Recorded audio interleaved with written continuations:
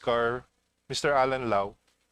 Regional Office 1, Regional Director Juan Vincent Manuel Gaudan. Regional Office 2, Regional Director Pinky Jimenez. Regional Office 3, Regional Director Antonio Edward Padre. Regional Office 4A, Regional Director Reniel Villaflor. Regional Office 4B, Regional Director Emilio Delfin. Regional Office 5, Regional Director Rachel Ann Grabador. Regional Office 6, Regional Director Reynaldo C. Regional Office 7, Regional Director Frederick Amores. Regional Office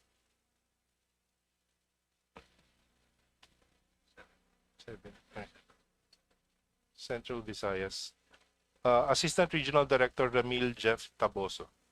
Regional Office 8, Regional Director Melvin Carlo Barroa. Regional Office 9, Regional Director Cheryl Ortega. Regional Office 10, Regional Director City Rama Alawi.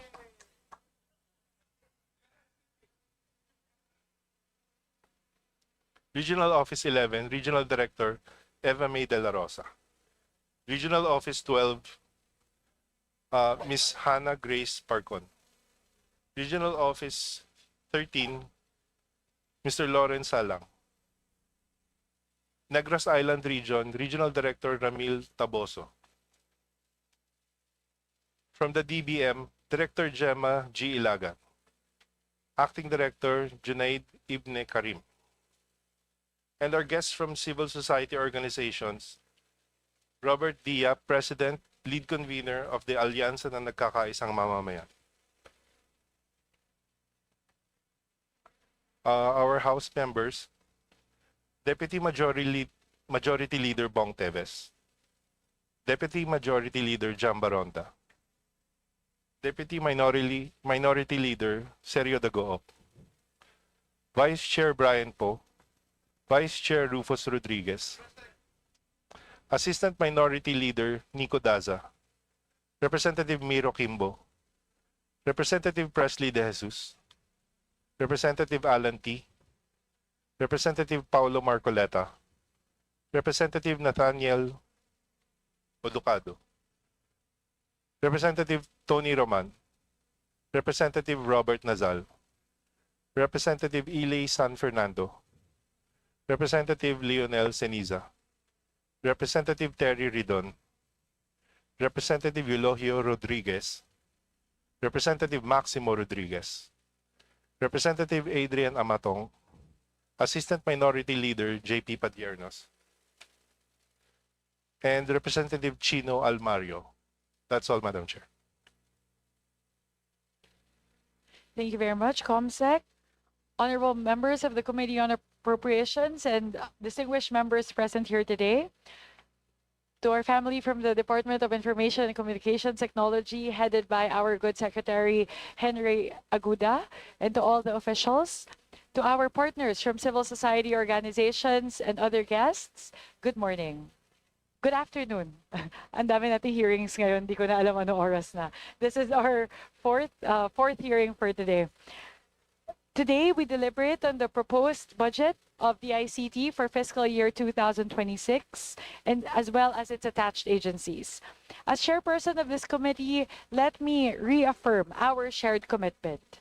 We are here to ensure that every peso appropriated contributes to the nation's digital transformation and to bridging the digital divide for all Filipinos. For fiscal year 2026, the DICT has been allocated a proposed budget of 18.9 billion pesos to strengthen digital infrastructure and foster inclusive connectivity. Key allocations include 1.5 billion pesos for the National Broadband Program to expand broadband access, particularly in rural and underserved areas. 4.8 billion pesos for the Philippine Digital Infrastructure Project in partnership with the World Bank to construct the national fiber backbone as a part of the NBP. 5 billion pesos for the Free Public Internet Access Program to establish additional access sites in public places and state universities and colleges, and to procure fiber optic cables and mobile LTE units.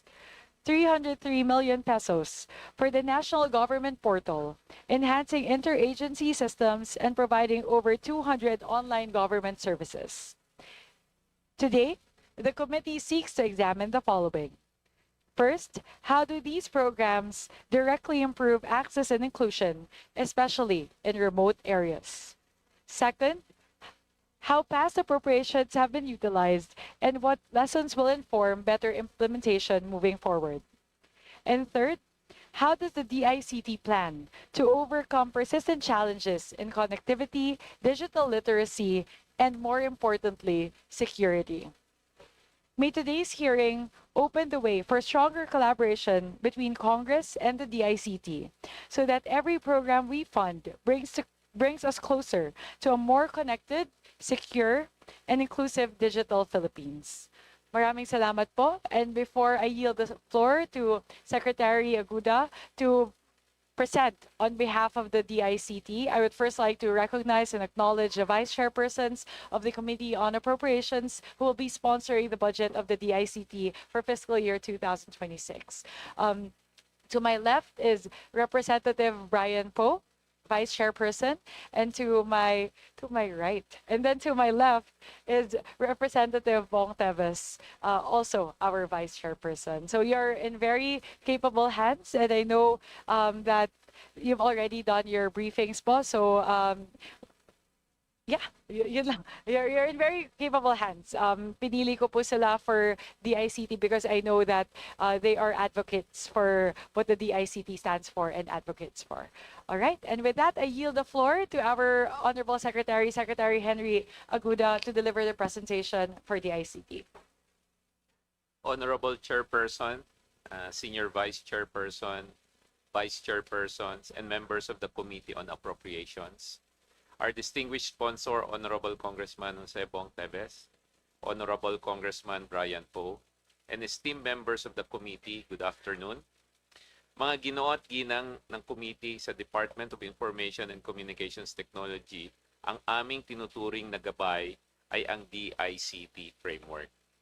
Digital First Economy, Inclusive Tech for All, Championing Data Privacy and Cybersecurity, at mahalaga po, transparency in governance. Bawat letra ng DICT ay may kinakahulugan na malinaw para sa ating mga kababayan.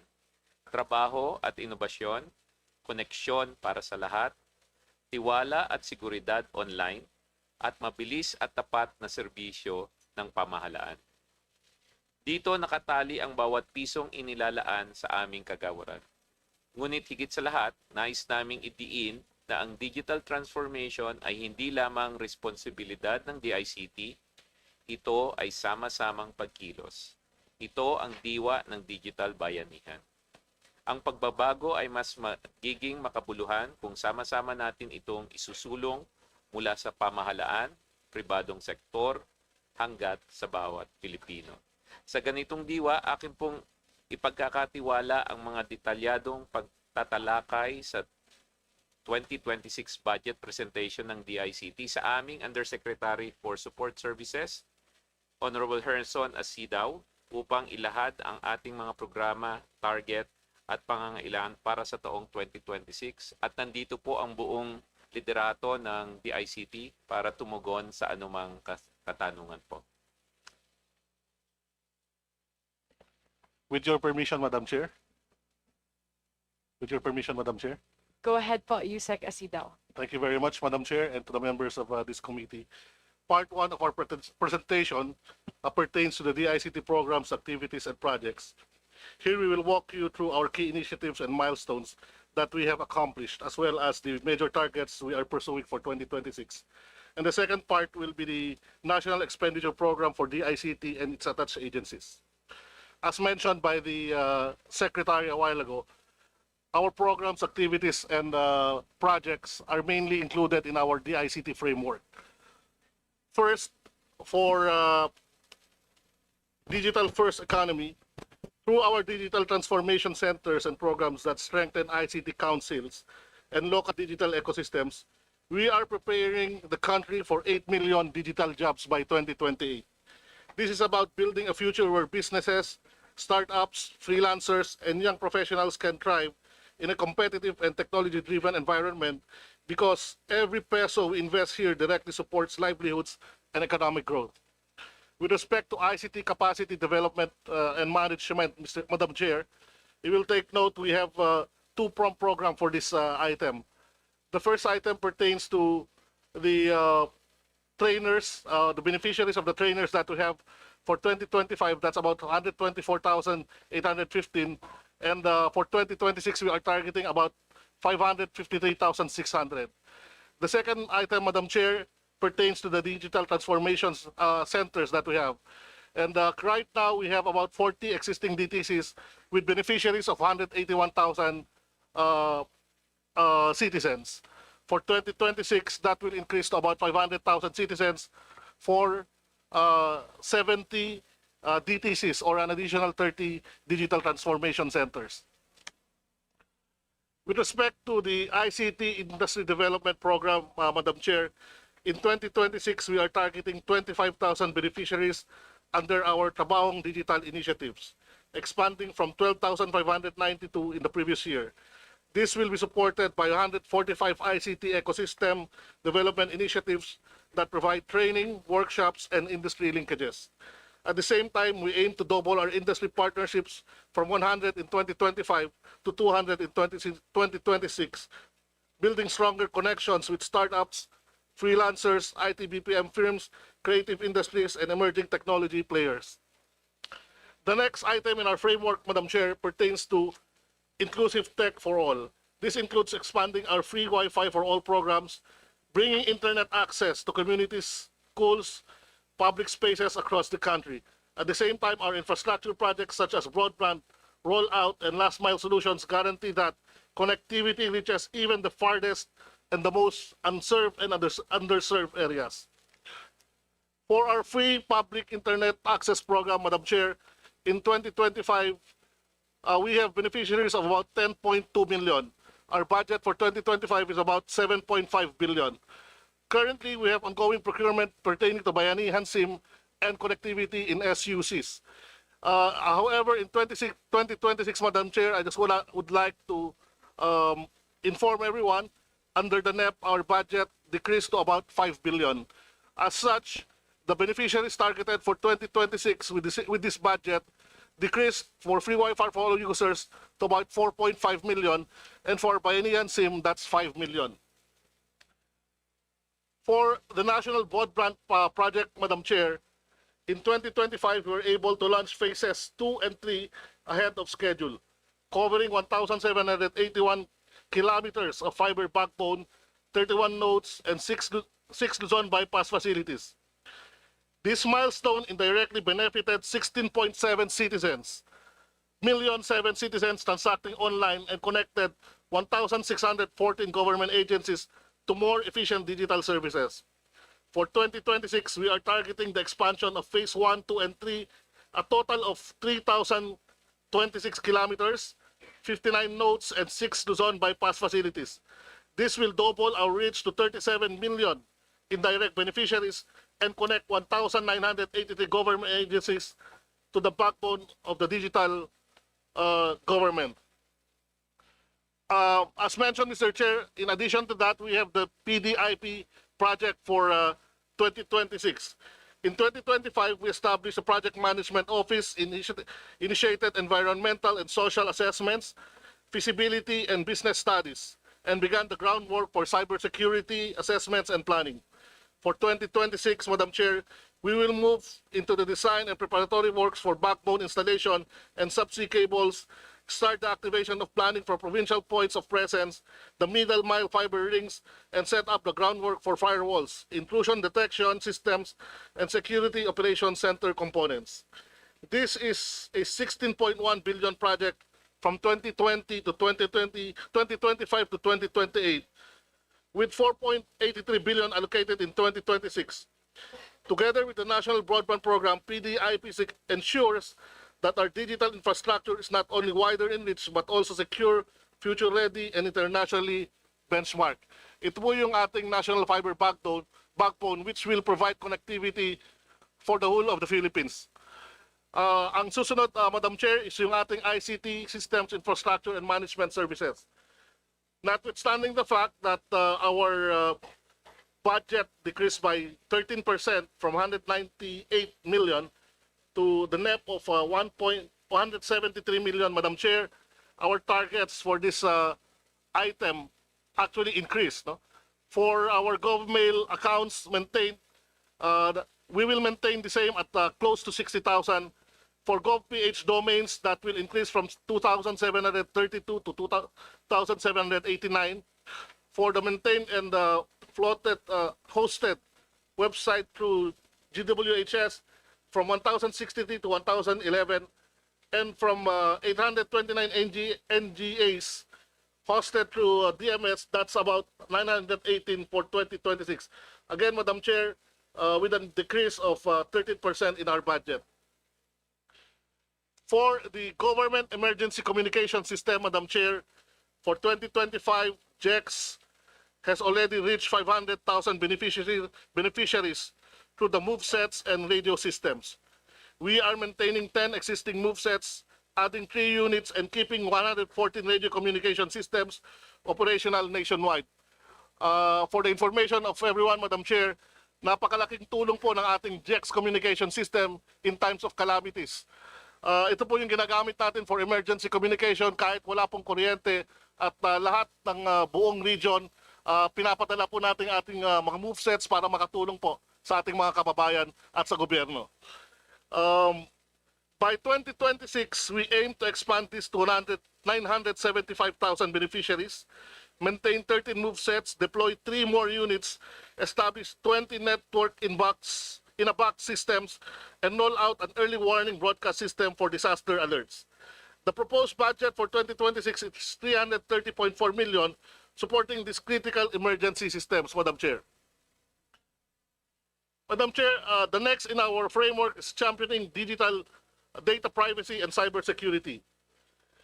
DICT, together with its attached agencies, is strengthening our national cybersecurity program, enhancing our response and monitoring capabilities, and expanding the Philippine national public key infrastructure to secure transactions such as e-government services, business registration, and even medical and financial records. For our cybersecurity program, Madam Chair, our budget decreased by about 37% from 1.017 billion in 2025 to a net of 642 million in 2026, Madam Chair. That notwithstanding, with respect to the registered subscribers under the PNPKI, that will increase to about 880,000 in 2026 from 844,358 in 2025. The digital certificate services under the PNPKI will secure e-government transactions, contracts, and records, and the evaluation of critical infrastructure and cybersecurity standards, ensuring that systems our citizens rely on, whether in banking, healthcare, education, or governance, are safeguarded and resilient. In 2026, Madam Chair, we aim to expand PNPKI to about 880,000 subscribers and 396 agencies and serve over 7,000 stakeholders nationwide. For the last pillar for our framework, Madam Chair, is the transparency in governance.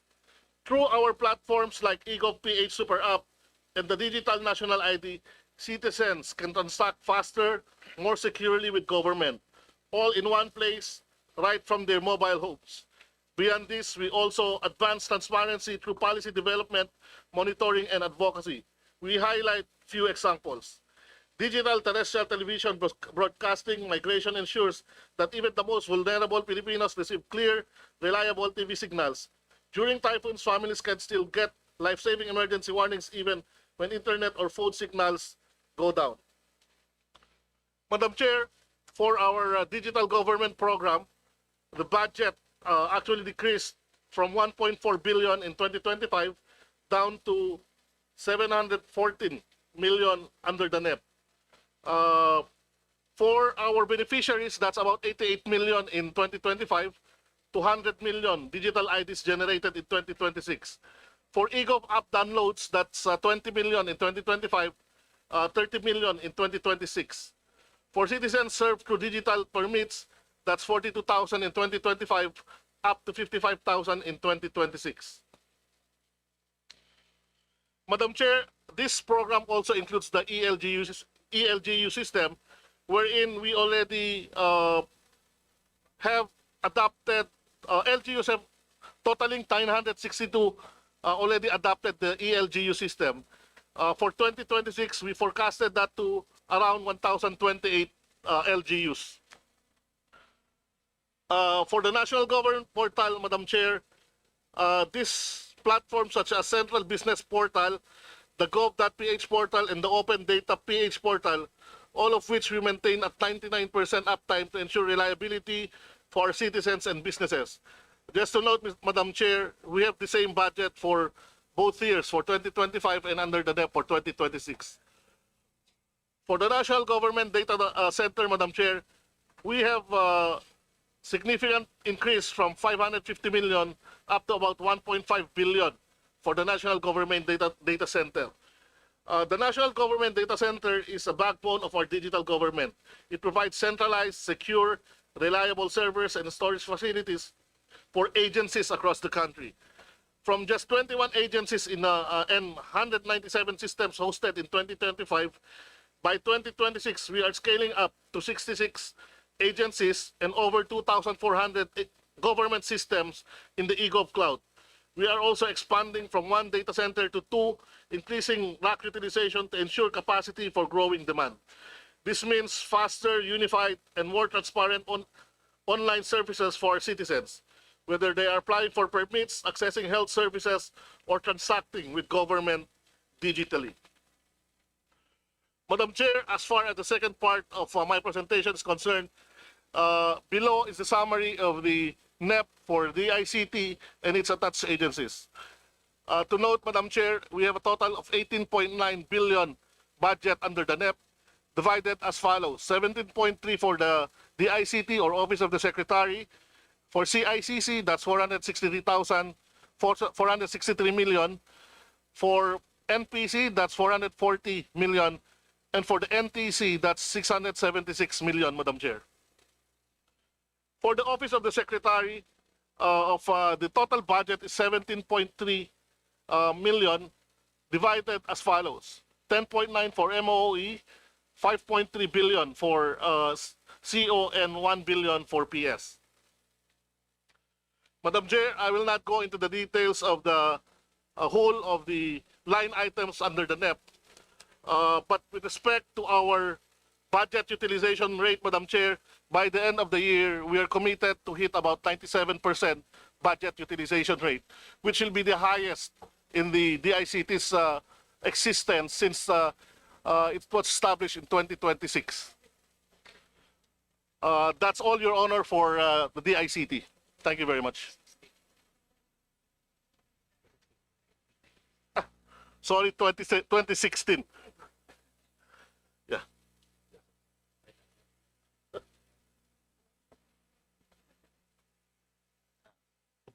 Thank you very much, Secretary. The committee invites questions from the members, particularly on the utilization of the previous budget in the proposed allocation for fiscal year 2026. As part of the House commitment to greater transparency in the budget process and in line with the current leadership initiatives in the Committee of Appropriation, to foster a more participatory budget process, we shall read the questions submitted by the civil society organization, CSO, after all members have propounded their question to the agency. Secretary Henry Aguda and his team are requested to provide the necessary clarification and to respond directly to the issues at hand to ensure that this committee and this public following this proceeding are fully informed of the anticipated impact of the proposed budget of the DICT. May I remind our distinguished colleagues that each member is allotted 5 minutes for questioning or interpellation, excluding the responses of the resource persons. When you hear the first bill, it indicates that you have 30 seconds left to conclude your questions. The second bill signifies the lapse of your allotted time. In accordance with the long-standing respected tradition of the House of Representatives to accord preferential treatment to the minority members, followed by the independent and majority members in alternating manners, the chair now recognized from the minority Honorable Deputy Minority Leader Nico Dasa.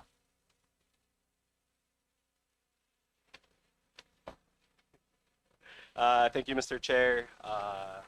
To our DICT family, the good secretary, Secretary Aguda, as undersecretaries, assistant secretaries, the attached agencies, and my fellow colleagues, maupay nga kulop sa ating kapilan.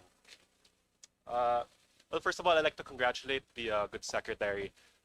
We saw your accomplishments. There are very many and very numerous. So I think under the guidance and leadership of Secretary Aguda, I think the DICT is in good hands, and tuloy po lang natin yung trabaho at yung progress sa DICT. Under one of the achievements, I think we discussed the Digital Transformation Center. Could I kindly ask Mr. Chair to explain what these digital transformation centers are? Madam Chair, Mr. Chair, if I may. We call this the DTCs, or Digital Transformation Centers. These are actually centers wherein all the trainings are being done by the ICT across the nation. So currently, Madam Chair, Mr. Chair, we have about 40 DTCs nationwide. Included in the DTCs are equipment that is provided for by the ICT. That includes the computers or laptops for that matter, and that also includes the maintenance of the centers 24/7.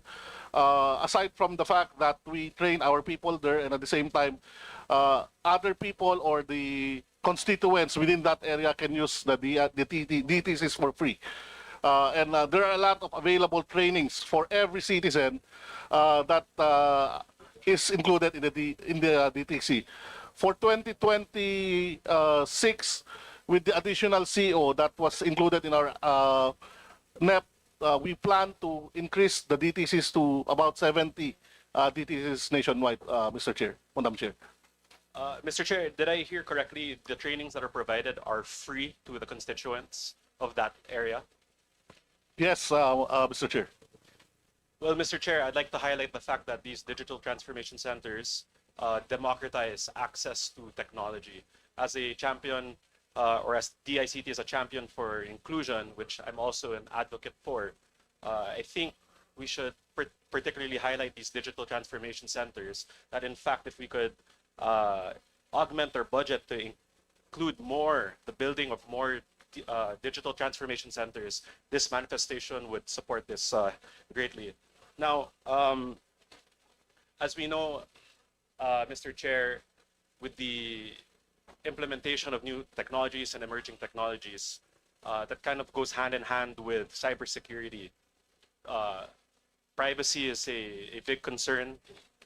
Now, may I ask, how many personnel do we have tasked in terms of for the service of cybersecurity?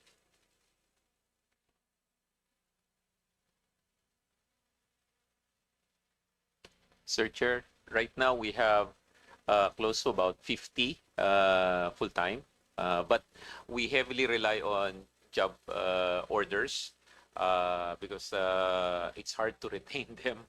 So our problem, Mr. Chair, Your Honor, we're under the salary standardization. So I guess you can appreciate that cybersecurity experts are in high demand, and usually the very good ones stay with us for about a year or so, and then they either go to the private sector and some of them go overseas.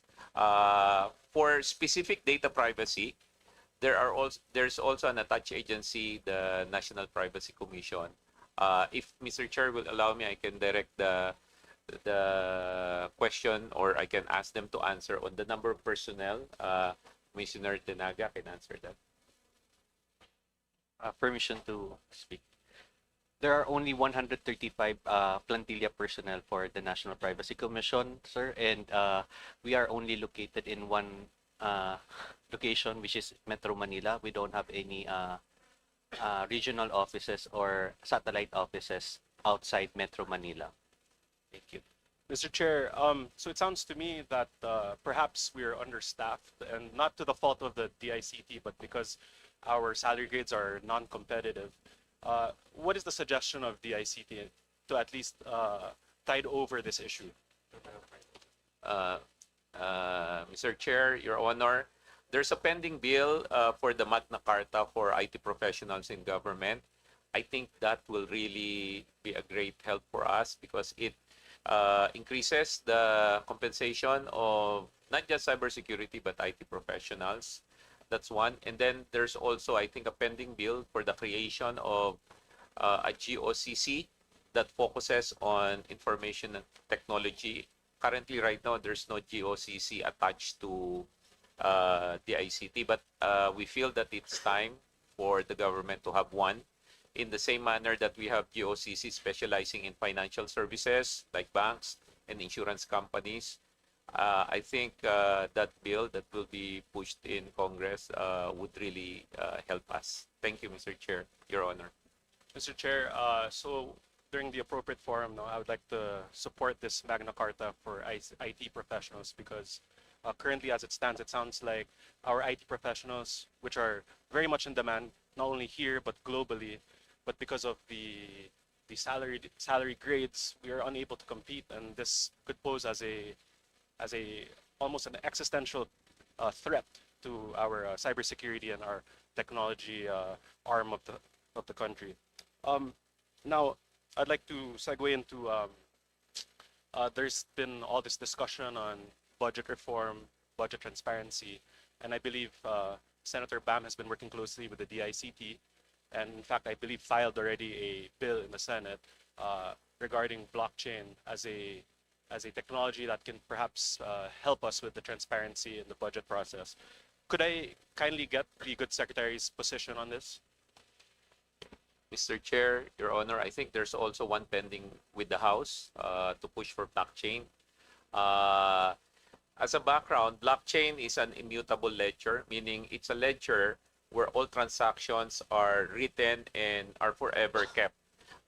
It's a technology that allows for people not to be able to modify, subvert, or delete the information. Second, in the Philippines, we do have a lot of blockchain experts, and personally, we've used blockchain in banking transactions, regulatory compliance, and what have you. So I think it's a good move for both the Senate and for the House to push for the adoption of blockchain in government. The ICT in itself has some initiatives, and we're working with other government agencies to use blockchain. I think it's a move forward in terms of ensuring better governance. Your Chair, Your Honor. Mr. Chair, because the good secretary measured, the ICT's been implementing some initiatives. Could we hear more about these initiatives? Can we have these enumerated? Mr. Chair, Your Honor, we've collaborated with DBM for them to, we provide technical assistance, by the way.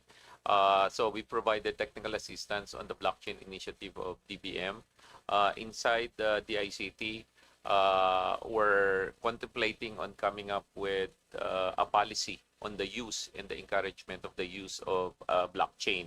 The eGov app that we recently launched is also, it's not yet blockchain, but it's already ready to be used for blockchain. That's it, Mr. Chair. And we want to do more with the help of Congress, of course. Mr. Chair, I'd like to thank the good secretary for his responses. Now, if we were to implement blockchain in the government, does the DICT have any estimate on what the budget requirements would be for implementing such a project? Sir Chair, Your Honor, it's variable. It might range to a couple of 100 million to maybe a billion or so, depending on the scope. We will come back to you with a better proposal and a more accurate costing. But if I may, whatever we spend on blockchain, if it becomes successful in addressing governance, I think that will be more than worth the investment, Mr. Chair, Your Honor. Mr. Chair, I share the same sentiments with the Secretary. I guess we'll cross that bridge when we get there. In fact, that's actually the rest of my questions. I would like to take the time to manifest my support for the DICT. I'd like to commend the good secretary, his undersecretaries, of course the ASECs. I know they work hard, and I'd also like to take the time to especially commend my regional director, si RD Bob Baroa, who's been a great friend to the province of Northern Samar. So with that, Mr. Chair, I'd like to manifest my full support for the budget of the DICT, and if there is subject, to the available fiscal space, I would manifest my support of augmenting that so we can increase their budget. Thank you, Mr. Chair. Thank you, Assistant Minority Leader Nico Daza. Kong, if you're serious about supporting the blockchain movement, in the House, I filed the counterpart of Senator Bamakino's bill. So if you're interested, I'm still looking for sponsors and co-authors. I'll send you a copy. I would love to, Mr. Chair. Thank you. Looking forward. All right. With that being said, another tech advocate, Kong Tony Roman from the majority. Good afternoon, Secretary Henry. Good to see you again. Also, the DICT family. How are you? A few questions. I think the purpose of budget hearings is to find out whether you have the financial support to deliver on your mandates, right? As I just based on my personal survey of laws, I see that the DICT performs a critical role in some laws. So let's start with the Philippine Innovation Act. Can you just describe your mandate under the Philippine Innovation Act?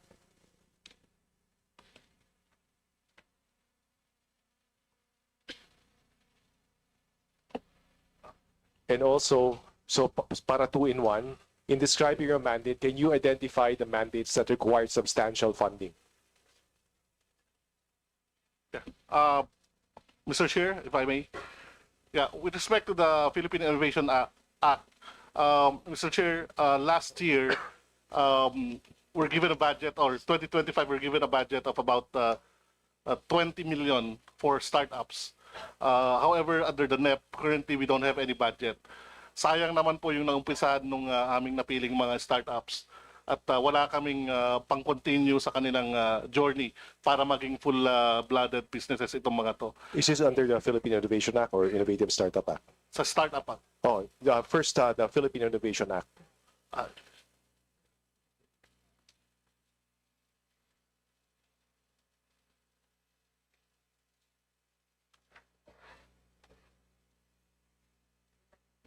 Mr. Chair, we'd like to acknowledge Director Emmy, our person from Legis and Policy. Director Emmy, you're recognized. Mr. Chair, if, So just to rephrase a question, what mandates under the Philippine Innovation Act, not the Innovative Startup Act, require substantial funding? Thank you, Mr. Chair, if I may. Good afternoon po sa lahat. So we're actually a member of the Philippine Innovation Council. Under that Philippine Innovation Council, it's actually DepDev that takes care of the funding. So under, sorry, kinakabahan ako. So under the Philippine Innovation Council, it's DepDev that takes care. I think every year they have to provide 500 million pesos to support innovation grants. And the role of the DICT is for us to be part of those that will actually assess the submission of the innovation grants. But there's no budget that actually goes to DICT. Has that been a hindrance to your performing your job effectively under the Philippine Innovation Act? Mr. Secretary, if I may, Sec. Sir. Yes, I understand, Mr. Chair, that you're also going to ask about the difference of the role of the Innovation Act and the Philippine Innovation Act. But in Si terms Ma'am of the Evelyn is a mind innovation, reader. Go ahead. so in terms of the Innovation Council, Innovation Act, yes, because there are actually quality innovation programs that we can actually support. But it's actually DepDev that that assesses, although we're part of the council, Mr. Chair. Is there a fund that is downloaded to DICT? No, Mr. Chair. Under It's, the law, is there a fund that's supposed to be downloaded to DICT? no, Mr. Chair, because we're a council. Okay. We're part of that. Okay, we move on to the next. Ma'am, thank you very much. Mr. Chair, question, under the Innovative Startup Act, can you identify the mandates under this act that require substantial funding? Under the Innovative Startup Act. Mr. Chair, if I may. Yeah, the ICT's role actually pertains to, is designated to foster innovation and strengthen the Philippine startup ecosystem. Aligning with the Philippine innovation, the DS-DAP provides support to enrich and strengthen the competitive advantage of Filipino startups, focusing on access to opportunities for new and early stage startups in development, capacity building, and networking. As mentioned a while ago, Mr. Chair, for 2025, we were provided with mere 20 million budget for this line item. But under the NEP for 2026, we don't have any budget. So from 22 million, you said, you're down to zero. Yes, Mr. Chair. And this is for the Startup Grant Fund. Yes, Mr. Chair. Can you just explain what a Startup Grant Fund is? So what happens, Mr. Chair, is that we usually go around the country to look for innovative new businesses that is related to ICT. In which case we have within the ICT we have a group or what do you call this, committee wherein we screen all of the startups that is that applies or that is covered by our mandate, and as such, we usually choose the top or the most startups that are actually we see is in accordance with the requirements or the items that we have provided for, such as yung mga aming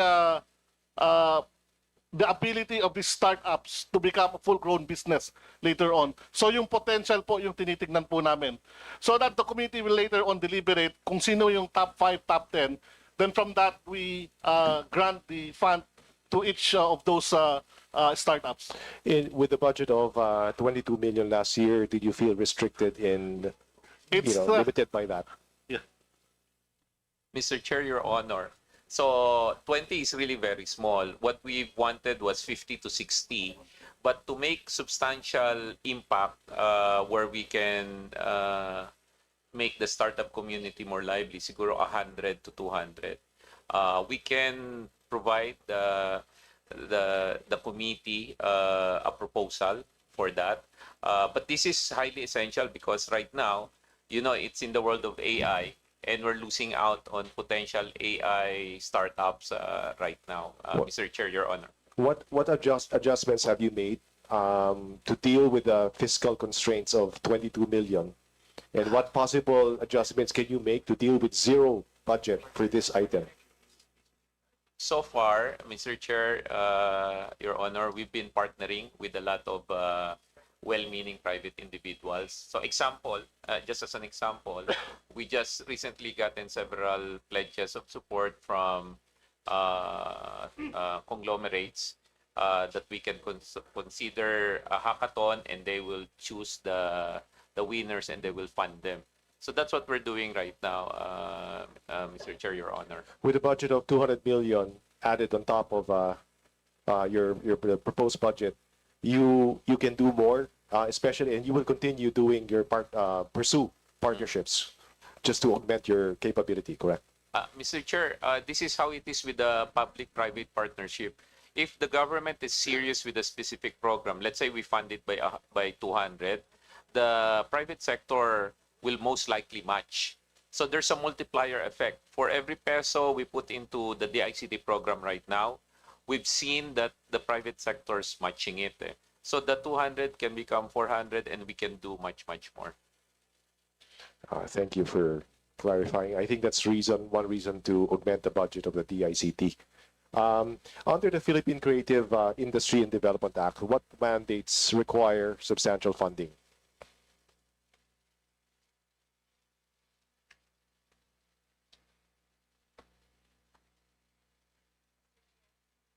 You're Mr. Chair, recognized. if I may. Yes. So the Philippine Creative Industries Development Act, it's actually led by DTI. The DICT is a member. There's a fund, but it's DTI that actually takes care also of, the implementation of the programs. But in terms of the assessment of the proposal, the DICT is part of the council. Mr. Chair. Thank So it's you. only actually, Mr. Chair, it's only the Innovative Startup Act that has no specific provision of budget. Mr. Chair. If I'm not mistaken, under the Innovative Startup Act, you're also mandated to put up innovation hubs. Is that correct?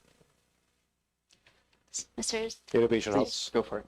Yes, you're If I still may. recognized. Yes, under the Innovative Startup Act, the three agencies, DTI, DOST, will have to develop innovation hubs. But again, there's no allocated funding for DICT, sir. Was there an allocation in previous budgets for innovation hub? There's none, sir. But we have the Digital Transformation Center. But when you talk of innovation hub, it should be the level 4. So if I may, Mr. Chair. So we have DTCs levels 1, 2, and 3. But when you talk of, that's the level 4. So meaning it's composed of co-working space, training center, and innovation space so that startups can actually make use of it. But when Mr. the DTCs are different from the innovation hubs as contemplated by the Innovative Startup Act. Yes, Mr. Chair. Is there a plan on how many innovation hubs you'd like to establish? Is there a target for that? You're recognized. Yes. Yusek Faye. Yes, good afternoon, Mr. Chair. Thank you for that question, Mr. Chair. It would be ideal to have at least one per district or province because if our thrust is to promote if the thrust is to promote innovation and to promote especially our more agile young population to participate, ideally there would be one per region, if not one per district, sir. One per district. Okay. How many districts have innovation hubs? There are no innovation hubs, sir. By the ICT, sir. Yeah. Yes. There are none under the ICT, sir. Like what Director Emmy has said, there are some level 4 DTCs which kind of double as innovation Oh, I hubs see. to kind of augment, despite the fact that there's actually no funding. But there are how many? Let me just get my Yeah. the details, sir. My question is actually how many DTCs have you established? Right now, sir, there are only 40 DTCs all over the country. We hope to establish 30 more by next year, but these are of different levels, sir. Yeah, but even at 70, you're still below the target. Very much so, sir. And how much is the cost for one DTC? It depends on the level, Mr. Chair. Just ballpark on average. Sorry, sir. Because there are smaller DTCs depending on the absorptive capacity of a locality. So you can establish a DTC for as low as 2.5 million. You can establish a DTC for as low as 18 million if you have 25 seats. For a level 3, it's sorry. For the level no, that's not it. For level 3, it's 35 million. And for level 4, which we try to double as an innovation hub, sir, it costs about 65 million. Okay. It's a hefty amount. Yes, sir. Really? Yes, sir. But you've explored like frugal alternatives, right? Like repurposing buildings Yes, sir. and Of everything course. else. We've been very lucky that our partners in the LGUs, in the districts, have been generous enough to provide us with the space, and sometimes nakikihati po sa amin sa utilities. So medyo nakakaraos naman po. Tapos nakakatulong rin po minsan yung mga private sector na mga kaibigan po natin, partners natin, nagdo-donate po sila ng equipment. Yes, sir. Okay. A question regarding, I guess, to the CICC, Mr. Chair. I understand that one of your objectives is to fight fake news. Is there a program in place on how to do that? With the permission of the Secretary. Mr. Chair, thank you for that question. Yes, we have several partnerships ongoing with regards to the fight to fake news, against fake news. We have partnered up with different social media platforms with regards to self-regulation. That's one. We have an upcoming memorandum of agreement with one of the fact checkers of the biggest platforms. Hopefully within this month, we can announce that partnership already, so we can have a steady partner when it comes to fact checking, and we can down those content-based or context-based fake news, Mr. Chair. Plus, we have our threat monitoring center that continuously scrolls social media platforms, the internet, with regards to fake news, Mr. Chair. Is there a specific line or item in the budget that for that program? Done, Mr. Chair. CICC has become innovative when it comes to this fight against fake news under the leadership, of course, of our secretary. We have transformed our threat monitoring center in order to monitor and identify these fake news, Mr. Chair. Then, with our partnership with social media platforms, we ask them to be taken down immediately, Mr. Chair. And have they complied in most cases or all cases? Mr. Chair, in most cases, when it comes to deep fakes, it's fast. But when it comes to context-based fake news, that's where we have a problem, and I think that's the tug of war between us and the social media platforms. We've continuously asked these social media platforms to set up office here and listen to their personnel here, because they know the nuances of the Philippine setting. Because most of their content policy creators are based abroad, Mr. Chair. So you would support a bill that would require their presence in the Philippines? Definitely, Mr. Chair. Would you, in determining whether it's fake or not, who makes that determination? Mr. Chair, most of the time, it's if it's with regards to national security, it's the government. For example, we have a case that involves a memo from the executive secretary. It's government that debunks those fake news, and then we relay it to the social media platforms. But with other context-based fake news, that's why we partner up with one of the fact checkers here in our country, Mr. Chair. So you feel that it's to avoid any like constitutional due to constitutional considerations, you feel that you should defer to a private entity to determine whether it's fake or not? And to preserve the integrity of government, Mr. Chair. Okay. Thank you, Mr. Chair. Mr. Chair, if I may, Your Honor. Yes. Oh, just to add to the discussion on fake news, the social media they've all been consistent. If we have a law that defines exactly what fake news is, they will follow. So that's what they've said. So we just have to define what it is. They will not take our definition, but they will take the definition of, I guess, Congress and the lawmakers on what it is, and they gave us their assurance that they will follow. Mr. Chair, Your Honor. Mr. Chair, if there's a law that accredits or recognizes like a private organization to determine what is fake or not, it could be an inclusive group consisting of like media, social media, I know, content creators, journalists, for example, etc. Even a clergy, you know, is that something that they would recognize based on your conversation? Mr. Chair, Your Honor, yes, they will. Where just where do they stand? Where do you stand? Where does the DICT stand on platform liability? Mr. Chair, Your Honor, the platform where I stand, they should be liable with every harm or any damage that is caused by their platform. In the same analogy that TV stations and radio stations are liable for libelous content and for harmful content. So I think they should be, Mr. Chair, Your Honor. The only problem is, even if they are, because they're not located in the Philippines, they're outside our jurisdiction.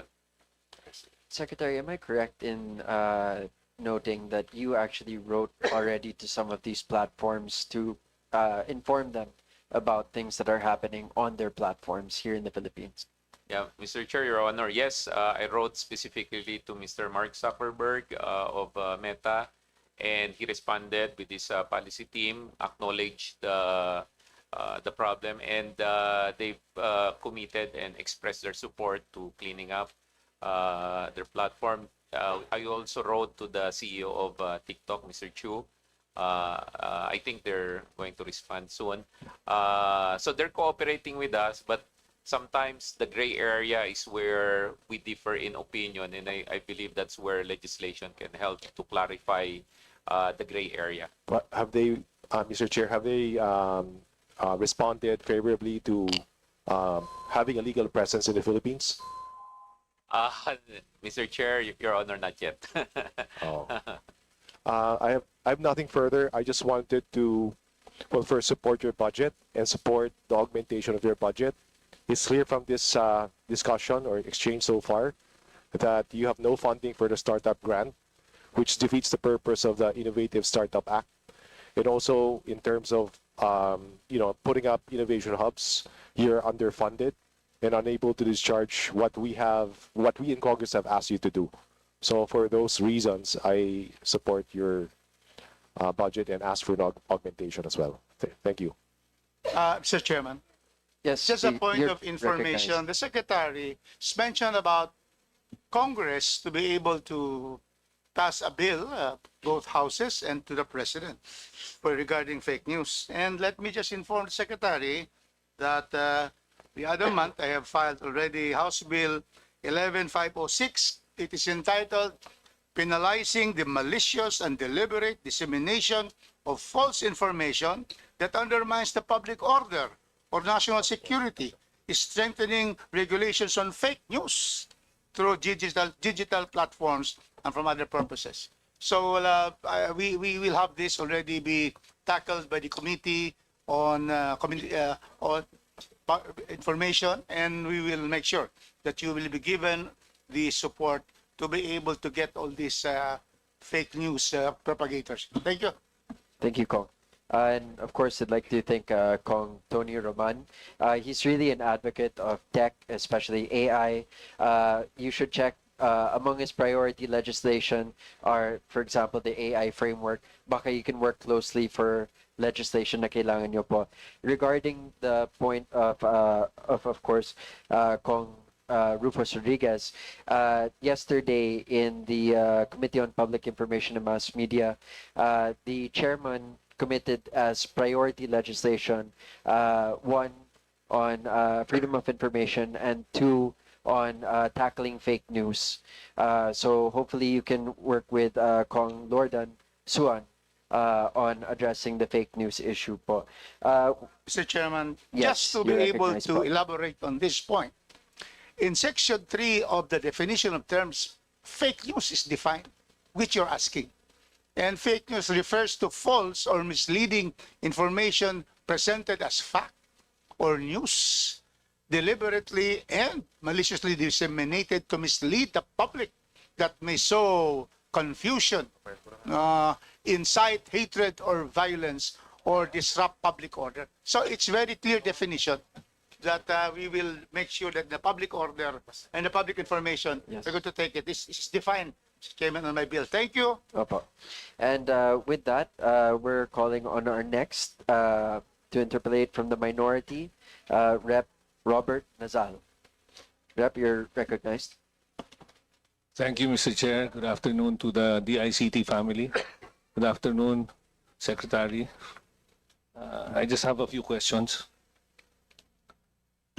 During the BICAM of 2025, the special provision was amended to add 5 billion for free Wi-Fi to be taken from the SUF.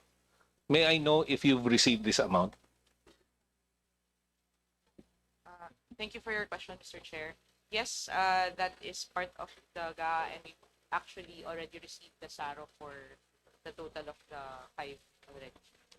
When was the SARO received, Mr. Chair? It was issued in tranches. The last tranche was issued, I think, 2 weeks ago or 1 September 4. September 4, sir. Just this September 4? Yes, sir. Yes. If since you've already received the whole amount, For the whole amount of the FPF fund. the 5 billion, Yes, sir. Yes, sir. may I ask why it isn't reflected in the BESF? I'm sorry, sir. We are not aware why it is not. Kasi po ang naka-reflect dun sa BESF is only 2.5. Mr. Chair, kaka-release pa lang po nung huling 1.9 billion. 1.9. Again, sorry. Kaka-release pa lang po, baka hindi naka-reflect dyan. Ang naka-reflect lang po kasi is the 2.5. Now, if the 5 billion has been released to you, dapat po ang naka-reflect is 7.5. That's correct, Mr. Chair. Based on the records that we have, we received the 2.5 billion March 28, the additional 3 billion June 20, and the last tranche is 1.9 billion. That's September 4, Mr. Chair. Was there any condition set for the release of the 5 billion? Mr. Chair.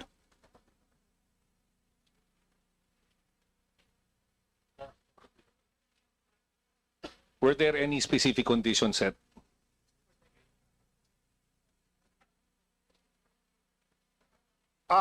Based on the letter that we received, Mr. Chair, there were no conditions.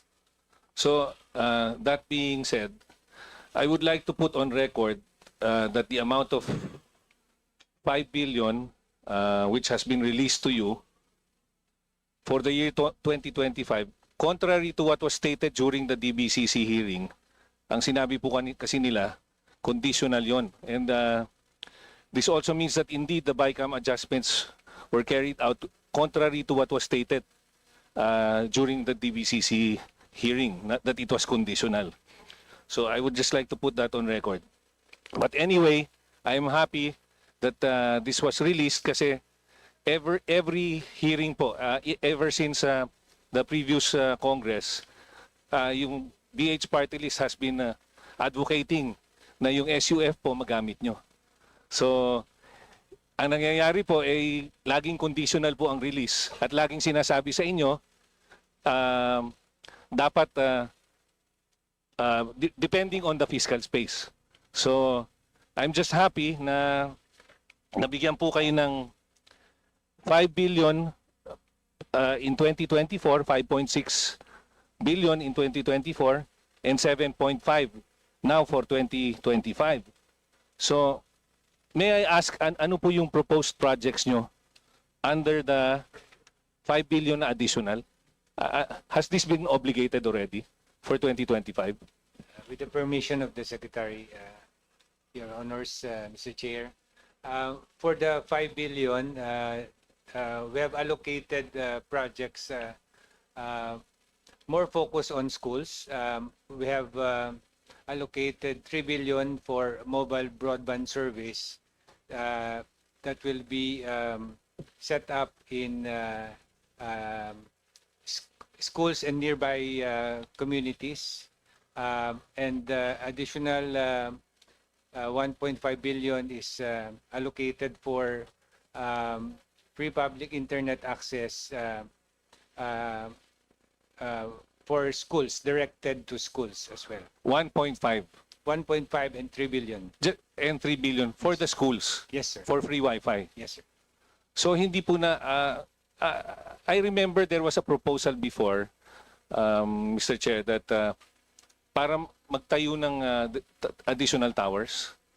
And this program, because what my understanding is that in the GIDA sites, there are already currently there are already towers na hindi nagagamit. So there was a proposal for capacity purchase as an incentive for the private sector to build more towers.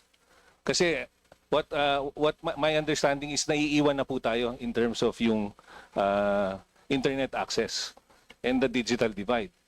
So based on the report here, parang ang lumalabas po 4.8% lang ng Class C and Class D ang Class D and Class E ang tinatamaan, no, ang nakaka-avail nung digital access. So what programs do we intend to what are the programs that we intend to implement in order to bridge this digital divide? Mr. Chair, Your Honor, if I can give it more concrete flavor, right now we have roughly around 30,000 cell towers. In order for us to be at par with our neighbors, normalized to their population, we should have 3 times that. We should have 90,000 towers. To build 90,000 towers will take us 10 years. But I think we can double the towers in the time that we have up to 2028. So our target is to build another 30,000 towers. But it will be a mix of both private and public. So we've been working with DILG and other agencies like ARTA. And in the next coming weeks, we will come up with a target for the LGUs to build additional towers in their area. Second, Mr. Chair, Your Honor, we're studying the proposal of reactivating old towers. Of course, that will be subject to technical viability if the towers are also available and are viable and still feasible. And third, because of the Konektadong Pinoy, it is something that we will now impose on telco providers that they prioritize areas without access for now. What if there was a project proposal, Mr. Chair, na private-public partnership, no? Na for every tower na magka-capacity purchase tayo in the GIDA sites, they will build another tower. Is that would that be viable? Mr. Chair, Your Honor, yes, that would be viable. Again, subject to further study on the PPP proposal, but that is a welcome proposal if anyone would propose that. What if we were to amend the law, Mr. Chair, na maybe yung SUF, instead of collecting the SUF from the telcos and remitting it to the National Treasury, how about the government, the department considering an alternative mechanism where the telcos are required to provide free bandwidth or data allocations to the public in exchange for an equivalent amount to the SUF, which they won't have to pay anymore? Mr. Chair, Your Honor, we will leave it up to the wisdom of Congress. If it's something that you will push as a national policy, definitely the ICT as the implementing arm will follow the law. Would you support such a program? I would support such a program, Mr. Chair, Your Honor. Anything that would increase the number of towers in the country because we really badly need it, me and the whole department will support it. Thank you, Col. Last question. Last question. Okay. Under your proposed budget, the digital government development and management budget was reduced from 1.4 billion to 700 million. Why was what were the projects undertaken during for this particular item? With the permission of the Secretary, Your Honors, Mr. Chair. Yes, Mr. Chair, your numbers are right. From 1.5 million now, it's down to 714 million. The projects and programs under this particular fund is for the development of our e-gov systems and of course the ELGU systems, Mr. Chair. Are we also building data centers, our own data centers? With the permission of the Secretary. With the permission of the Last Chair. question na po yan. Thank you. Yes po. Currently we have a data center in Subic. It's 97% finished and accomplished already. And in our target, sir, we're trying to have another data center for next year. The reason why I'm asking is because my understanding is that most of our data is stored abroad. Is this correct? Correct, Mr. Chair. So all government data is stored abroad, and we don't have the capacity to store our own data. There is definitely a need for data centers, Mr. Chair. All right. Thank you, Mr. Chair. Thank you. Thank you to the DICT family. All right. So moving on to the majority, our next Kong is Rep. Miro Kimbo. You are recognized. Thank you, Mr. Chair. I have no questions. Thank you. Thank you. Buti na lang, we gave extra questions kay Rep. Nazal. Okay, so from the minority naman, Rep. Presley De Jesus. Thank you. From the majority. Thank you, Mr. Chair. There is a waiver of a majority question, so we should stick with the majority. So okay. All right, so we stay with the majority then. On the end of the majority, we have Rep. Adrian Amantong. Mr. Chair. Yes. Yeah, before you call on Kong Adrian, I'd like to give my time to Congressman Rufus Rodriguez, my cousin. Thank you, Patod. When his turn, we can be after when his turn comes. Sige po. Because especially for the part where he will ask for augmentation. I will take note of that. Comsec, please take note. His time has been given to Kong Rufus Rodriguez. So again, moving back to the majority and recognizing Congressman Adrian Amantong. Adrian, sorry. So actually now it's thank you. It's the time of Kong Rufus Rodriguez. So sakto. Thank you, Mr. Chairman, and my distinguished colleagues and Vice Chairman over here. Let me first welcome Secretary Henry Aguda, first time to appear for a budget hearing because you were just appointed in March. And of course, we should know, Mr. Chairman, that our secretary is a cum laude graduate of UP BS Mathematics. I never took up mathematics because I will have difficulty passing it, so I went to law. So, not only is he a BS Mathematics cum laude graduate of UP, he is also a cum laude graduate of the UP College of Law, you see. So, the President really has properly selected the person to lead this particular agency. And the good thing is he is backed up by undersecretaries who are very, very good. I'll just mention my friends. And who are the ladies here? Because chivalry is alive. And so we have here, of course, we have here Sarah Season, after law school in Ateneo, went to the National University of Singapore, LLM, Master of Laws. 2 Master of Laws for Sarah. He went to University of Geneva, LLM. And then we go to Undersecretary here, Faye Desagun, who took up law at UP also. Yes, my co-alumnus. and then went to University of Oxford. You see, this is the lineup. And of course, the others are very, very fully qualified. So my only question now, because I have been preceded by a statement of my cousin that I am always for augmentation. Because the DBM is always not properly. The DBM is here, but I'd just like to seek an apology, but I believe that DICT is the way to go. We have to therefore digitalize. We have communications and technology. So my question is directed to Undersecretary Sara. How much was how much has been collected from the spectrum users fee, and how much is the money pending? You know, this is always the favorite topic of Congresswoman Bernadette, here. Every year I listen to her because there's always the non-release of this user's fee.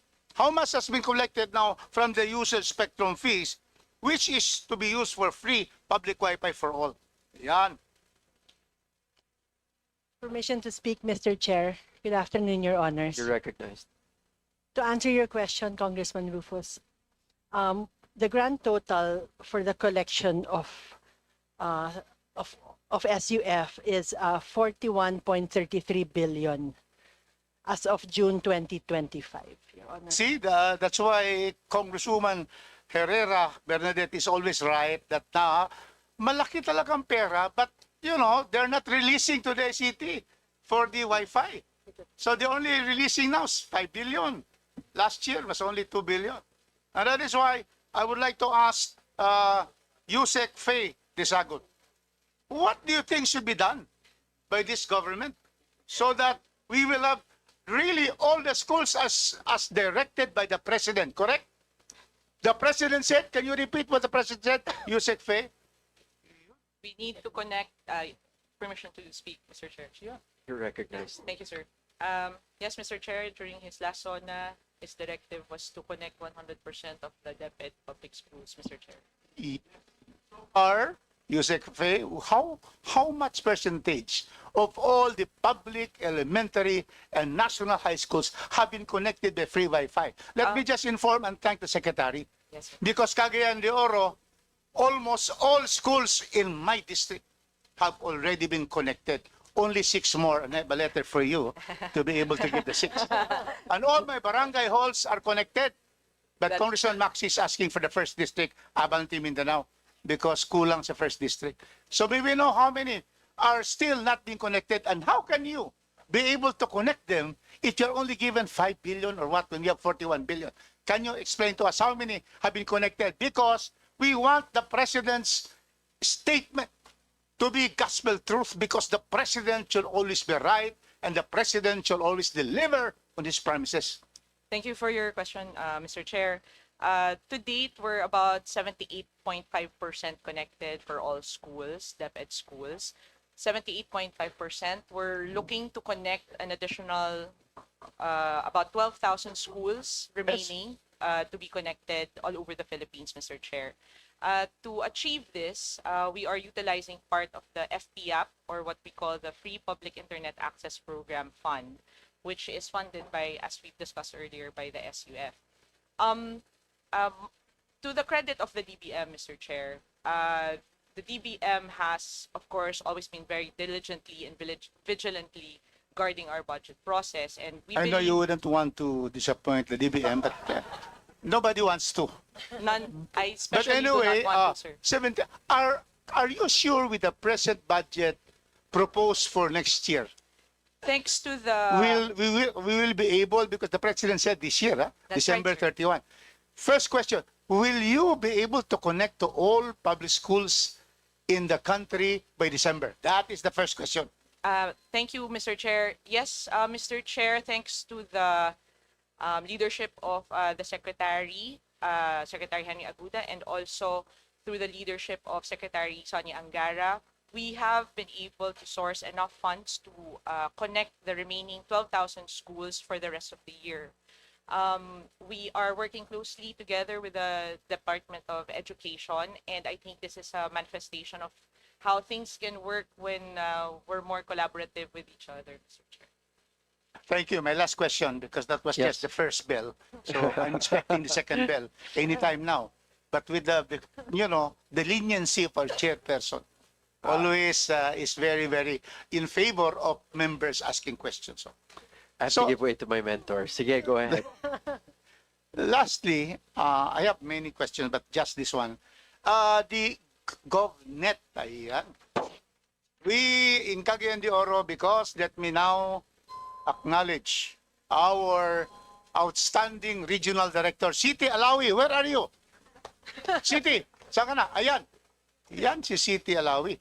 Yan ang the one that is made sure that the GovNet was already rolled out in Cagayan de Oro. However, we still lack funds because we want to cover all government agencies and all barangays and all that is for the connection to GovNet so that everybody can just connect and make inquiries, get data and so forth. May we know if we have the budget because Cagayan de Oro, according to our regional director, would need 37.5 million only.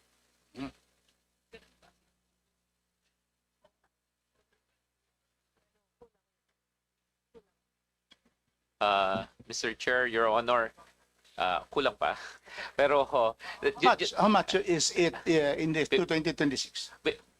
But before I answer that, if you can allow me, the free internet access law mandates that we provide free internet not just to schools, but so this year schools will do that.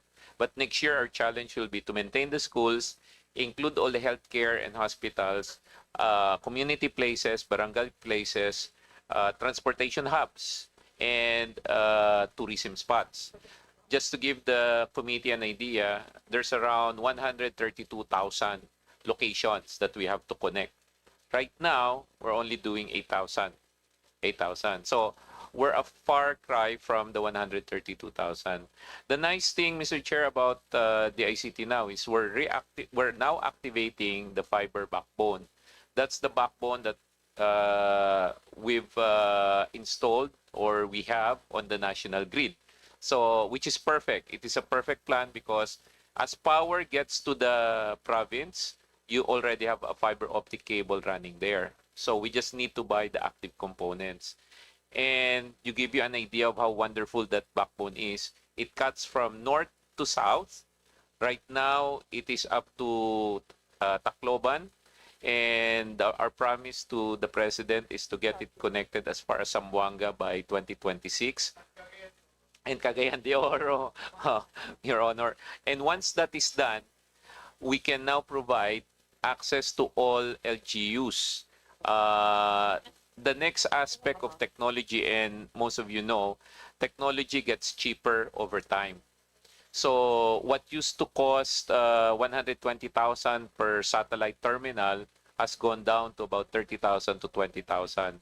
So as prices go down, we ensure, like our USEC for admin has applied a rule with procurement where anything that we recontract, automatic, we negotiate 20% down. So that's the situation with technology, Mr. Chair. But we really, really appreciate the support of the committee, and we will come back with a proposal on more substantial ask for the budget to attain universal connectivity and universal affordable connectivity. Thank you, Mr. Chair, Your Honor. Thank you, Mr. Secretary. Thank you, Chair. I would Thank you. just, can we hear our USEC before I have my final statement? Yes, Yusek, you are Secretary, if I may recognized. just, Mr. Chair, if I may just add for the numbers in GovNet for our targets in 2026. Firstly, as of August 2025, we have connected and provided internet to a total of 1,614 agencies and public facilities in 18 sites nationwide. That is 2025.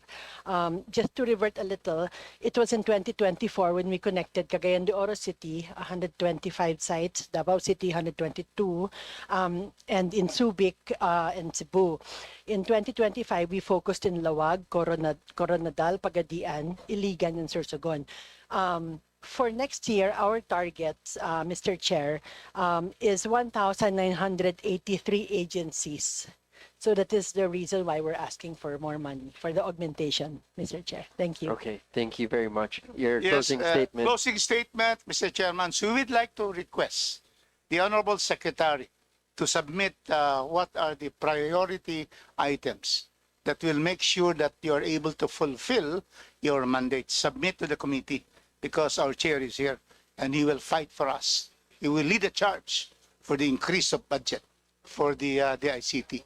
And finally, Mr. Chairman, I would like to manifest that in the proper time, I will move not only for the approval of what is presented here of the NEP, but also to augment and increase the budget of the DICT. Thank you very much.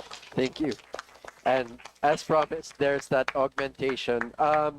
Buti na lang nagbigay ng konting oras si Kong Miros kay Kong Rufus. Maraming salamat po. Just one quick question before we move forward. How much is the balance of the USF as of this moment, as of today?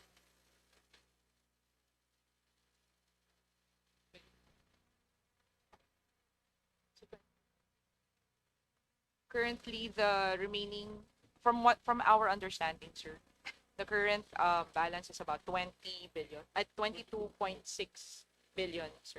22.6. From the collection, sir. Baka we don't even need to augment. Baka we can just get it from the USF. Ano ulit yung hindrance kung bakit hindi natin pwede gamitin yung USF? Mr. Chair, I believe the performance of the department also plays some role into it, the absorptive capacity of the department this past few years. That's part of the consideration why only a limited amount has been given so far. But I think with how we've been performing, again, under the leadership of Secretary Aguda, we can show that we have been able to fully utilize, we will be able to fully utilize the 7.5 by the end of the year. At 97%, I think you make a strong case for being able to use some of the USF funds for our projects. Now moving quickly to the minority, again calling Rep. Presley De Jesus. Thank you, Mr. Chair. No, after what I heard from Kong Rufus, magaling yan, I could have given my time to him. No, but again, instead of asking question to our DICT family, I just have a short manifestation, Mr. Chair. If you allow me, Mr. Chair. Yes, please. Thank you, Mr. Chair. This representation expresses its full support for the budget of the Department of Information and Communications Technologies proposed budget for 2026. In today's world, our nation's progress depends not only on roads and bridges and flood controls, but equally on broadband, secure data, inclusive connectivity, and digital infrastructure. Under the leadership of Secretary Henry, the ICT has made it clear that these are not optional luxuries, but important instruments for empowerment, equity, and resilience. One key item in this year's National Expenditure Program is the larger commitment to expand free internet access across public places under the DICT's Free Public Internet Access Program. Among recent targets is having 60 to 70,000 free Wi-Fi sites by 2026, focusing especially on barangay halls, health centers, and public schools. In addition, DICT plans to finish by 2025 with about 30,000 free Wi-Fi sites, a stepping stone towards next year's goal. Mr. Chair, we also have concrete examples showing these efforts are making a difference. In the Bicol region, the DICT has now connected all provincial, city, and municipal governments to its free Wi-Fi for all program. Is that true? I believe that's Deploying. a question. Are you asking a question No, or is I'm still? just saying. Oh, okay. Sige. We confirm, Please Mr. Chair. continue po. Let me continue. Kasi kumbaga shock and awe sila eh. So I know my facts. Deploying over 2,500 sites in 873 key locations and bringing digital access even to the most remote communities. In Laguna, isolated barangays were recently connected for the first time, letting residents access online services and students to join virtual classes and download educational materials without having to leave their community.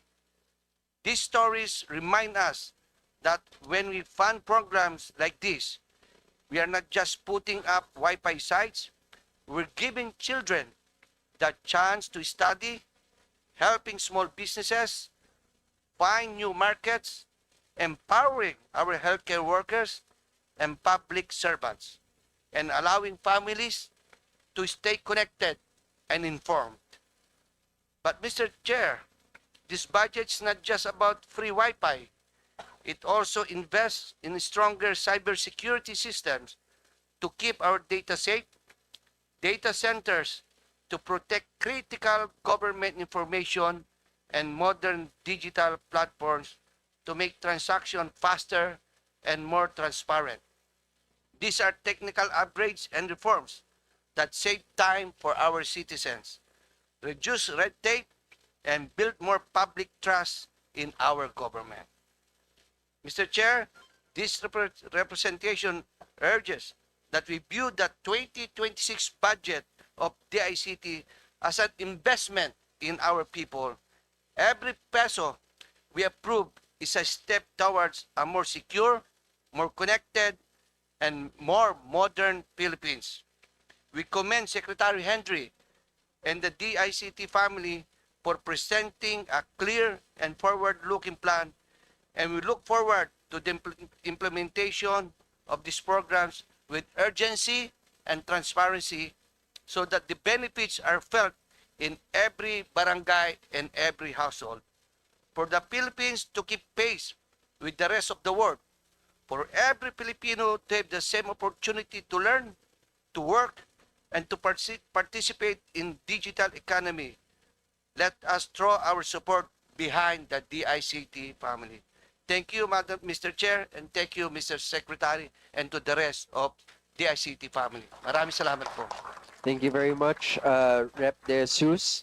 I agree that any funds we give towards DICT is an investment towards the future of our country. Maraming salamat po. Next from the majority is Rep. Leonel Siniza. Sir, you're recognized. Thank you, Mr. Chair. Good afternoon, dear colleagues, and good afternoon to our DICT family, Secretary Henry Aguda. Okay, I just want to clarify, Mr. Secretary, the SUF, the Spectrum Users Fee.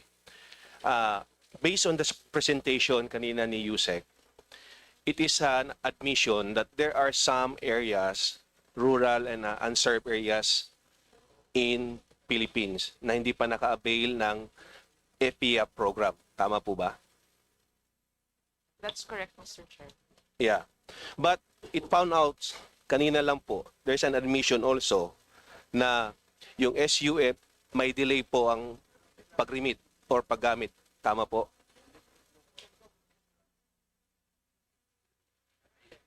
Utilization. Yung release po, sir. Ngayon po, sir, mukhang medyo naayos naman po namin for this year. Yeah, but the preceding years, it shows na may delay sa release po ng SUF.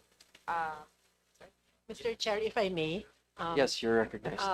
When we analyze the reason for the delay for the past years, we take accountability in the ICT because of the low percentage of utilization, which we understand is also a factor in terms of the how often the allocation given to the ICT. Exactly.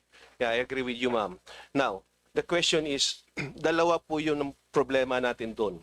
The absorptive capacity of the agency and the remittance on time of the share of the government coming from the telcos. Tama po? Right. So, with this, sa tingin nyo po, these two issues ma-address po natin for the coming years na hindi na una, on time na po ang paggamit ng SUF. Then, pangalawa is the absorptive capacity of the agency to implement such particular fund. Mr. Chair, Your Honor, on the first question on the processes we've already fixed, and right now we're working closely with DBM, so we don't expect any further delay. Second, on the absorptive capacity, we've made adjustments in our operations, Mr. Chair, Your Honor. Just to give you an example, before, everything kasi gets centralized in the ICT. So every region has to get directive from the central office. So of late, 3 months ago, we've already initiated a process where the regions are more empowered because they're the line people. They know what's happening in their areas. So they've been given autonomy. They're able to execute well, but we provided automated guardrails to make sure that we monitor all of the procurement and deployment of their projects. On the third one, Your Honor, Mr. Chair, may I turn it over to Commissioner Ella on the remittance of the telco to the SUF. They're the ones who regulate the telcos and the SUF collection. Commissioner, you're With recognized. the permission of the chair, good afternoon. Sir, Mr. Chair, yung remittance po ng telco doesn't get delayed naman po because once they pay us, we immediately remit to the Bureau of Treasury. So probably po before, because of the absorptive capacity nga po ng DICT for the free Wi-Fi program, that is why nagkaroon po ng delay previously. Yung So it pag-release shows- po ng SUF fund. Yeah. It shows, ma'am, na yung delay is within the agency. Tama po. Yeah. Chair. Delay, Mr. Chair, Your Honor, is because of the ability to implement. But that delay has been resolved as of March. So we expect, sir, Mr. Secretary, that the preceding year, Yes. na mag-i-improve na yung services natin. Mr. Chair, Your Honor, yes. Okay. Yes, that's a commitment. Oh, that's a commitment. Sige, for the records. Okay. Thank you so much, Secretary. So the 5 billion as stated sa SUF nyo for the fund for the year 2026 in your NEP, tama po ba? 5 billion? Yes, Mr. Chair. With your permission, Mr. Chair. Ang tanong ko po, yun po ba ay sapat na or kulang pa? Kagaya nga po nung binanggit po namin kanina, hindi po sapat yun para ma-maintain yung ating existing sites. Kasi currently po, ang budget po natin is 7.5 billion. Then under the NEP for 2026, it's 5 billion. So bumaba po tayo.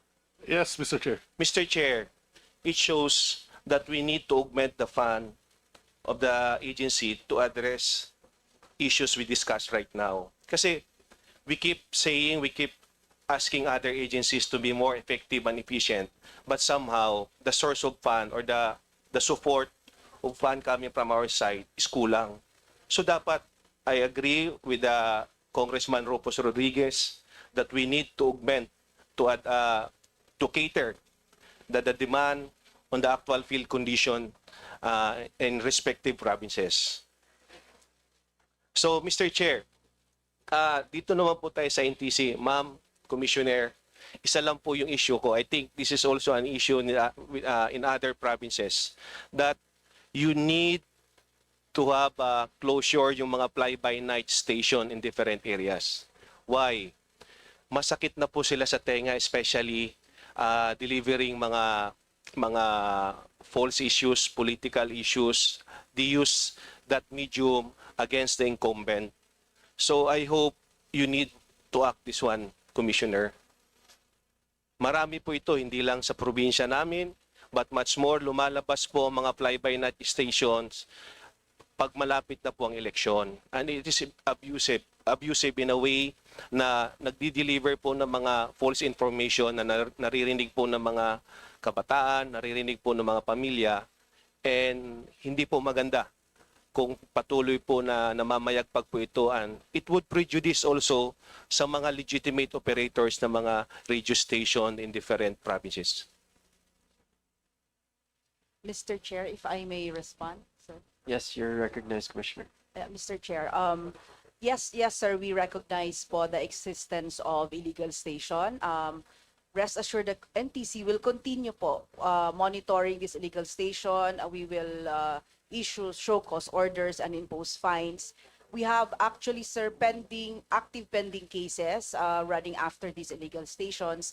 Yun nga lang po, we note that per regional offices po kasi namin, we only have 10 to 15 engineers running after this illegal station. So, we need po sana, actually it would be entail naman po siguro the reorganization of the NTC to give more plantilla positions po. So, to augment the manpower Efficiency. Yes, deficiency po to enforce po our. But Yeah. rest assured po, we'll continue to monitor, and if we ask naman po, we have in partnership with the Kapisanan ng Broadcaster ng Pilipinas also. We meet with them regularly. They provide us with listings of illegal stations na namomonitor din po nila, and then we file cases po to these stations. Yeah. Thank you. Thank you, Madam Chair. Mr. Chair, I would like to remind the Commissioner that this is just not only monitoring, but somehow we implement outright the closure. Alam naman po natin kung sino yung mga fly-by-night and those illegal operators sa mga every region and provinces po.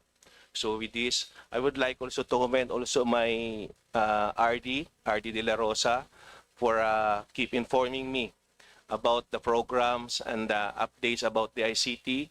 So thank you, ma'am, for reaching out. Thank you so much, and I will support the augmentation of fund of the agency, as well.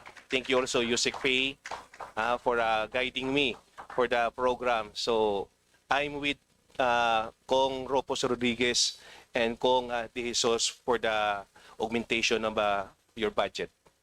That will do. Right. Maraming salamat po, Rep. Siniza. And just a gentle reminder to everyone here with us today to please keep your voices down while we're deliberating the budget. With that being said, I'd like to call another member of the minority, Representative Paulo Marcoleta. You're recognized. Thank you, Mr. Chair. Good afternoon po sa buong hanay ng mga opisyalis ng DICT. Regarding staffing for DICT, I observed that you have a very lean staffing with just 2,009 authorized positions filled up. And considering how important connectivity is for modernization and national security, it is also worth noting that the agency also largely operates from the central office and the NCR. Halos dito lang sa Kamaynilaan nagaganap yung action, no? With only 2% of the budget going to the rest of the 15 regions. Is that correct? Mr. Chair, if I may. Mr. Chair, in the past, we already increased that to about minimum of 20% of the budget that will go to the regions. Okay. Kung ganun po ang disparity, ang concentration ay nasa NCR, paano nyo po nagagampanan yung trabaho sa iba't ibang bahagi ng probinsya? Kung ang halos dito lahat concentrated ang resources natin. Mr. Chair, isa po yun sa mga nakita po naming problema dito sa DICT kasi po kulang na kulang yung plantilla positions not only sa head office or central office but also sa mga regional offices namin. Dahil po dyan, nag-submit po kami ng OSSP sa DBM para ito'y ma-approve at madagdagan yung aming mga tao. To note, Mr. Chair, we also have job orders right now, and a substantial number of job orders, just for the information of everyone. Now, based on the OSSP that we have submitted, our plantilla positions, additional plantilla positions that we ask is about 2,600. Kasi po, Mr. Chair, ang dating OSSP natin is based doon sa luma pa, na mula nung itinatag yung DICT, nagkaroon ng minor adjustment 2020. But right now, based sa aming huling submission, we need additional 2,610 positions. Nagpapasalamat po kami sa DBM, pinayagan po kami ng 4 na tranche para madagdagan yung aming mga plantilla positions. Mainly for 2025, madadagdagan daw po ito ng about 141 positions, Mr. Chair. How would you justify the need for an increased 2,000 positions if you have 429 unfilled positions? Mr. Chair, before our rate is below 80%, but currently I would like to inform everyone that it's already over 80% yung aming filled positions. Okay, thank you very much. My last question, alam niyo naman po ngayon, maraming matitinding usapin ngayon, lalong-lalo na yung mga flood control, no? At dito nga ang aking boss, ang chairman ng isa sa mga TRICO. Lumalayo ako. Oo. Kaliwat kanan po ang mudslinging, ang smear campaign, no? And the cyberspace has been the battleground, no, sa batuhan ng mga attacks. And at the forefront is the CICC, no, spearheading this. How does the CICC figure in the prevention, suppression of cybercrime attacks? Samantalang meron naman mga kaugnay na sangay ang PNP at NBI na kumakalaban din dito. With the permission of the chairman. You're recognized. Thank you, Mr. Chair. Mr. Chair, the CICC's mandate is really for coordination with all the law enforcement agencies and to coordinate all the efforts of government po with regards to preventing all sorts of online harms. The ICC also builds capacity for these agencies po. Kami po ang nagpo-procure ng mga tools, kami po ang nagpo-procure ng mga training po at pinapasa po natin sa law enforcement agencies. Now with the regards po do sa coordination part, doon ho tayo medyo may challenge, Mr. Chair. So, ang ginagawa na rin ho ng CICC, medyo pagdating ho sa level namin, kinukumpleto na ho namin yung investigasyon para pagpasa ho natin sa mga layers natin, konti na lang ho yung gagawin nila at i-implement na lang ho nila yung investigasyon natin, Mr. Chair. So CICC is in charge of procurement of equipment, gadgets. Ginagawa ho namin yan, Mr. Chair. Although yung ibang mga ahensya po, nasa mandato rin po nila mag-procure na sarili nila mga tools at saka mga systems Paano po tayo nakakasiguro that we are not duplicating their tasks? Mr. Chair, kaya nga ho, sa CICC po, part po ng CICC Council, ng Executive Committee ho natin, andun po ang PNP, andun po ang NBI, andun po ang DOJ, OOC po, Mr. Chair. Okay. Kumusta naman po yung intelligence funds ng inyong opisina? Meron ba kayo? Wala po, Mr. Chair. Parang nasilip ko nasa 760,000. Hindi ho yun Hindi yun? intelligence funds, Mr. Ano siya? Chair. I think those are funds po para ho ma-augment from the 2025 budget para ho gumawa ho ng National Cyber Hub Center po, Mr. Chair. Okay. Pero karapat-dapat lang na kayo magkaroon ng intelligence funds, di ba? Mr. Chair, malaki po Paano nyo malalabanan ng cyber attacks kung wala kayong intelligence funds? Mr. Chair, malaki ho ang magagawa sana ho ng pagkakaroon ng confidential intelligence funds, lalo na ho sa intelligence purchasing, lalo na ho sa pagmamonitor ho ng ating dark web po, kung saan po lahat ng illegal na transaction ay nagaganap po, Mr. Chair. Lalong-lalo na may mga kasama ko dito na inaatake rin sa social media. Dapat alalayan din natin. Diba? Tama po, Mr. Chair, at nakikita ninyo naman po sa kung ano po yung meron ho kaming kakaunting budget. Ginagawa naman ho namin kung ano yung mandato namin at ginagawa ho natin pati ho ang pagsugpo sa fake news at saka po sa every form of online harms po, Mr. Chair. Ayun, sige po. I joined the rest of the committee here in augmenting your budget and providing you with the appropriate intelligence funds para lalo nyo pong magampanan ang inyong trabaho provided there is enough fiscal space.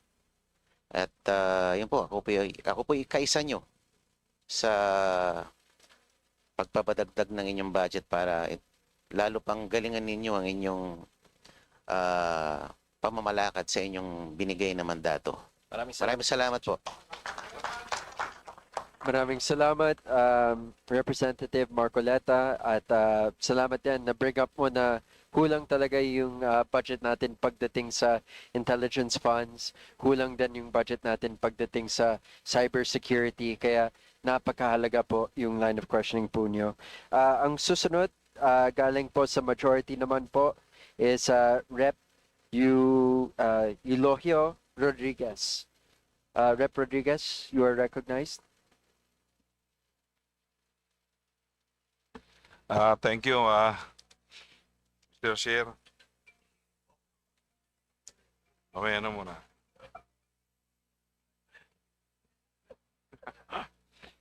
Thank you po, Mr. Chair.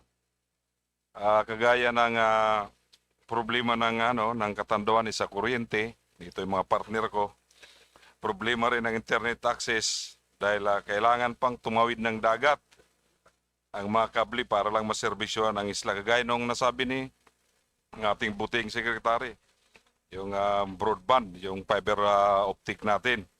So sa kasalukuyan, kung hindi mabagal, paputol-putol ang serbisyo ng internet, bukod sa mahal pa.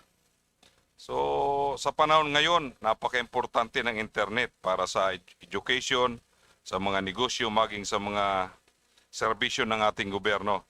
Ang aking pong katanungan, Mr. Chair,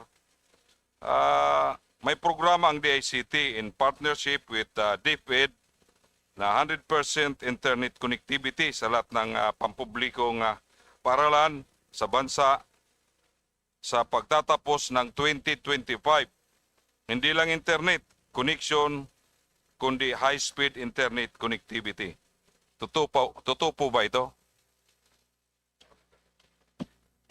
Mr. Chairman, Your Honor, specifically for the island province, Your Honor of Catanduanes, we've already, since joining, I've coordinated with 2 telcos, and I think 2 of them will have fiber optic connection already through the subsea cable nila. One has landed in Catanduanes, the other one is going to land this year. So we need the private sector, Your Honor, to get the delivery there. So once the fiber optic cables are there, it will be much easier for us now to deploy fiber connectivity. On the satellite portion naman, Your Honor, Mr. Chair, we're going to deploy satellite muna. But rest assured, Catanduanes is one of the things that we want to be a showcase because it's an island province. And if we can connect all of the schools and all of the public places there, it will be a good showcase, Mr. Chairman, Your Honor. Mr. Chair, sa ngayon, malapit na matapos ang 3rd quarter ng taon. Ano na yung status ang programa natin ito nationwide?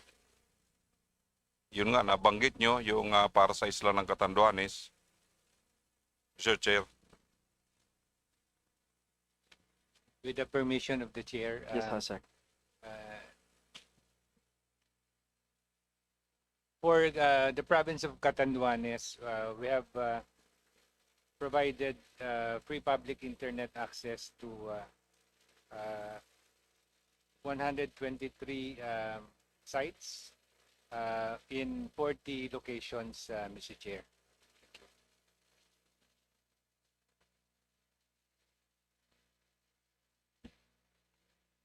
Mr. Chair, nagkaroon na ng programa ng internet connectivity sa mga public schools sa Catanduanes. Pero hindi naging effective dahil paglipas ng ilang buwan, kailangan na naman bumili ng card o load ng ating mga bata para makakonek sa internet. Anong pagkakaiba po ng bagong 100% internet connectivity program sa mga dating programa na hindi naging epektibo dahil sa walang continuity? Kagaya po ng nitong ating mga alam na ba natin kasi may ano tayo, may contract tayo yung lagay ng renewal ng subscription na contract. So, ang alam ko 7 months lang yata. Mr. Chair. Mr. Chair, Your Honor, in the past, the practice of the ICT para pagkasya yung budget, puro short contract lang, mga 4 months or 6 months. We started doing away with that practice kasi sometimes tama po, Your Honor, minsan nakakabit tapos biglang mapuputulan. And then, the procurement process, magkakaroon ng gap before they can be connected. So right now, we're moving to minimum 1 year. And then next year, we will do MICA, meaning multi-year na siya. As to Catanduanes, Mr. Chair, Your Honor, I will personally go deep into the details of the problem, as I do with other provinces naman. Yes, yung mga problema po nung nakaraan, yun po yung mga binabago po natin. Kasi Mr. Chair, alam naman natin, pag naputol, wala, stop na naman. So, okay lang yung makakapag-load. Kung wala. So, hindi natutuloy-tuloy po. Tama po yun, Mr. Chair, Mr. Secretary, na kung po pwede nating 1 year. And then, siguro pag nag-bid naman, bago mag-lapse yung 1 year, mag-ano na tayo para hindi maputol, tuloy-tuloy. Kasi ganun po ang nangyayari. Opo, kaya yun lang po. Tapos, mga ilan na ba na-install natin sa Catanduanes, yung free wifi natin? Ilan pa talaga ang target nyo na ma-install doon sa amin? Kasi parang may pa si Kong Ropos, aanim na lang Sa amin yata, parang baka 6 na daan Mr. Chair. Mr. Chair, with your permission, as mentioned earlier, Your Honor, we have 123 access point sites in the province of Catanduanes. We are also going to provide connectivity using the additional budget that we got from DBM for schools connectivity. So we are targeting that all schools will be connected with free Wi-Fi. Ayaw po na makompleto kasi nainggit pa ako sa primo ko 6 na lang Kaya kanina pumulong sa akin dapat medyo malampasan mo ako. Kung mag-6 ka lang, baka sa akin 2 na lang. Okay, Mr. Chair, salamat po. May full support po sa budget ng DICT. Thank you. Maraming salamat po. Before we move to the next person, I would like to also ask a little bit about yung sa MICA, yung mga MICA projects ng DICT. If you could submit a list kung ano yung mga current projects listed under MICA and kung ano yung mga susunod na mga projects na gusto nyo sana i-list para at least alam natin kung ano yung kailangan natin itulak sa DBM para maging MICA project po siya. We will comply, Mr. Chair. Sige, maraming salamat. Now, moving on to our next Congressman, Deputy Minority Leader, Sergio Dagook. Thank you, Mr. Chair. Magandang gabi po sa ating lahat. Gabi na yata 1 minute na lang, gabi na. Magandang gabi po. Especially to the ICT family. First, concern is that is the office of the ICT secretary aware of a resolution which was transmitted last year, September, to be specific, September 27, 2024, by the Association of Electric Cooperatives. Ito yung problema natin sa mga dangling wires. Hindi natin may relocate dahil ang daming naka-connect na mga cable TV, yung mga service drop wires natin sa DICT. Are you aware of that, Mr. Secretary, Mr. Chair? Mr. Chair, Your Honor, vaguely, but I believe, Your Honor, NTC has the full detail with COMELA on the yung wires na nakabit sa mga poles, the spaghetti wires of the telcos, because they cannot move the power lines because of the spaghetti wires of the telco.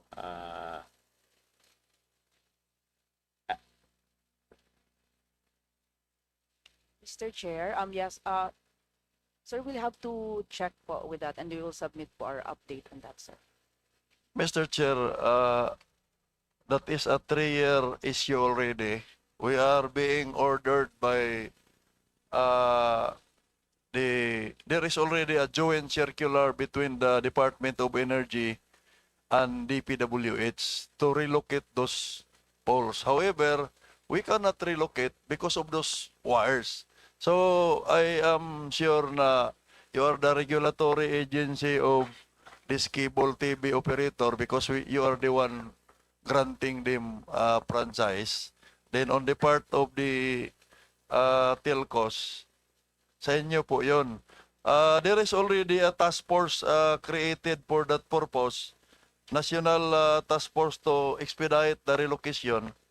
Pero parang hindi nyo pinansin, 1 year na yung request, hindi nyo nga ni-replyan eh. It was received by the Office of the Secretary sa DICT.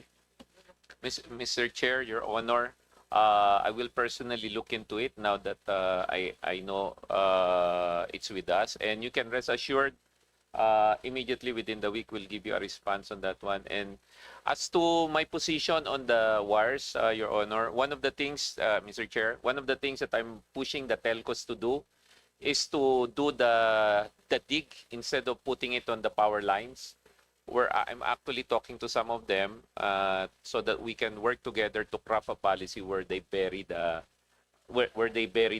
lines, tapos one dig policy na lang. But to your immediate concern, we will act on it, Your Honor. I hope, Mr. Secretary, no, na magawa natin yan. Marami na pong nasa gitna ng kalsada ng mga poste. Marami na pong nadidisgrasya sa probinsya. Now, Mr. on Chair, the... if I may add, sorry, Yes, sir, I'd like to add. Mr. Chair, with the permission, I'd like to add something po. Yes, you're recognized. Our regional offices naman po are actively involved in the project of the LGU as regards yung sa mga dangling wires, spaghetti wires. As an example po, our regional office number 10, very active po siya dun sa project po yung CDO Hapsay.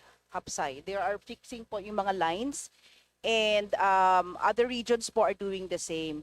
But then again, sir, we will be coordinating with the regional offices to check with them the implementation and their coordination with the LGUs po on this matter. Thank you, sir. For the information of Commissioner Ila, Mr. Chair, no? Iba po yung pinag-usapan sa LGU. Ang pinag-usapan po natin dito, mga national highways with road widenings. So parang nakakonsentrate lang yata kayo kay Kong Ropos doon sa Region 10. Kaya 6 na lang yung Pero yung kay the other Rodriguez, no? The other Rodriguez in Catanduanes, 6 pa lang na i-connect. On the second issue, Mr. Chair, I am happy to hear na 78% na yung connectivity ng mga eskwelahan natin. Can you please submit to the committee, no, the actual figure? Ilan ba talaga yung number of schools doon sa 78 na yan? Kasi in my case, 3 years na po ang inallocate nyo sa akin personally, 23 lang. Saan yung RD ng Region 10? Itong RD ng Region 10, hindi katulad to ng RD ng, Caraga. RD ng Caraga. Magkaiba yata yung apelido ng RD ng Caraga sa RD ng Region 10. Walang Caraga dito na RD. Ikaw talaga. 23 lang. 3 years na ang na-connect, 4 lang. But because we have already informed the recipient schools and barangay halls, napilitan ako na lang ang nagbayad sa Starlink kasi araw-araw tinitext ako kung saan na yung 3 years yung 23. I hope na with the new secretary, no, magawa natin yung Region 10 na 6 na lang. Hindi yung sa Catanduanes na katulad din sa Siargao, 6 pa lang. Yung sa akin nga, 4 pa lang. Arde, pinabayaan nyo lang 3 years, 4 lang kinabit nyo. So, may katanungan pa sana ako, Mr. Chair, pero finally, no, I would like to manifest my full support to the budget of the ICT, including the keynote speech of Congressman Presley De Jesus, in as far as the augmentation of your budget is concerned. But please augment yung natitira. Kasi ako na ang nag-augment doon. Thank you, Mr. Chair. Maraming salamat po, Kong Dago. Kung may tanong pa po kayo, baka we can submit it directly to DICT for them to answer on their own time. Next, moving back to the majority, ang aking kaibigan, si Rep. Nat Oducado. Thank you, brother. Thank you, Mr. Chair. And thank you to our very humble and excellent secretary, also all the competent USECs and ASECs. Mukhang may universal truth na sa hearing na to, no, na dapat gayahin si Kong Rufus. Kaya kailangan galingan mag-data gathering. So I think the ICT should improve its cybersecurity program because of this truth. So nakita ko po sa program ninyo, there was actually a decrease of 36% sa cybersecurity program. And nakita ko rin po sa article from several sources na we've encountered around 5.4 cyber attacks in 2024. May we know po anong status for 2025 in terms of cyber attacks?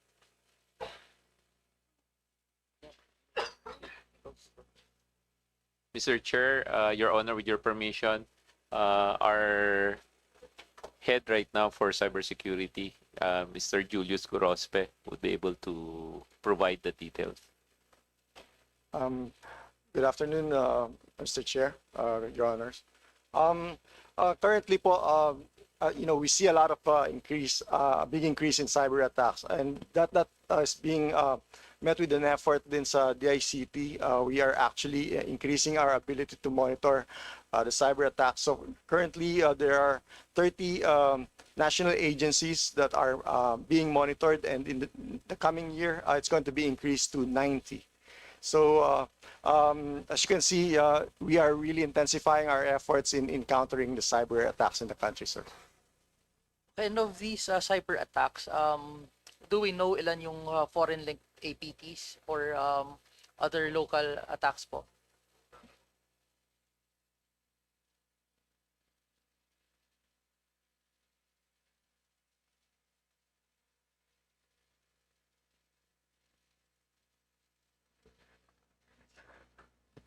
Sir, Your Honors, Mr. Chair, Your Honors,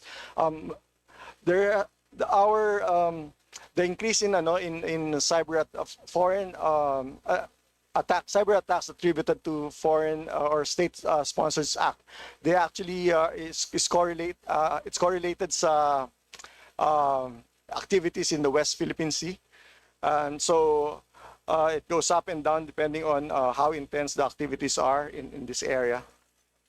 And sorry, but I saw the budget masyadong maliit po for us to defend this.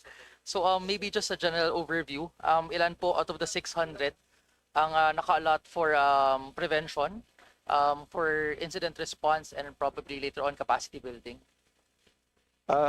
Mr. Chair, Your Honor, a big chunk of this po is allotted to countering the attacks. So over 67% is allotted to tools, infrastructure to counter attacks. And then the remaining one-third of the budget is allocated to manpower and activities, programs and activities in under the Cybersecurity Bureau.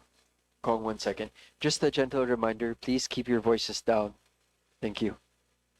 Thank you, Mr. Chair. Sir Julius, gusto ko kasi makatulong. May we know how much ang needed additional budget for the cybersecurity program? Number one, for us to be fully capable to defend.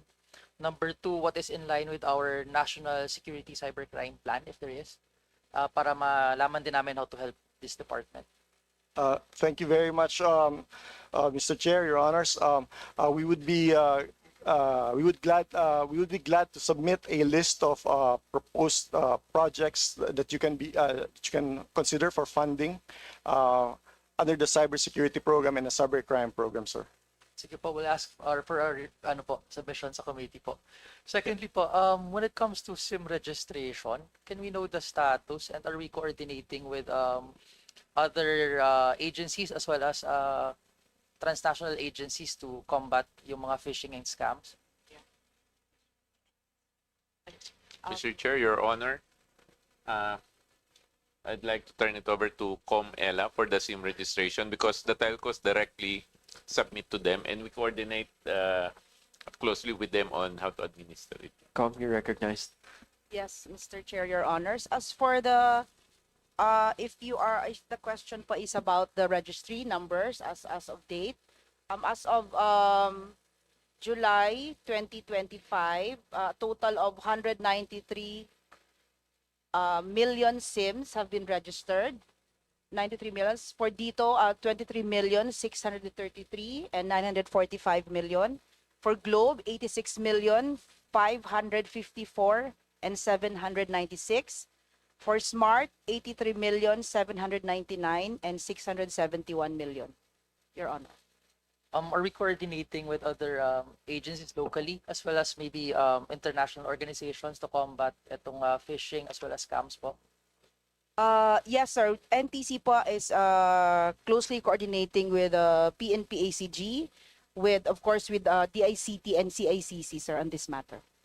The reason why po I'm asking these questions kasi we're hosting ASEAN next year. And I also noticed you have a budget for ASEAN. How much of this budget ang mapupunta po sa permanent changes or infrastructure development for us to be ready for the ASEAN by next year po?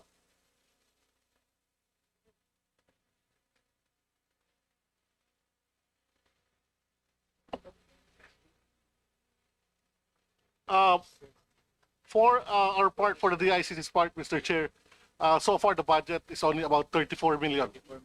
34 million. Next year, 300. Wala pa. 330. Yes. But for next year, that's about 330 million. Okay. I think that's enough. But most of these are permanent upgrades naman po sa system, no? Yes, Mr. Chair. Okay. Last set of questions na lang po. I'm very interested po sa satellites kasi, services. So first po, I saw a program before ninyo, I think 2022 or 2023, about mapping satellite areas, I mean for services later on. I think it was the SAGAP program, if it's still ongoing. May we know an update po on that? Mr. Chair, Your Honors. Actually, SAGAP is the project of DOST, not the DICT.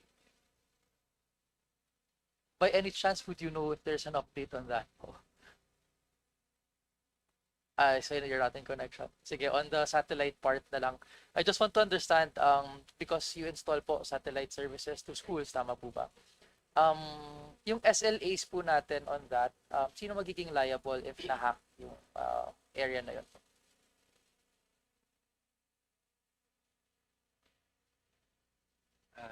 Your Honor, Mr. Chair, basically, we get the services from our internet service providers. So they provide the service to the areas where we have the internet service, the free public internet service. So if it is the service provider that is actually we have also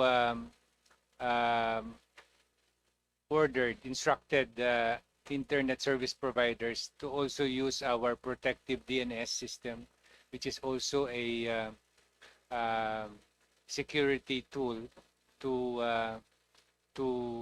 it's just like a firewall that limits access to our system. Thank you po.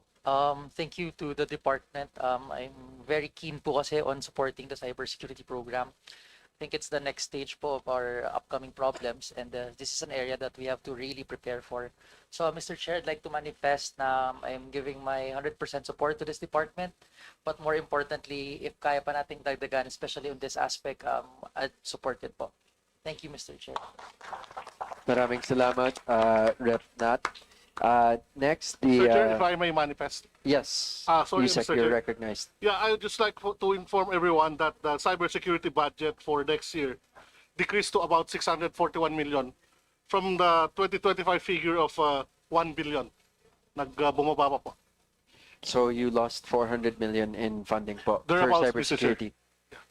All right. At least on the record, alam na mga kasama natin dito na kailangan talaga ng pondo para sa cybersecurity efforts natin.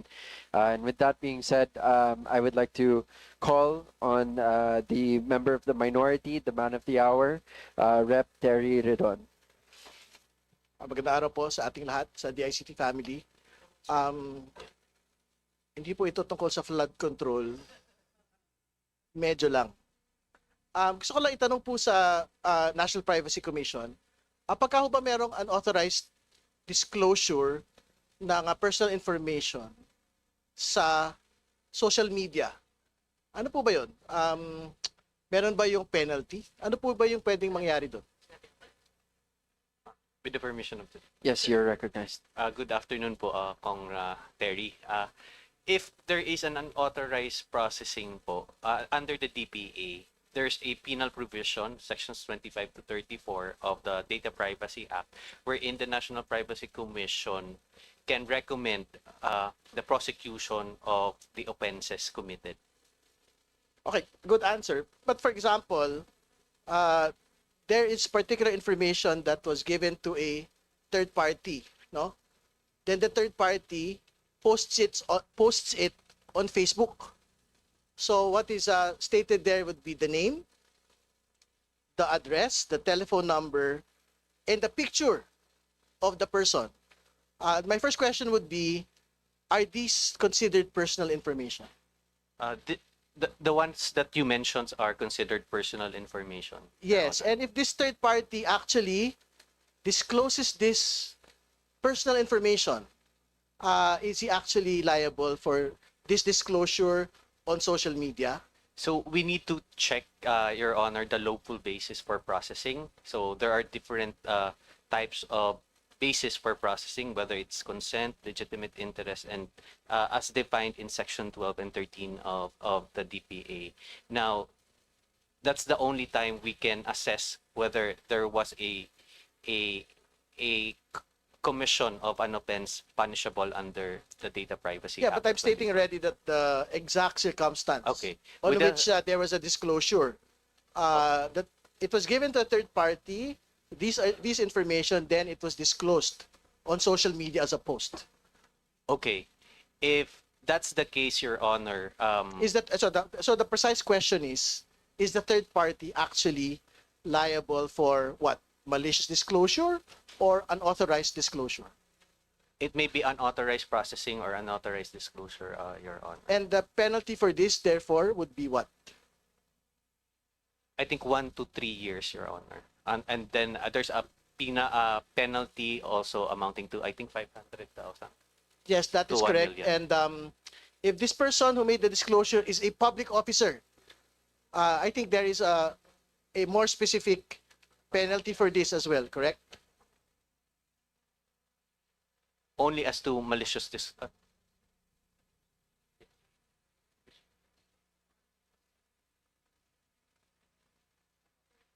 only for section 27 and 28, which is improper disposal of personal information and processing of personal information for unauthorized purpose, Your Honor. Which means, sorry, it's That's a lot of words. Okay. If it is a public official, it only covers. No, so to be very precise, if the public official is the third person that disclosed it on social media, does it will the penalty for public officers actually apply? Cool. For further clarification, is this in official duty or? We will make a determination in due time. Okay. The qualification you mentioned, Congressman Redon, only applies to Section 27 and 28, which is improper disposal of personal information, and on Section 28, processing of personal information for unauthorized purposes. But if for that particular case that I'm mentioning, for that particular the public case, officer made a disclosure on social media, so of it may this be particular personal information. if it will fall later on under Section 27 and 28, then it will be. You're correct, Your Honor. So the penalty for public officers may apply, which is Yes. what again? Temporary and permanent disqualification from public office. All right. The reason why I'm asking this is, please show the slide, please. ComSec. Last night, Senator Jinggoy Estrada made a post. Safe kaya tayo sa kanila, in which he maliciously linked me to Bryce Hernandez, who is the whistleblower for the Bulacan flood control case, and actually named Senator Jinggoy Estrada as one of the senators who are should be accountable for all of these ghost and substandard projects in Bulacan, no? And in that particular picture that you're seeing two individuals, myself and Bryce Hernandez, and he had made very specific personal disclosures of information. First, which is my name. Second, which is my birthday. And third, which is our telephone number. And last would be my grandmother's address. So I'm asking you as the NPC, do you think this would constitute as a violation of the Privacy Act?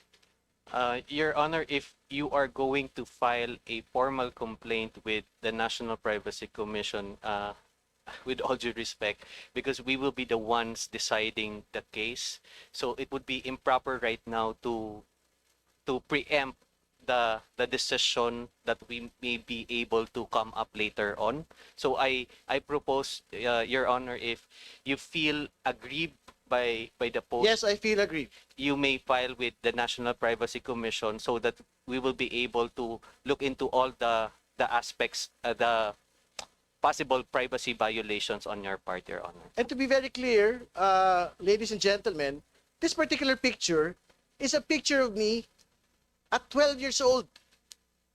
I was a kid, and Senator Jinggoy Estrada posted it last night to basically make a link between myself and Bryce Hernandez, not thinking that this is actually a violation of privacy. And but I guess as a last question to the National Privacy Commission, we can take the picture out already. ComSec, please. As a last question, is it also possible that aside from actually filing a case to the National Privacy Commission, would it also be proper for this particular person to just take it down and so that we can go on with our lives? Actually, yes, Your Honor, he may want, but still the right to file the complaint, because it's already posted, it's with the data subject who felt aggrieved by such post. So it is basically a whether live it will matter. be taken out in his Facebook page or it will remain there, still the aggrieved party may still file with the National Privacy Commission, especially, sir, that you already have the screenshot of the posting.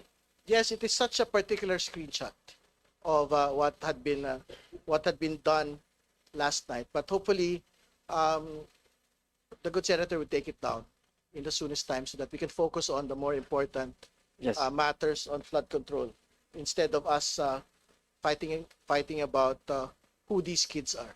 No? Yes, So, yun lamang po. maybe Maraming more salamat. questions about the budget for No, I don't have questions about Okay. that. Thank you, Thank you. Kong. Thank you, Your Honor. To be clear, at least we understand the functions of the National Privacy Commission. This would be a good example of such, and I hope that it can be resolved outside of the Committee on Appropriations. And with the recommendation of NPC, if there's anything else that Congressman Terry Redon needs to do, please inform him so that we can resolve this amicably between the parties involved. Maraming salamat po. Next to ask questions from the majority naman, Representative Maximo Rodriguez. Good afternoon, Secretary, and the commissioners and the USEC here. And we're happy to have you here. And I come from the party list Abante Mindanao, meaning Forward Mindanao.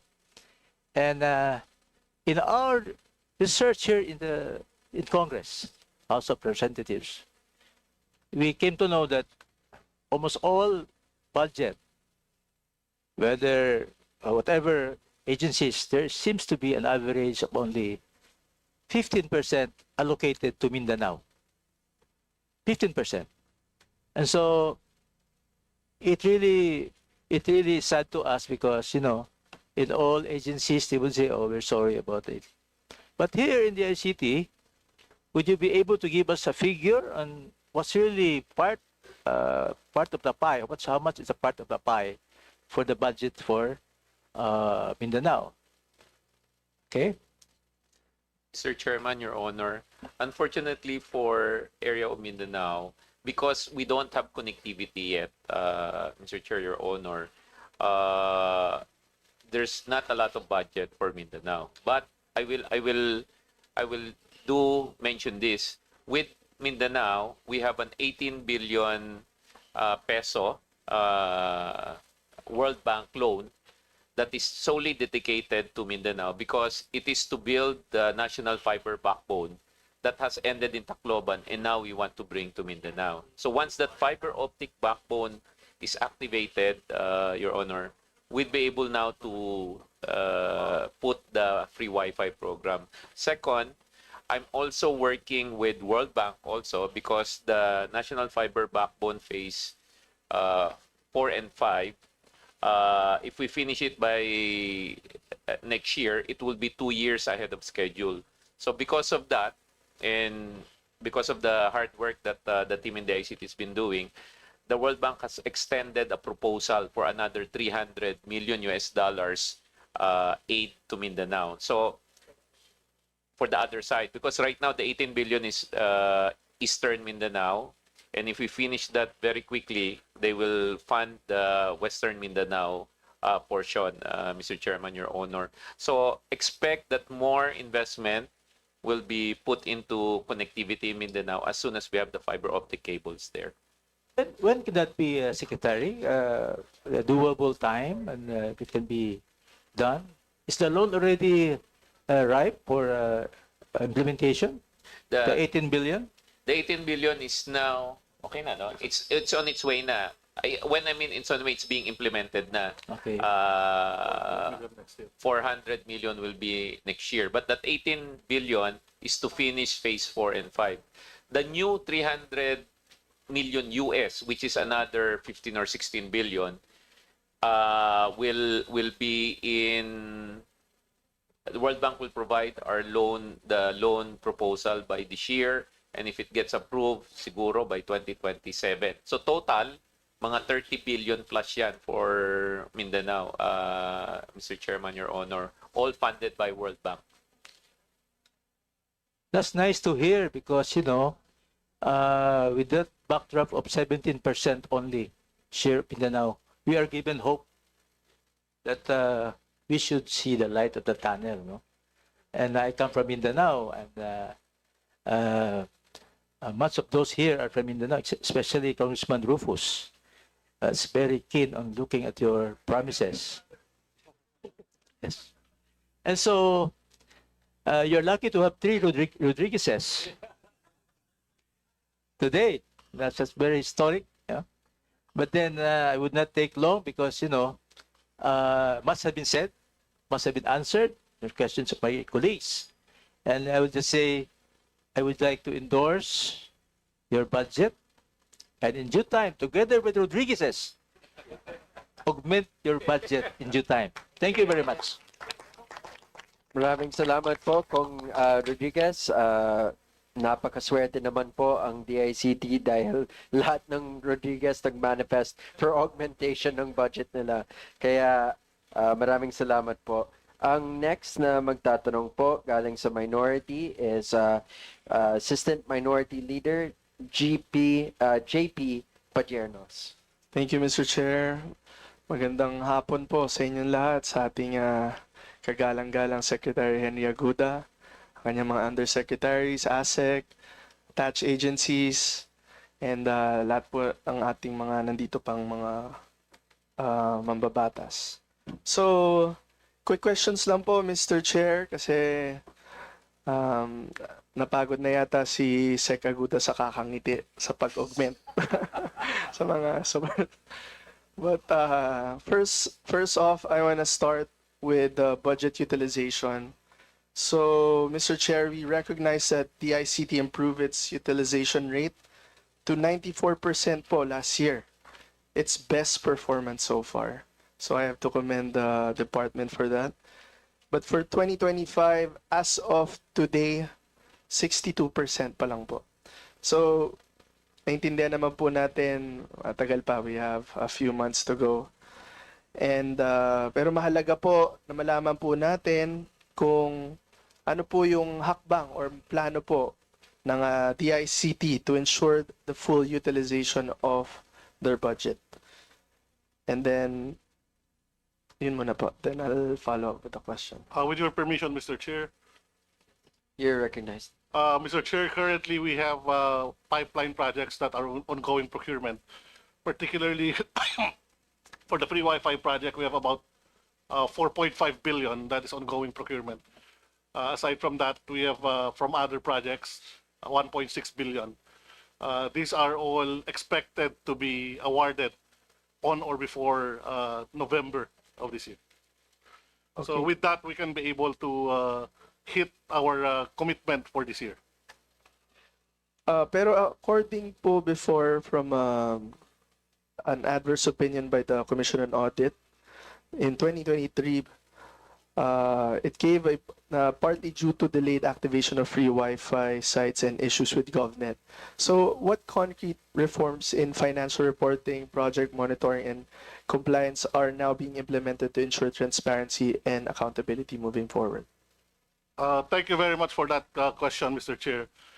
For the past how many years, actually ayaw ng COA magbigay ng opinion sa DICT. It is only in 2023 that initially they released an opinion, an adverse opinion. However, COA actually changed that opinion to qualified opinion in 2023. We will endeavor actually, Mr. Chair, to have an unmodified opinion moving forward. Particularly the reason why we have adverse opinion is because of the fact that, as we all know, the ICT is a congregation of a lot of agencies when it was established. Ang nangyari po, halo-halo pong agency, hindi inaudit yung libro nila nung pinagsama-sama. Ang naging problema namin, halos 50% ng aming beginning balance nung pumasok po kami, hindi po namin ma-account. Walang mga documentation, walang mga kontrata. So napakahirap po on our part na maglinis ng libro. But little by little, up to this point, we made together with the help of the COA, we cleaned up our books. Actually, nagkaroon kami ng one-time cleansing na tinatawag with the support of the COA. And that's the reason why, initially for this year, I don't know if they have already issued, but they're looking at the minimum of qualified opinion. It's already a good opinion considering the fact that we came from billions of beginning balances na hindi po ma-account. Thank you, Mr. Chair. It's good to hear from the Undersecretary. Mr. Chair, Your Honor, if I may also add, just to give the committee also comfort of the changes we've done and to give you a flavor of how hardworking the people in the ICT right now. Since I joined, we've been holding mancoms every Monday, walang putol po yun, and then we've been holding excoms every Friday. Wala rin pong putol yun. Rain or shine, we meet online or face-to-face. The MANCOM meetings take care of all the transactional day-to-day stuff. And in fact, ready to use a person, he cleaned up a lot in terms of the books and the booking and the transactional review in the department. Friday naman, that's when we start talking about key projects. So you can be assured that the ICT is working fast and effective together to deliver the mandate that you've asked us to do. Thank you, Mr. Chair, Your Honor. Mr. Chair, that's actually good to hear from the Secretary. At least meron po tayong mga bagong ginagawa para, increase our efficiency, diba, in your department. So, on my second point on free Wi-Fi for all. So, Mr. Chair, we commend the ICT's work in expanding internet connectivity. As of March 2025, there are already 17,966 active free Wi-Fi sites, close to the 2024 target of 18,397. And ito nga po, halos malapit na, pero diba, you're gonna surpass it, definitely. But we'd like to know from the good secretary and the department, what is the target number of active free Wi-Fi for 2026? And follow-up question para tanongin ko na po. How will the ICT ensure that rollout prioritizes public schools, barangay health centers, and rural provinces? And can the ICT commit to providing not just site counts but also metrics on speed and reliability? With the permission of the chair, Your You're Honor, recognized. for 2026, our target is about 30,000 access point sites. 30,000 po. Okay po. So how do we ensure po yung rollout natin? Unahin natin yung schools. How do you guys determine? How does the ICT determine saan po nila ilalagay and whatnot?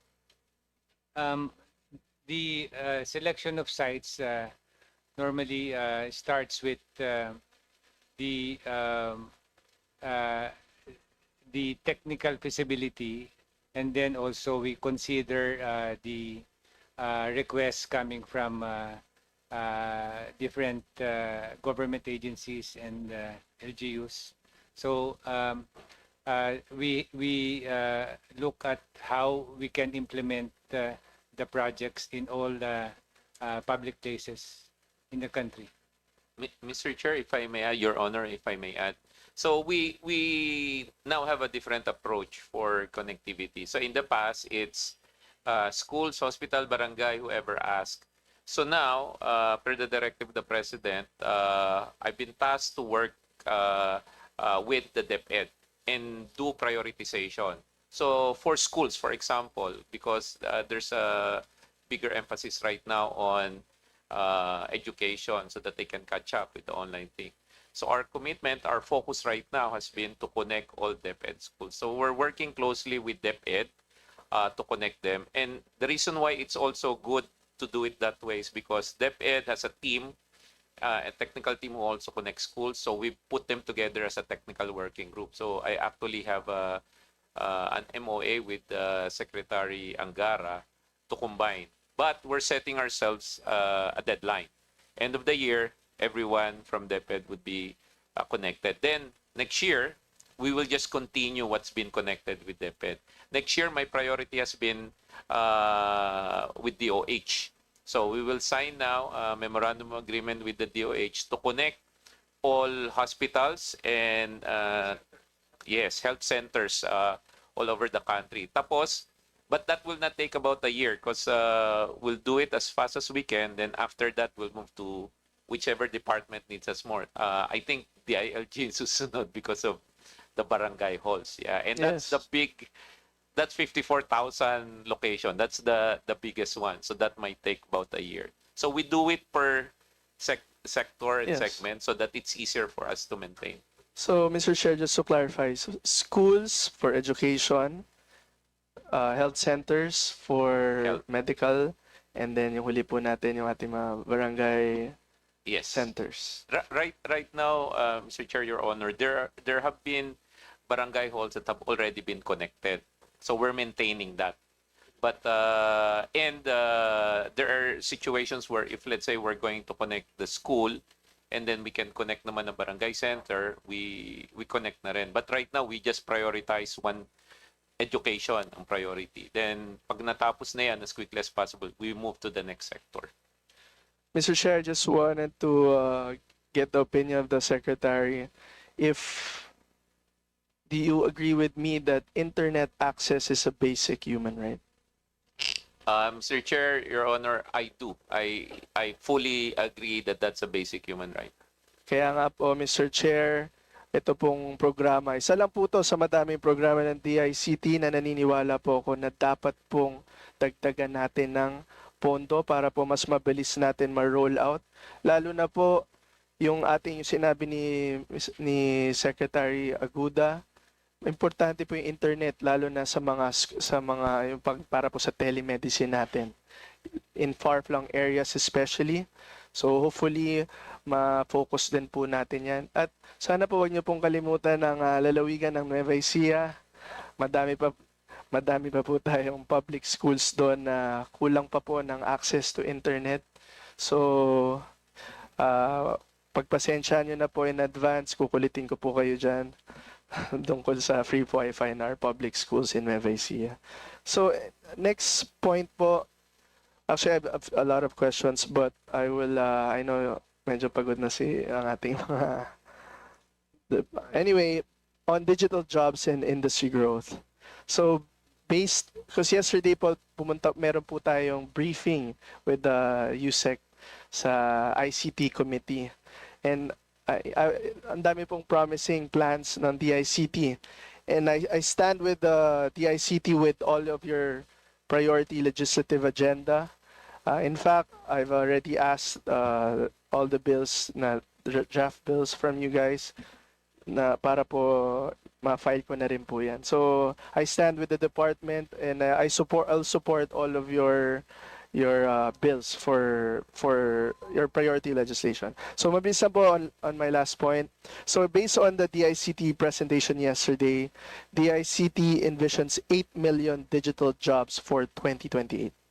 For 2025, around 12,500 people have been trained with a target of 25,000 by 2026.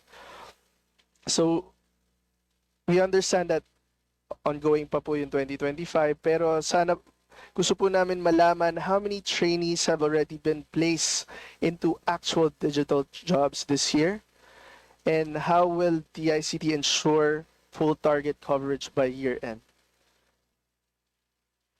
Mr. Chair. You're recognized. Thank you. In terms of the number of trainees, I think we have trained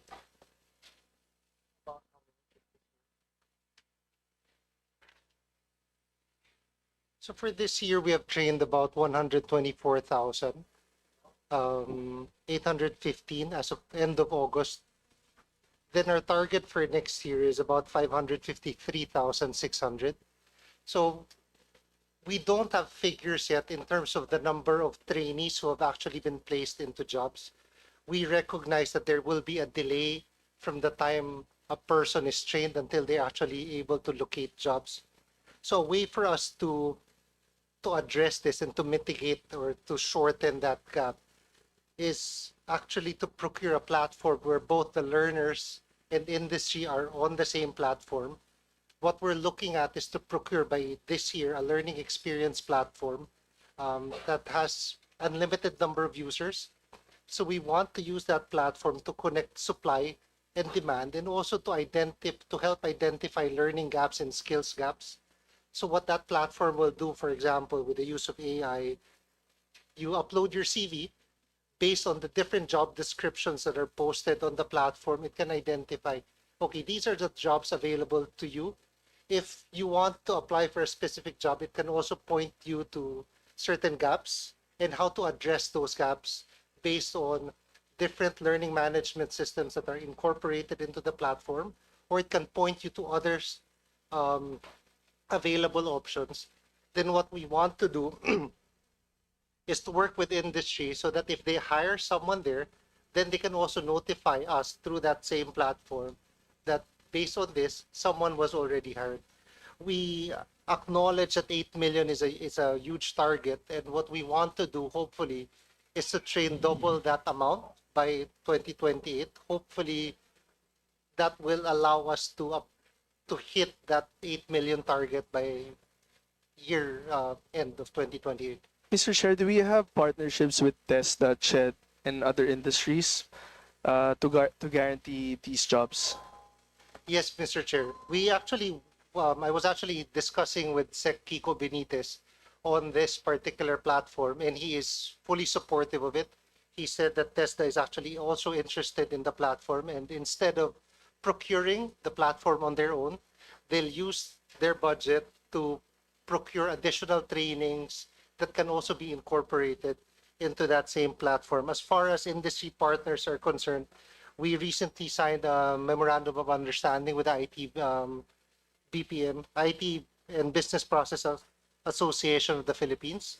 So we are working with them. There's a budget committed by the president, 240 million every year, to help the IT BPM industry address the risks brought about by AI. So we want to make sure that not only the IT BPM industry survives, but they also thrive in this age of AI. So aside from the IT BPM industry, we're also working with other industry partners on the technology side, both from the training side and also for them to absorb the different trainees that they're training.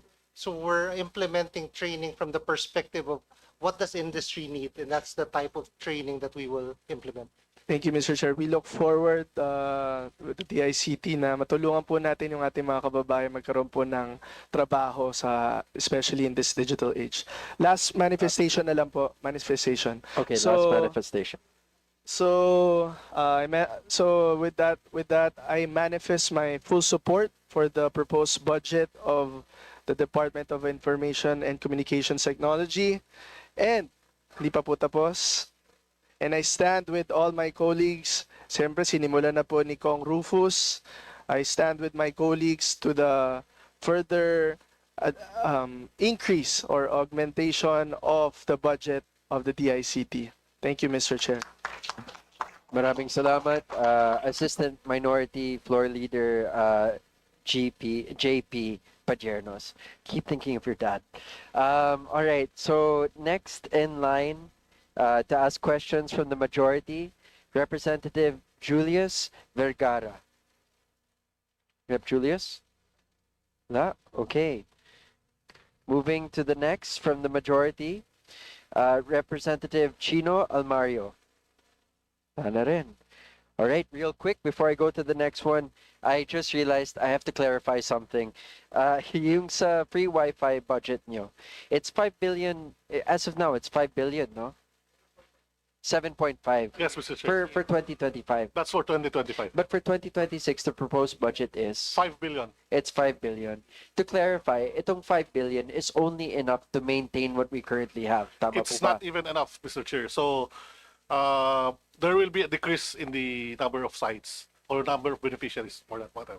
Okay, so there will be a decrease. Syempre, kasi nag-expand tayo. The goal of the president is to provide free Wi-Fi for all the schools, no? And we're at 78%? 78%, Mr. Chair. 78%. And then how much do you need to reach 100%? Theoretically. Okay, the budget that we have for this year will actually light up, including the Department of Education's budget, would light up all the schools. However, for next year, we actually retained the budget for the schools. Ang magsasuffer po yung mga existing natin na nalagyan na po ng mga sites. So may chance po na puputol yung ating mga nalagyan na po ng mga sites. Wait, so to be clear, out of the 5 billion, how much will be put towards the school? Or are you the implementing agency for DepEd?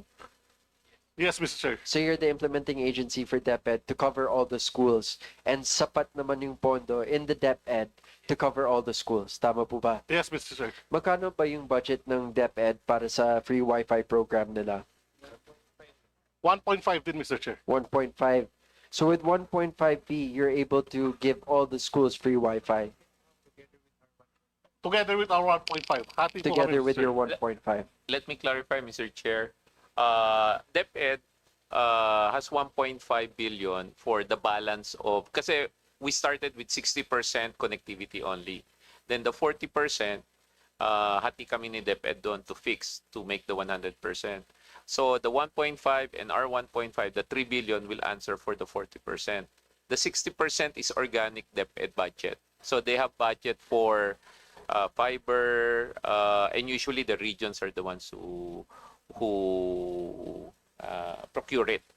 So we only shoulder together with DepEd 40% of the remaining. Okay. I just wanted to make sure na sapat naman yung pondo. Yes. The schools won't be disconnected with the current budget that we have now. All right. Kasi medyo malayo yung 7.5 from 5 billion for next year. Anyway, so proceeding, thank you to my colleagues for allowing me those questions. To the next from the majority is Vice Chair Kokoyap. Wala na rin. Okay. Wow, konti na lang. Representative Adrian, Adrian Amatong, wala. Okay, last from the majority, Representative Felimon Espares. Thank Sir, you. you have the floor. Yes, thank you, Mr. Chair, and good afternoon to our DICT family. Now, almost of my questions have been asked. So, as usual, and every budget hearing, my statement is always a manifestation of support, especially to the ICT family. No? But then, Mr. Chair, before I end, I would like to raise some question with the ICT with regards sa pag-identify and prioritization of the sites na kung saan pwede maglagay tayo, especially on the wireless Wi-Fi. Kasi mga remote areas and rural to. So my representation is on cooperatives where co-ops sometimes located sila sa mga walang cell site or cellphone signal ng mga telcos natin. And then alam ko yung mga areas na yan, may mga schools din, may tourism site. And then may co-ops doon which they are also required and obliged to submit online compliance reports, especially with the CDA, with the BIR, and even the data, the credit information. No? So, I have proposed several budget deliberations and times at nagpalit-palit na rin yung ating mga USEC, ASEC directors dyan in the ICT. But then, sad to note, no, and I would like to really get also the same sentiments then, no? Na kahit isa man lang basa na submit namin for, this is my second term, na masama man lang sa prioritization natin. Kasi, hindi naman kami totally nag-demand, but then we know, nag-ikot tayo sa mga co-ops, and I pity with them, no? Nawa rin tayo at saka tinitingnan din natin yung kanilang mga situation sa area. So hindi man lang natin nasama. So I know you have mentioned kanina parang 30,000 ba yung target site, target sites na pwede pagtayuan. So in my part and the rest of our colleagues also here, alam ko we propose also. So my question there is that hirap ba talaga yung ating agency na may sama man lang yung mga naisubmit naming mga list, kahit isa, no? For every budget deliberations. So, can I hear, before I end, Mr. Chair, from the ICT, hirap ba talaga natin ipagbigyan yung mga request namin? Mr. Chair, with your permission. Yes, you're recognized. Thank you, sir. Kong, my office, which is the Office of Special Concerns, will work directly with your office It's unfortunate na na-experience niyo po ito, Kong. Please rest assured na yung opisina po namin will coordinate with yours and we will prioritize at least some of the sites, Yeah. as you have mentioned. Unfortunately po, hindi pa po namin nakikita, I think, yung mga previous proposals, I guess, from the previous Congress. But we will endeavor to at least connect some of the sites. But then, for your information lang, actually, in my part, never talaga, zero. But then, every year, we have requested because you mentioned man na pwede naman tayo mag-propose. Nasa minority pa ko the time. So now, wala man lang. So I mean, isa dito rin siguro is the concerns of our colleagues also na sana naman, no? Yes, Kasi po. una-una, sa constituents namin, no, alam namin yung mga requirements in our areas which sana, no, kahit ilan lang man masama para at least sa pag-ikot natin at sa mga napagsabihan din natin, sige, we will look into your concerns. So we are thankful na may may free Wi-Fi program tayo. I know the budget right now hindi talaga din talaga sapat, no? But then we know there is a automatic appropriations to that na narinig ko kanina mga 22 billion pa yung pondo, no? Which I don't think so na hindi man lang masama kahit isa or ilan sa mga request natin dito sa House of Representatives as my experience, no, every budget deliberation. Kong, again, our staff will already go to your office now. If you'll permit, we'll coordinate with your Can staff. I ask one of your staff na pumunta dito? Opo, punta na po dyan, sir. Okay. Sige, so Thank you, sir. again, Mr. Chair, yun lang ang isang gusto ko lang ipaabot, no? Because it's my experience at may colleagues din ako kanina na nabanggit din, no? So but then to me zero kasi, no? So it's not comfortable din na for several years. Now next year, baka matanong ulit natin at maging concerns ulit natin. So thank you, Sec, no, for hearing this. And I know I have also discussed this during the previous hearing then, no? But then sabi ko, I will observe nga kung talagang masama ba na may isa na tayo nagpo-propose at saka alam natin na we have a sector at we're not going to propose kung hindi naman talaga kailangan. So again, thank you, and as always, no, I would like to manifest na kung kinakailangan dagdagan, why not, no? So kasi sabi ko, mas priority ko to sa mga flood control. So Maraming salamat. thank you, Mr. Chair, and thank you, no, for that assurance also. Maraming Yes, salamat thank you. po, Thank you, Rep. sir. Andyan na po si Espadas. Director Josh. All right. Next, from the minority is Representative Reneco. Thank you, Mr. Chair, and good evening to DICT.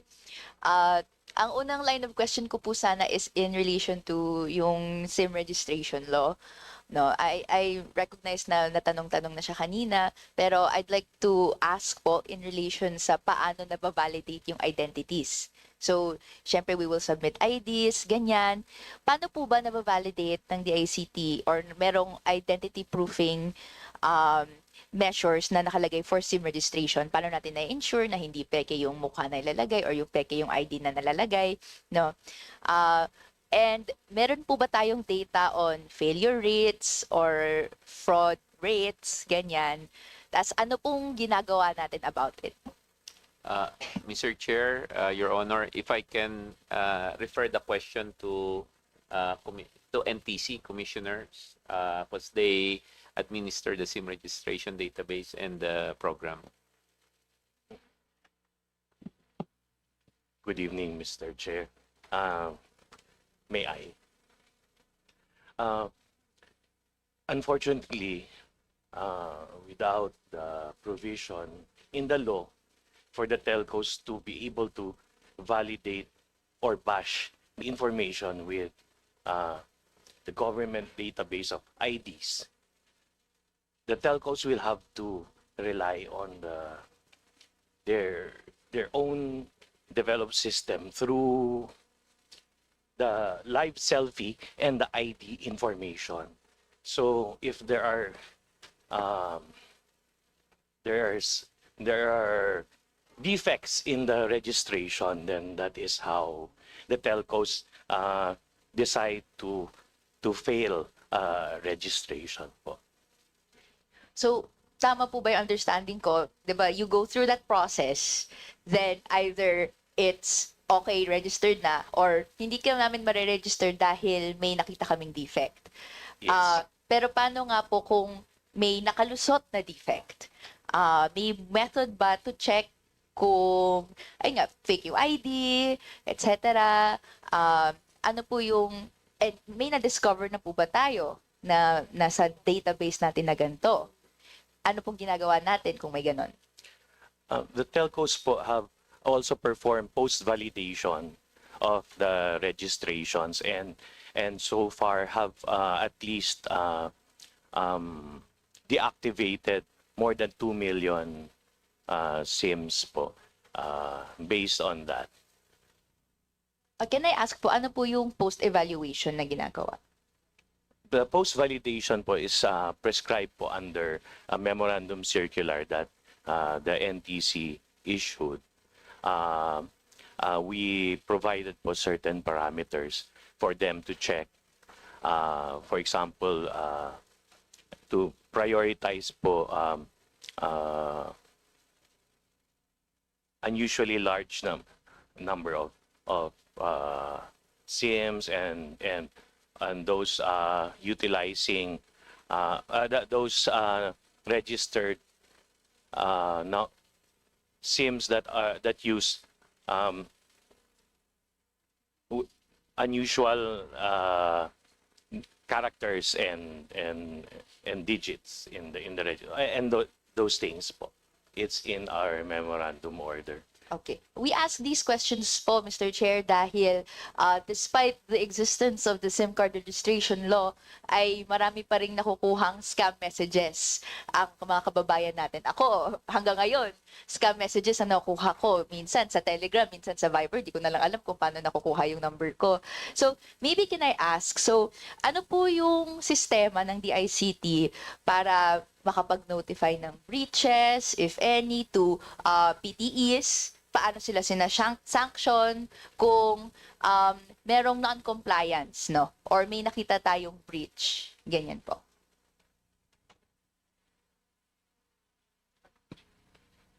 Mr. Chair, with your You're recognized, yes. Ma'am, yung mga scams po through the like OTT platforms, hindi po kasi dumadaan talaga sa networks yon. So, actually isa pong challenge din yan, how to address that.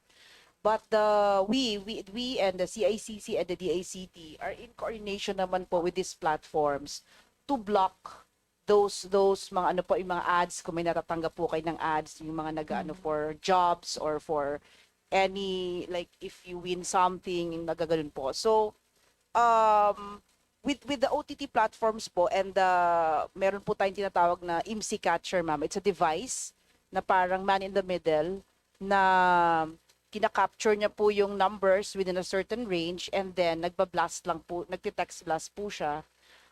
Hindi rin po nadadaan yun sa telco network. Yun naman po, in coordination with DICT, CICC, and the PNP, nakikipagtulungan po kami na mahuli po yung mga nagpapapasok ng mga devices na ito at yung mga umiikot sa areas to text blast illicit messages and scam messages. Mr. Chair, just to add. With the permission of the chair. Yes, you're recognized. Thank To you. answer the questions clearly, Mr. Chair, DICT, CICC, and NTC has a hotline 1326 that operates 24/7 and has a report back mechanism, a feedback mechanism po, specifically para dyan sa mga types of scams na yan and all forms of online harms po. So meron pong reporting mechanism po pag may sa mga kababayan natin na bibiktima ng ganyang scam po. Thank you po. And Mr. Chair, if we may sorry. Yes, Sorry. you're That, recognized. Yes. If we may add po, approximately 6 million SIMs have already been deactivated by the telcos due to spamming, scamming, and fictitious registrations and other forms of fraudulent behaviors po. And approximately 5.4 billion smishing and spam messages were blocked by the PTEs over the years. Thank you po. Gusto rin po namin magtanong in relation po sa paano na annually na-audit yung mga PTEs compliance with information security standards dahil po yun yung nakalagay po sa IRR. Pwede po bang matanong how many security incidents or data breaches involving SIM registration data ang na-report na po to DICT or NPC since 2023? Tapos sa mga dito, how many involved PTEs have been recently certified as compliant?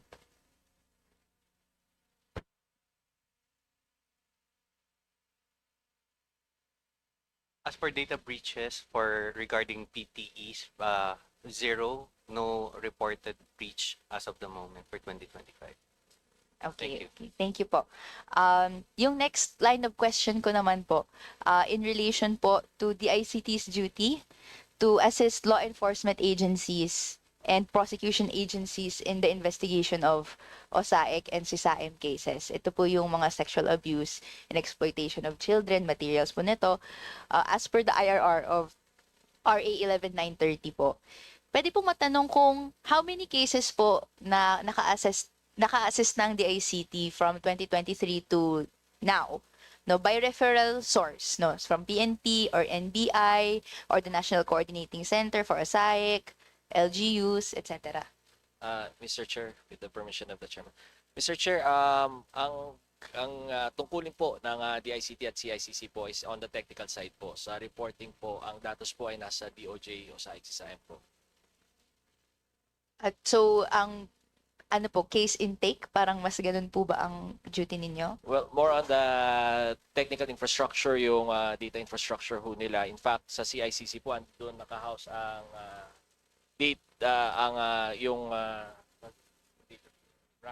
the RACSO for OSAIC CISAIM, the servers po for OSAIC CISAIM na naka-ready po. Okay, so siguro pwede po bang pa-describe paano po ngayon ina-assist ng DICT yung law enforcement agencies and paano po tayo kumo-comply no, sa batas? Well, upon the request of sa OSAIC CISAIM po, Mr. Chair, ang DICT po specifically ho ang CICC pag nagre-request ho ang ating mga law enforcement agencies, nagpo-provide ho tayo ng technical support for them, the tools they need for the detection of OSAIC CISAIM cases, as well as ngayon ho, maganda ang cooperation at coordination natin with our law enforcement agencies, particularly the PNP and the NBI po. Pagdating naman ho do sa pag-detect at saka paghuli at saka pag-analyze so ng mga digital forensics tsaka yung mga devices so na ginagamit for OSAIC CISAIM cases po, Madam Chair. So thank you po sa response. So to clarify, paano po natin nagagawa itong pag-provide ng technical assistance kung may na-identify na sila na possible suspect, paano po papasok yung DICT in assistance? So it's a combination of two things. Pag may na-identify na ho sila, Mr. Chair, meron din po tayong sariling detection natin doon sa threat monitoring center natin for OSAIC CISAIM cases po. So pag ando na ho, iniimbestigahan ho natin and then we do our digital forensics po for our partner law enforcement agencies po, Madam Chair. Thank you very much. Maaari po bang makapag-submit sa representation na ito and the committee no, for which budget lines for this year ang nagfo-fund po ng OSAIC CISAIM support ng DICT, detailing ng amount, staffing, no, and regional distribution po. Kung may ganun pong klaseng setup na hindi lang siya central office, may regional siya na ano. Sa ngayon po dahil ho, because of the online nature po, central office lang po ang meron tayo. Pero because of this new administration and of course the support and guidance po ng central office namin sa DICT, pinalakas na ho yung tech threat monitoring center natin. At dito ho naka-line item yung dito natin tinutuon sana yung mga budget na dadalhin natin para sa pag-detection ho ng OSAIC CISAIM cases po, Madam Chair. And we will provide the data po at saka as well as our proposals po, Madam Chair. Thank you po. Okay, thank you. So to clarify, hindi po kayo victim-facing or person facing, nasa technical assistance po kayo?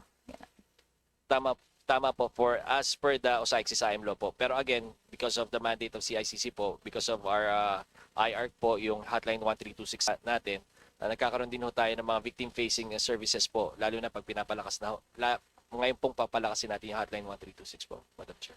At then, so yung next question ko po doon, ilan pong DICT personnel na yung certified in child or gender sensitive interviewing, trauma-informed practice, digital forensics, ganun po? We'll provide the details po. Pero pagdating ho doon sa pag-handle ng cases ng OSIC science and especially with yung sa may psychology training po, 3 lang po, Madam Chair. 3 lang po sa lahat ng personnel involved right now? Sa CICC po, yes, Madam Chair. Okay, I think dapat there's more than that dahil po kung kaharap po tayo sa mga biktima at gusto nating ma-assist sila, lalo na't very sensitive yung nangyayari, I think it should be standard practice na may gender sensitivity and psychosocial first aid na kayang ibigay ang ating mga personnel. I agree po, Madam Chair, because again ho, sa OSSP ho, nasa 69 lang ho ang personnels na meron po ang CICC. Madalas po nag-augment ho kami ng mga COS. Right now we have 250 personnel po sa CICC, comprising mostly of COS. Pag nagpo-provide po tayo ng training, nanghihinayang ho tayo na mga COS. So, kaya nga nag-aano ho tayo na even with the technical personnel, kung yung mga nagkoconduct ko ng digital forensics natin, so, nakikiusap po tayo. Andiyan naman yung mga kaibigan natin sa DBM na magpropose kami na a more expanded OSSP po para ho magkaroon ng mas maraming plantilla positions para ho magkaroon ng retention ho ng trainings ho natin, especially with gender sensitivity, technical trainings po. Tama po, Madam Chair. Maraming salamat po. In wrapping up, Yusek, I think you want to say something. Yes, just very quickly, Mr. Chair, with your permission. Madam Congressman, as head of the Gender and Development Unit of the ICT, we are currently in the middle of a nine-day workshop to ensure that the plans and programs of the ICT are gender inclusive, not just for women, children, but as well as the disabled, and everyone else who need to be involved in terms of our planning. We will give an update once we finish the workshop, and we will ensure that our programs definitely include what you have mentioned here. Thank you. Alright, thank you very much. I hope na makapartner din tayo, no, para po lahat po, no, ay may gantong capacity to handle these kinds of, emergencies and sensitivity that these cases deserve. Thank you, Mr. Chair. Yes, Mr. Chair. Thank you. Next to be recognized, thank you, Congresswoman Ko. Next to be recognized is Senior Vice Chair, Representative Garcia. So you have the floor. Thank you very much, Mr. Chair. Very quickly lang, kanina nabanggit yung thousands of schools na na-connect natin ng Wi-Fi. No? So that's good news, pero marami pa tayong gustong i-connect. I was just wondering while we mentioned yung mga number of schools that we connected. Kamusta naman yung quality ng Wi-Fi dun sa mga connected schools? May feedback mechanism ba tayo, or is there a way of testing the speed nung mga Wi-Fi that the schools are connected to? Thank you, Mr. Chair. With the permission of the chair. You're recognized, yes. Your Honor, the speed of the internet service in the school depends on the technology that was used. We are actually using different mode satellite communications, whether it's GEO or using the geosynchronous satellite system. We also use LEO satellites. We are also using fiber optic cable systems. For fiber optic cable systems,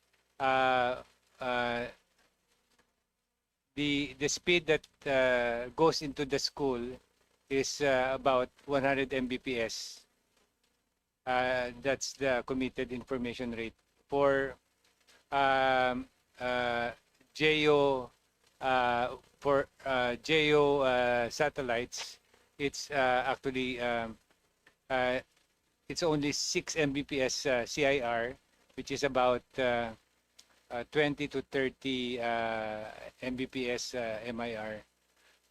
For Leo, we are getting around 150 to 200 Mbps MIR, Mr. Chair. Thank you, Mr. Chair.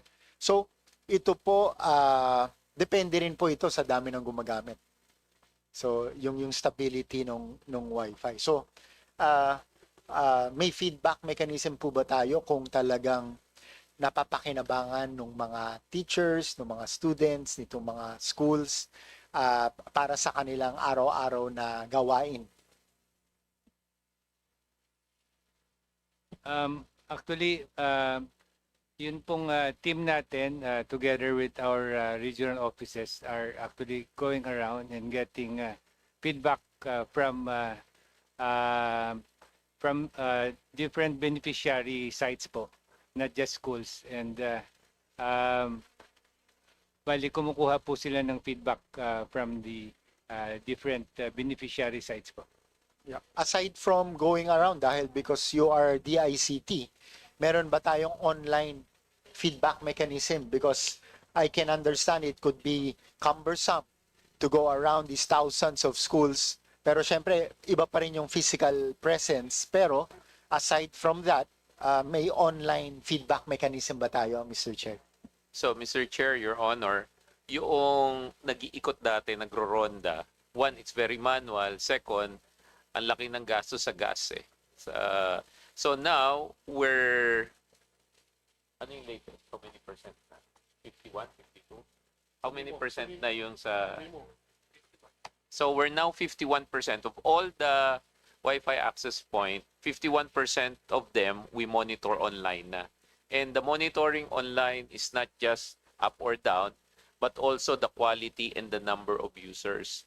And further improvement will be, we will require beneficiaries to have the eGov app.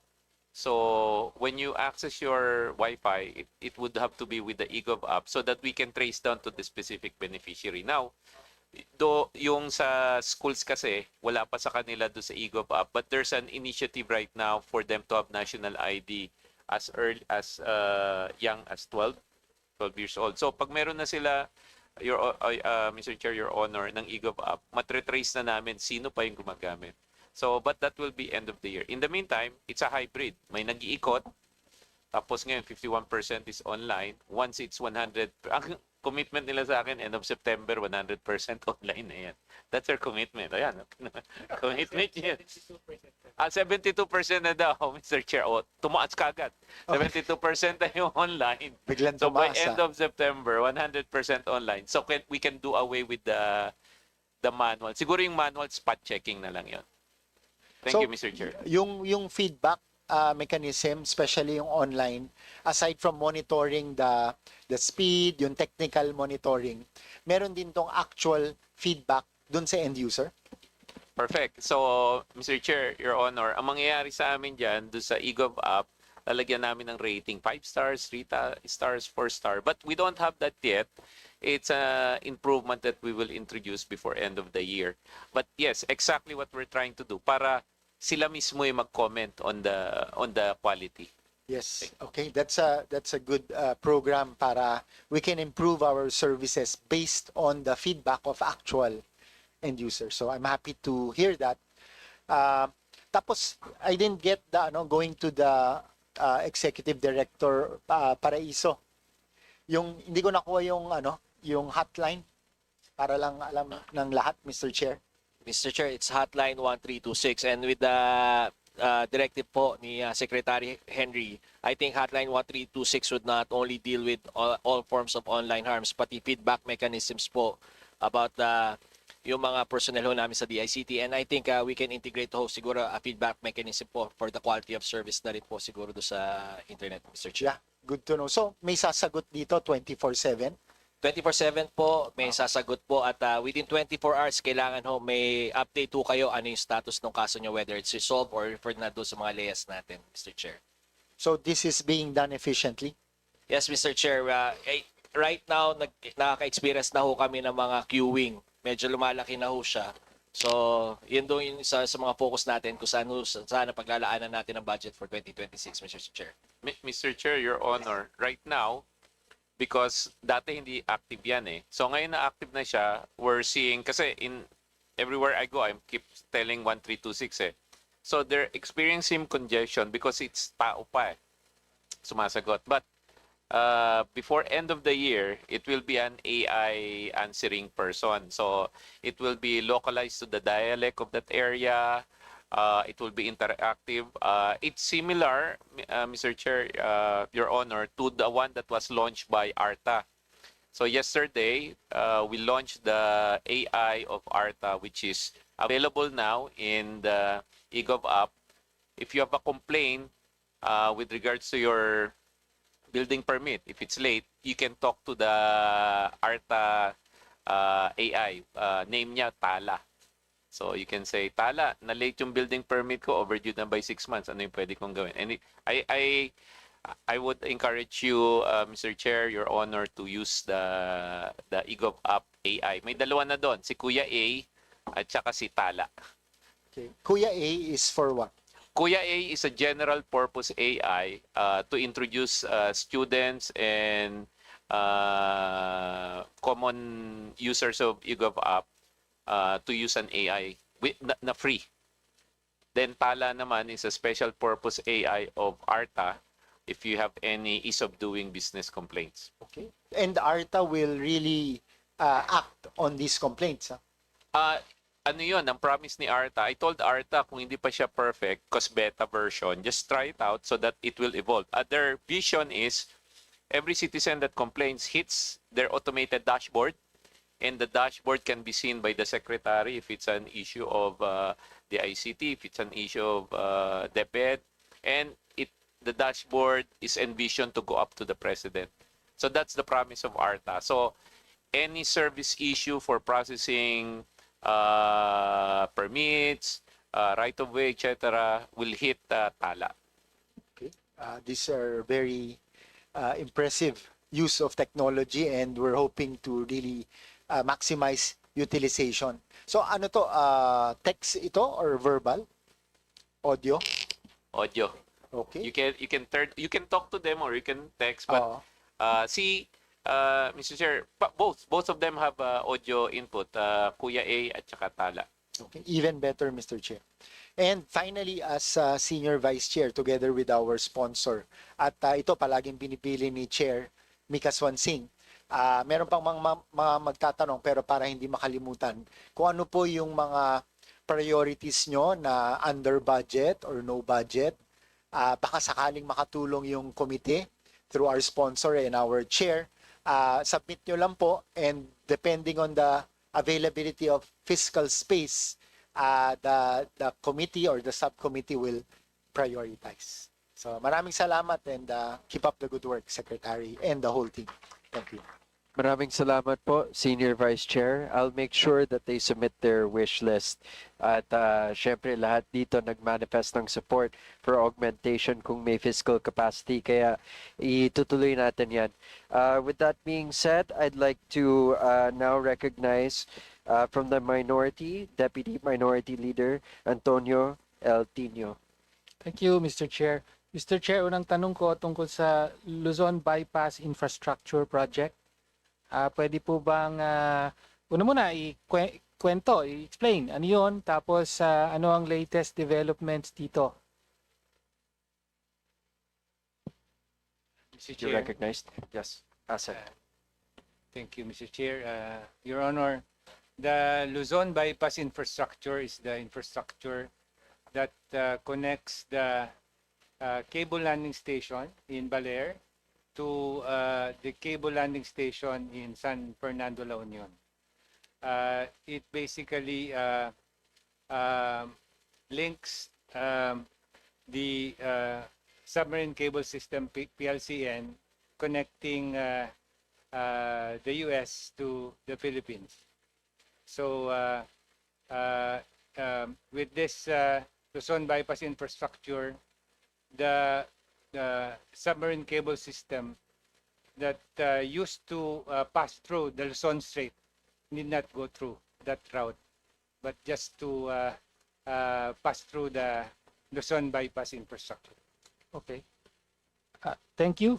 So, pwede po bang mapaliwanag pa, sino po ba yung may-ari nung submarine cable na yan at ano yung kasunduan sa pagitan ng may-aring yan at saka ng gobyerno ng Pilipinas? Mr. Chair, yung pong submarine cable system ay pag-aari po ng parang consortium po yan, and it is led by Facebook Meta po. Meta. Opo. Yung pong cable landing station na nasa Baler at yung cable landing station na nasa San Fernando, La Union, at yung pong fiber optic cable system na nagkokonekta po doon, yung pong Luzon bypass infrastructure, BCDA po ang may-ari.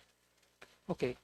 Ano ang naging kasunduan sa pagitan ng consortium led by Facebook Meta at saka ng Government of the Philippines through BCDA, and kasama rin po kayo doon, di ba? DICT. Paki-explain po. Ang naging kasunduan po, Mr. Chair, yung pong submarine cable system na PLCN ay dadaong sa Baler Cable Landing Station. And yung pong BCDA naman ay yun nga, magtatayo ng mga facility na nabanggit ko po kanina. And then yung pong DICT, tinatas po na mag-operate and maintain ng facility po na ng BCDA. Kapalit po noon ay yung 2 terabit per second na spectrum capacity mula po sa Amerika papunta po sa Pilipinas na ibibigay po sa atin ng libre. Okay. Binigay sa atin ng, tawagin na nating Meta, no, dahil sila yung namumuno sa consortium, bibigyan ng gobyerno ng 2 terabits per second na parang internet, parang ganon, connection, in exchange for the infrastructure.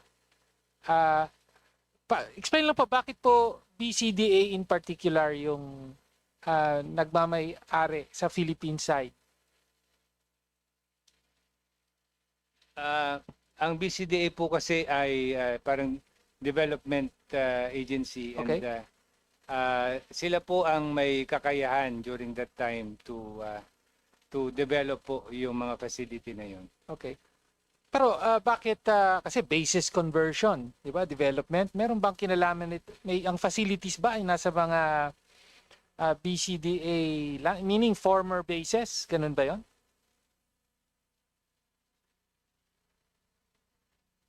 Actually, Your Honor, yung mandato po ng BCDA ay I believe ay meron po silang kakayahan because of their mandate to Mas do yun. those. You know yung okay, yun ang dahilan kung bakit sila. Pero halimbawa may landing station sa Poro Point. Is that not a former military base or hindi po ba? Yes po, ang Poro Point po ay ano po. Okay. Actually, nandoon pa rin pa naman po ang military. Okay. So anyway, sige. Ngayon, kapalit ng deal na ito with Meta, bibigyan ng gobyerno ng 2 terabits per second na essentially parang broadband connection, kumbaga. Ano po ang plano ng gobyerno sa 2 terabit connection? Ano ang ginagawa na at ano pa ang plano ng gobyerno sa napakalaking o napakabilis na internet na ito?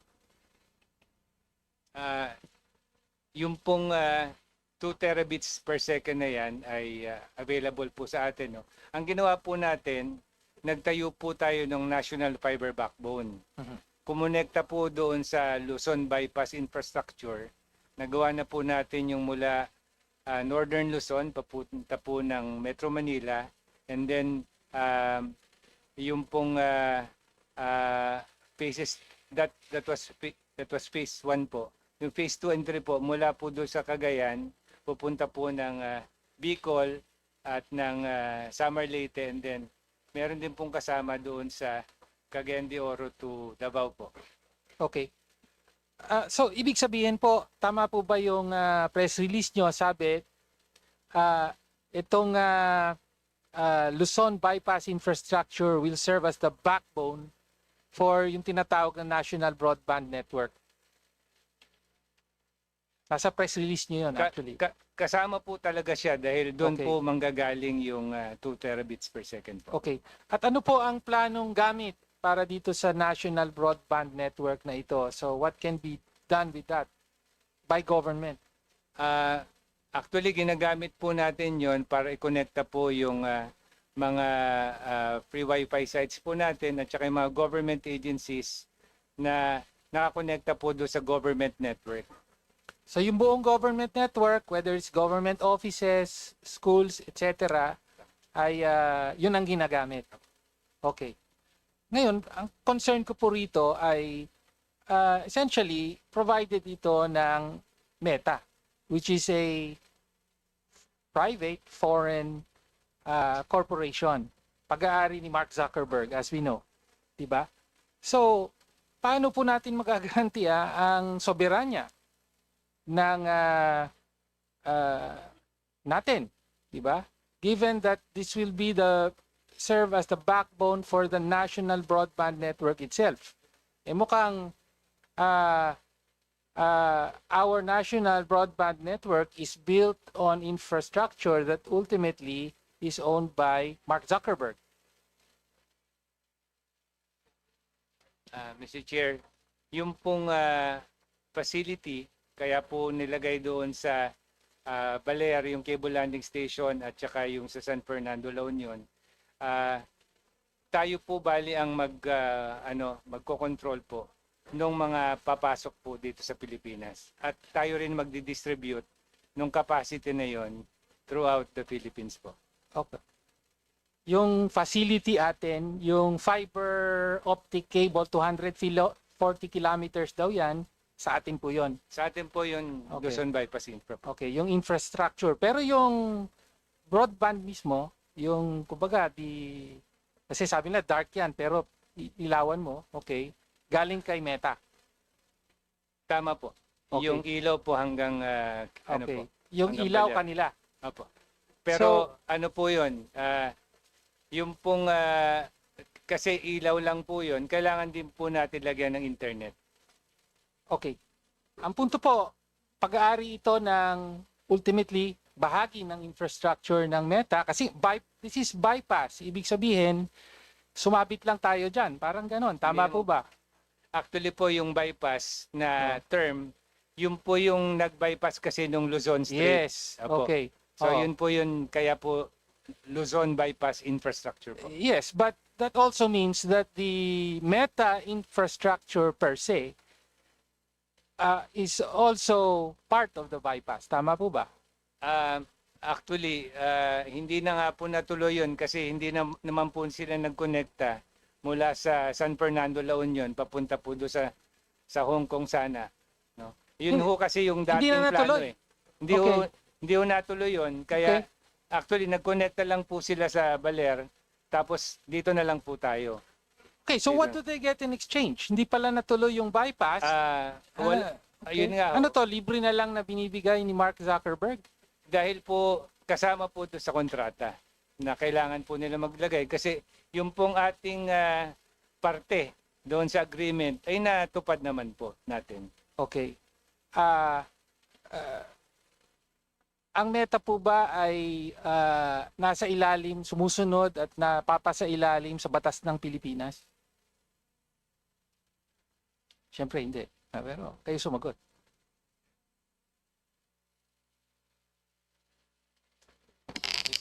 Mr. Chair, Your Honor, the answer there is no po because course. they don't have a juridical entity in the Philippines. Of course. Even though they operate and gain a lot of profit from the Philippine market, hindi sila saklaw at hindi sila sumusunod sa batas ng Pilipinas.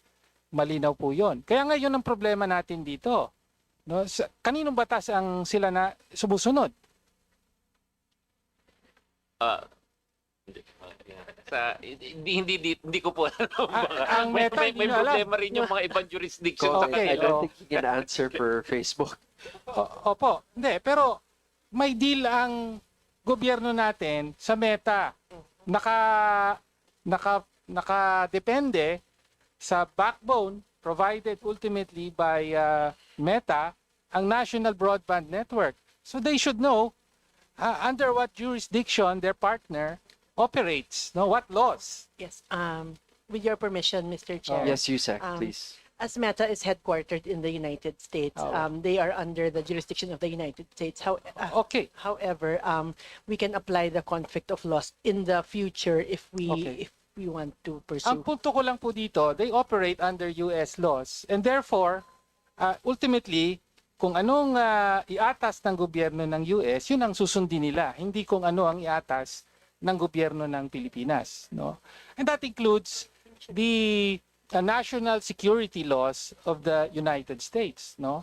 So, in other words, kung sabihin ng US sa Meta, well, kailangan ko yung mga lahat ng data na dumadaloy sa inyong network, including yung nasa Pilipinas, nasa gobyerno ng Pilipinas, hindi po ba obligadong sumunod ang Meta dito? Yes or no? Your Honor, they are obligated to follow us only because they have a contract with us.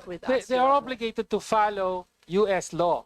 Yes, Your Honor. Okay. And ang sinasabi nyo, ang tanging protection natin ay yung Contractual kontrata obligation, sa Your pagitan Honor. nila.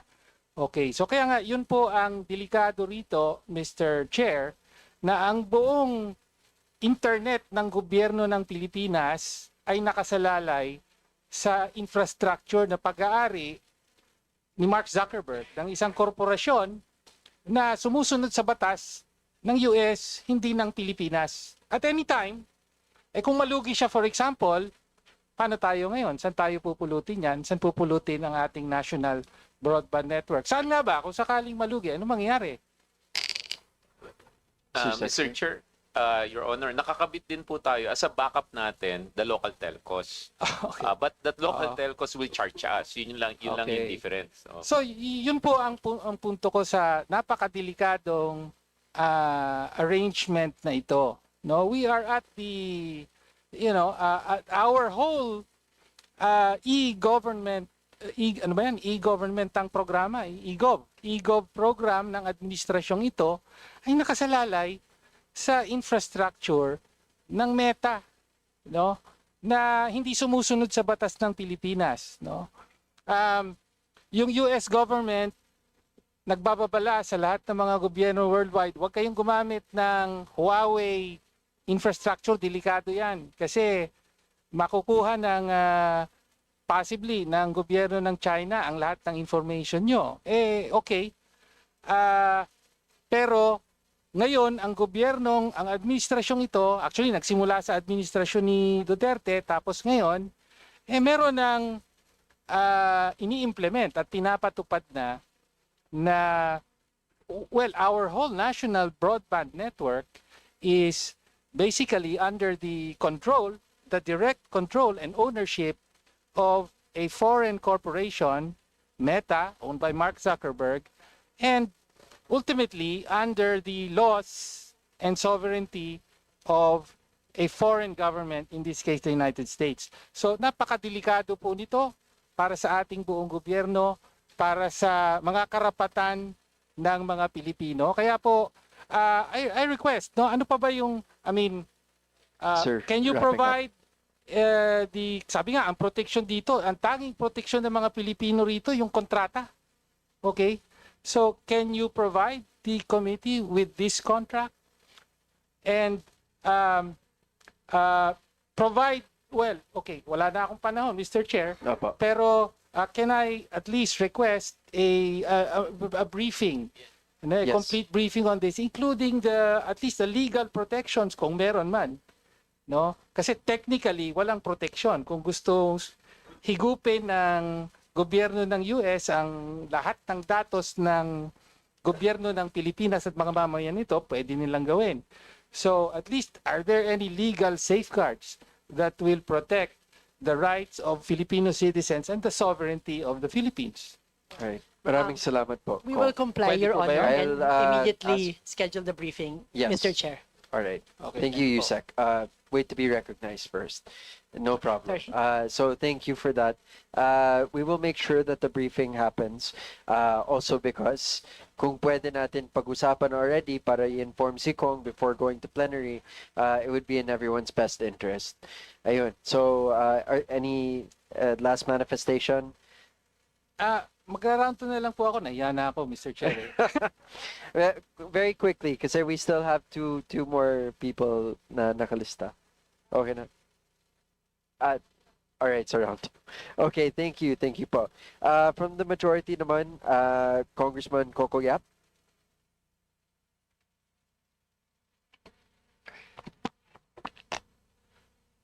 Thank you, Mr. Chair. To our madjong gabi sa atong DICT families, our fellow colleagues, madjong gabi. My question here is on cybersecurity. Ano po bang steps na ginagawa ng DICT para ma-regulate yung harmful and misleading posts on social media, which I am also a victim of, nang hindi naman maapektuhan yung freedom of speech? With the permission of the chair. Recognize, yes. Thank you, Mr. Chair. Kami ho sa DICT at sa CICC po, makikipag-partner ho, gaya ng sinabi natin kanina, sa mga social media platforms para ho magkaroon ng mabilis na proseso ho ng pag-take down ng mga harmful posts. Especially ho, pagdating ho sa deepfakes, gaya ho ng sinabi ng ating butihing kalihim kanina, ang nagiging problema ho natin is yung mga context-based fake news po. Kaya po ho sana, dumudulog tayo sa ating mga mambabatas para magkaroon na ho ng batas na magde-define ho sana sa fake news na lagi hong binabandera ng mga social media platforms na to na may kakulangan ho sa batas kaya hindi nila ma-take down yung mga context-based fake news po. Thank you, Mr. Chair. Siguro naman wala namang lahat naman siguro ng lawmakers na nandito ngayon na sumusuporta sa kasi halos lahat kami biktima ng fake news, no? So I think you need just to solicit our endorsement and our sa lahat ng mga congressman para naman matulungan namin kayo. At the same time, matulungan din kami, no? Na isa rin kami sa mga biktima. Another question, Mr. Chair, regarding naman to sa I heard na may pinopropose kayo na AI, no? Meron bang pondo AI system na that automatically screen fake news, deep fakes, and harmful materials on social medias and other public media platform? Again, with the permission of the chair. Sa totoo ho, yes, may pinoproposo kami na AI-based web crawler ho, lalo na doon sa mga social media platforms para automatically ho, madidetect natin yung mga fake news na to. Sa kasamaan palad, gaya ho ng binanggit ng ating buting mambabatas, wala ho pong nakalaan na pondo para dito because ngayon na ho lang natin pinopropose at nahuli na ho sa budget call yung proposal natin for a web-based crawler na AI-driven para makapag-detect ho ng fake news po. Thank you, Mr. Chair. So, sa kabila naman na na hindi nasali yung proposal niyo diyan, we will lobby for it kasi may time pa naman. Maybe from our end, no, as a Vice Chair for Appropriation at saka sa mga kasama ko, siguro we will push for it na malagyan ng pondo itong programa niyong ito. Maraming salamat po, Mr. Chair, Mr. Vice Chair. Malaki ho magagawa nito, hindi lang ho sa pagsugpo ng fake news, pati ho sa pagsugpo ng iba't ibang online harms po. Gaya ng scams, gaya ho ng violations ng usaik-sisain po, tsaka pornography po. Maraming salamat po, Mr. Vice Chair. Thank you, Mr. Chair. Isa pa yung I would like to ask also from DICT, yung sitwasyon ng National Broadband Program nyo. I heard kanina during Honorable Congressman Rodriguez, no, na nasa palo na yung broadband program nyo. Mayroon na ba kayong timeline? Sabi nila kanina na this is going to Sambuanga, no? Yung program na to. Meron na bang timeline na nakikita natin when it will come to my province? Then kami kasi yung last na province going to Mindanao, Mr. Chair. With permission of the chair, Your Honor, as mentioned po kanina, ang ginagawa po natin ay yung pong phases 4 and 5 of the National Fiber Backbone. Actually, natapos po kasi natin yung phases 2 and 3. And ngayon po, ibababa na po natin sa buong Mindanao. Actually, hindi naman yung sa backbone side po, mako-cover na po natin yung buong Mindanao. So, Eastern, Northern, and Southern Mindanao. Kasama po hanggang sa may Zamboanga po. Timeline po. Ang guidance po sa amin ay magawa po namin yon ng next year po, middle of next year po. Thank you, Mr. Chair. Mr. Chair, this representation po is for the approval and kung pwede, madagdagan yung budget, especially yung sinasabi namin na yung AI system na pinopropose nyo po. And for the increase of the budget, mabuhay po ang DICT. Keep up the good work. Daghang salamat ug maayong gabi natong tanan. Maraming salamat po, Kong Coco Yap. Ang susunod po ay Kong Hernandez. Sir, you're recognized. Maraming salamat, Chair. Magandang gabi po sa DICT family.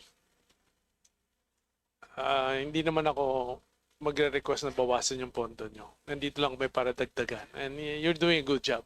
So dito lang ako sa cybercrime. Kanina narinig ko na you need a legislation to be able to classify whether they define what's fake news. Pero siyempre that doesn't stop us from what's happening. I mean, preventing this right now kasi meron tayong cyber libel. Meron tayong libel. 'Di ba? So, ibig sabihin, kailangan lang maraman ng taong bayan. I don't know if you do your own information dissemination kasi medyo very relevant kayo ngayon. Marami pa kasing hindi alam saan pupunta pagdating dito sa, siyempre sometimes shocking, di ba? Bigla mo lang makikita, nandun ka na, kumakalat na. So siguro dapat malaking tulong kung merong information dissemination that DICT na meron kayong division na nag-address nito. And siyempre, yung inyong coordination with PNP and NBI, let's say, nag-complain po ako sa inyo. At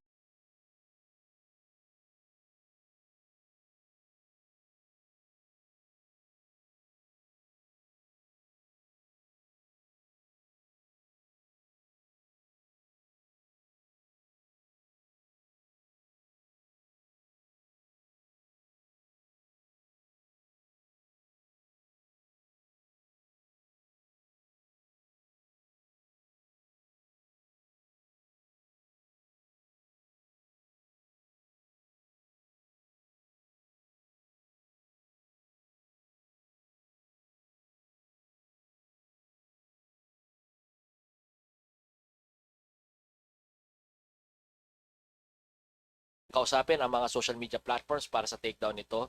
Pagdating naman sa mga web-based na mga malisyosong pagpo-post po, pwede ho namin siyang i-takedown yung mismong web page po na gumagawa nito.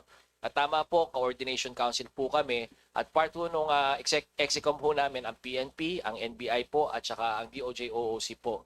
So headed po ito ng ating butihing kalihim ng ICT, Secretary Henry Aguda. At ilang beses na rin po tayo nagmi-meet.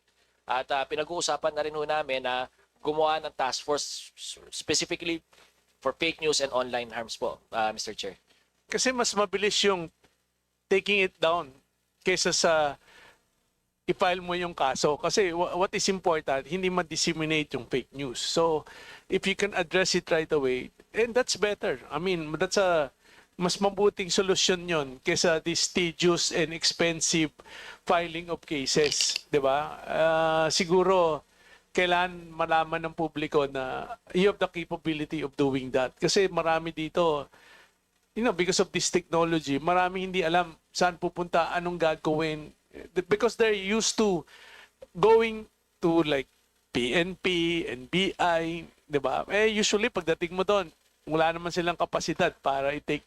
Ang mas importante, talagang matanggal at hindi maikalat. So, Mr. Chair, siguro to Secretary Aguda na kailangan po natin mag-communicate sa publiko na if you're in that situation, meron kang tatakbuhan.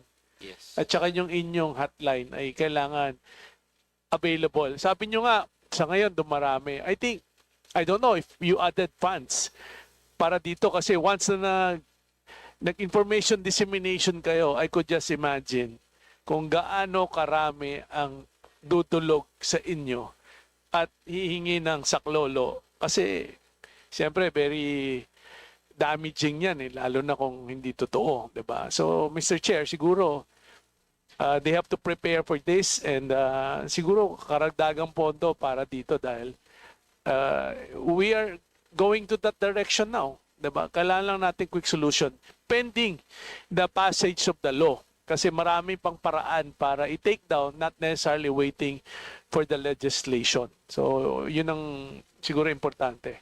On pangalawang tanong po, I think I sent a letter regarding my district, no, yung sa libreng wifi, especially sa schools. Kung na lang po, take a look at the letter and get back to me na lang po kung ano po yung pwedeng gawin at para mapabilis because I'm from Soc-Sarjan area. And Coronadal City, which is the seat of the Soc-Sarjan area, kami po yung regional seat. So, siyempre mas importante yung regional seat makover yung area ko para at least sabihin natin na talagang mabilis at saka talagang you're doing pinapabilisan niyo yung mandato ninyo na makover natin lahat. So napaka-importante po yun. So yun lang po, Secretary to the ICT family. Isa po ako sa susuporta sa karagdagang pondo ninyo and napaka-relevant niyo po ngayon at kailangan talagang patibayin at dagdagan yung pondo para you can really serve your mandate. So maraming salamat at magandang gabi po sa inyong lahat. Yusek Pei, you're recognized. Thank you, Mr. Chair. Kong, we did receive your letter, and as we have, I guess our regional director has already committed to you. We will be connecting the schools, the DepEd schools that we've identified in your districts. Maraming salamat po. Maraming salamat po. Padadagdagan po natin yung pondo nyo ulit. Maraming salamat po and thank you Vice Chair Kong Hernandez. Ang susunod, this is already our second round. If we could go through the questions a little quickly. Kawawa naman si Sec. Repco, you are recognized for your second round. Ayan, thank you very much, Chair. And sige, mabilis na lang para makakain na tayo. Sige. Maraming nagtanong tungkol sa fake news, ganyan. Baka po pwedeng ma-describe ng DICT yung kanilang precise legal mandate to act on disinformation or misinformation. Tapos pwede pong ma-distinguish kung meron po bang efforts on education and research, on digital literacy, no? Or meron din ba on takedown efforts, if any? With the permission of the chair again. Yes, you're recognized. Thank you, Mr. Chair. Ma'am, we are anchored upon the provisions of 10175 or the Cybercrime Prevention Act of 2012. Medyo outdated na nga ako. At tama ho kayo, ang mandato ho namin dito sa batas na ito ay protektahan ang ating mga kababayan laban sa lahat ng uri ng online harms po. Kasama na po ang mapanirang epekto ho ng misinformation at disinformation.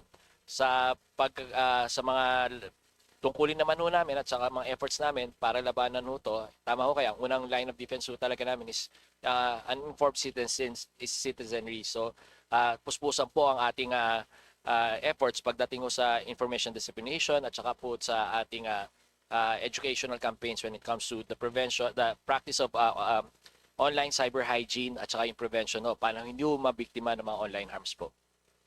And tama po ba, meron pong specific budget, may budget equivalent line items po sa funding ng education, research, platform liability?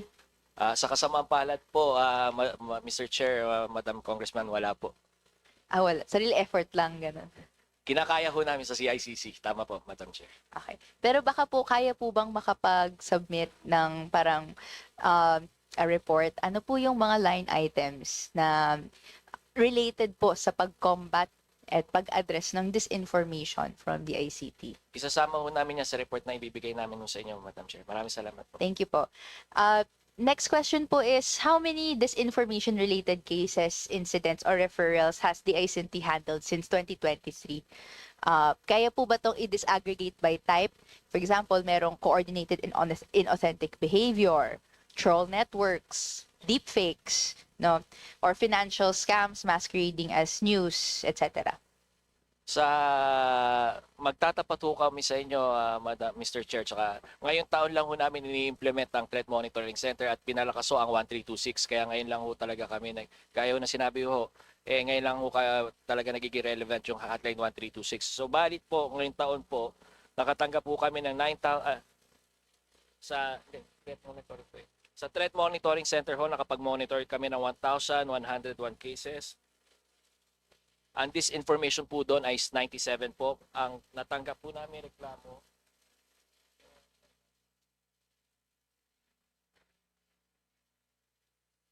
pagdating ho sa mga reklamo is 9,570 cases. At ang misinformation ho dito ay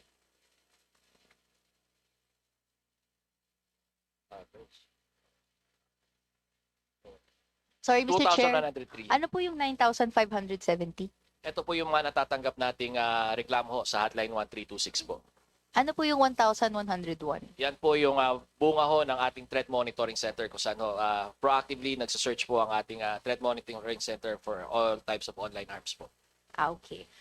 Can the committee be furnished a report nito? Baka kaya po bang i-disaggregate by type? Kung may internal classification system kayo, bot network ba to, financial scam ba to, Meron po. inauthentic or behavior, ganun po. Meron po at isusumite ho namin sa committee ito. Okay, thank you po, Mr. Chair. Maraming salamat po. May tanong pong next, ano pong due process and appeal mechanisms ang nag-exist for users na may content and accounts flagged through the ICT engagement na fake news pero hindi naman pala, ganyan. And meron po ba tayong number ng appeals filed, if any? Sa ngayon po, pag magpa-flag po kami at nagre-request po tayo do sa ating mga social media platforms po, sila po yung nag-determine po if it's fake news or not. It's really up to the platforms. Gaya ho ng binabanggit natin kanina, mas mabilis po pag deepfakes kasi tech-based po Pero yung mga context-based fake news po, sila po yung nagde-determine. At ibabangga ho nila to do sa kanilang community standards. So yung appeal process po nasa mga social media platforms din po, Madam Chair.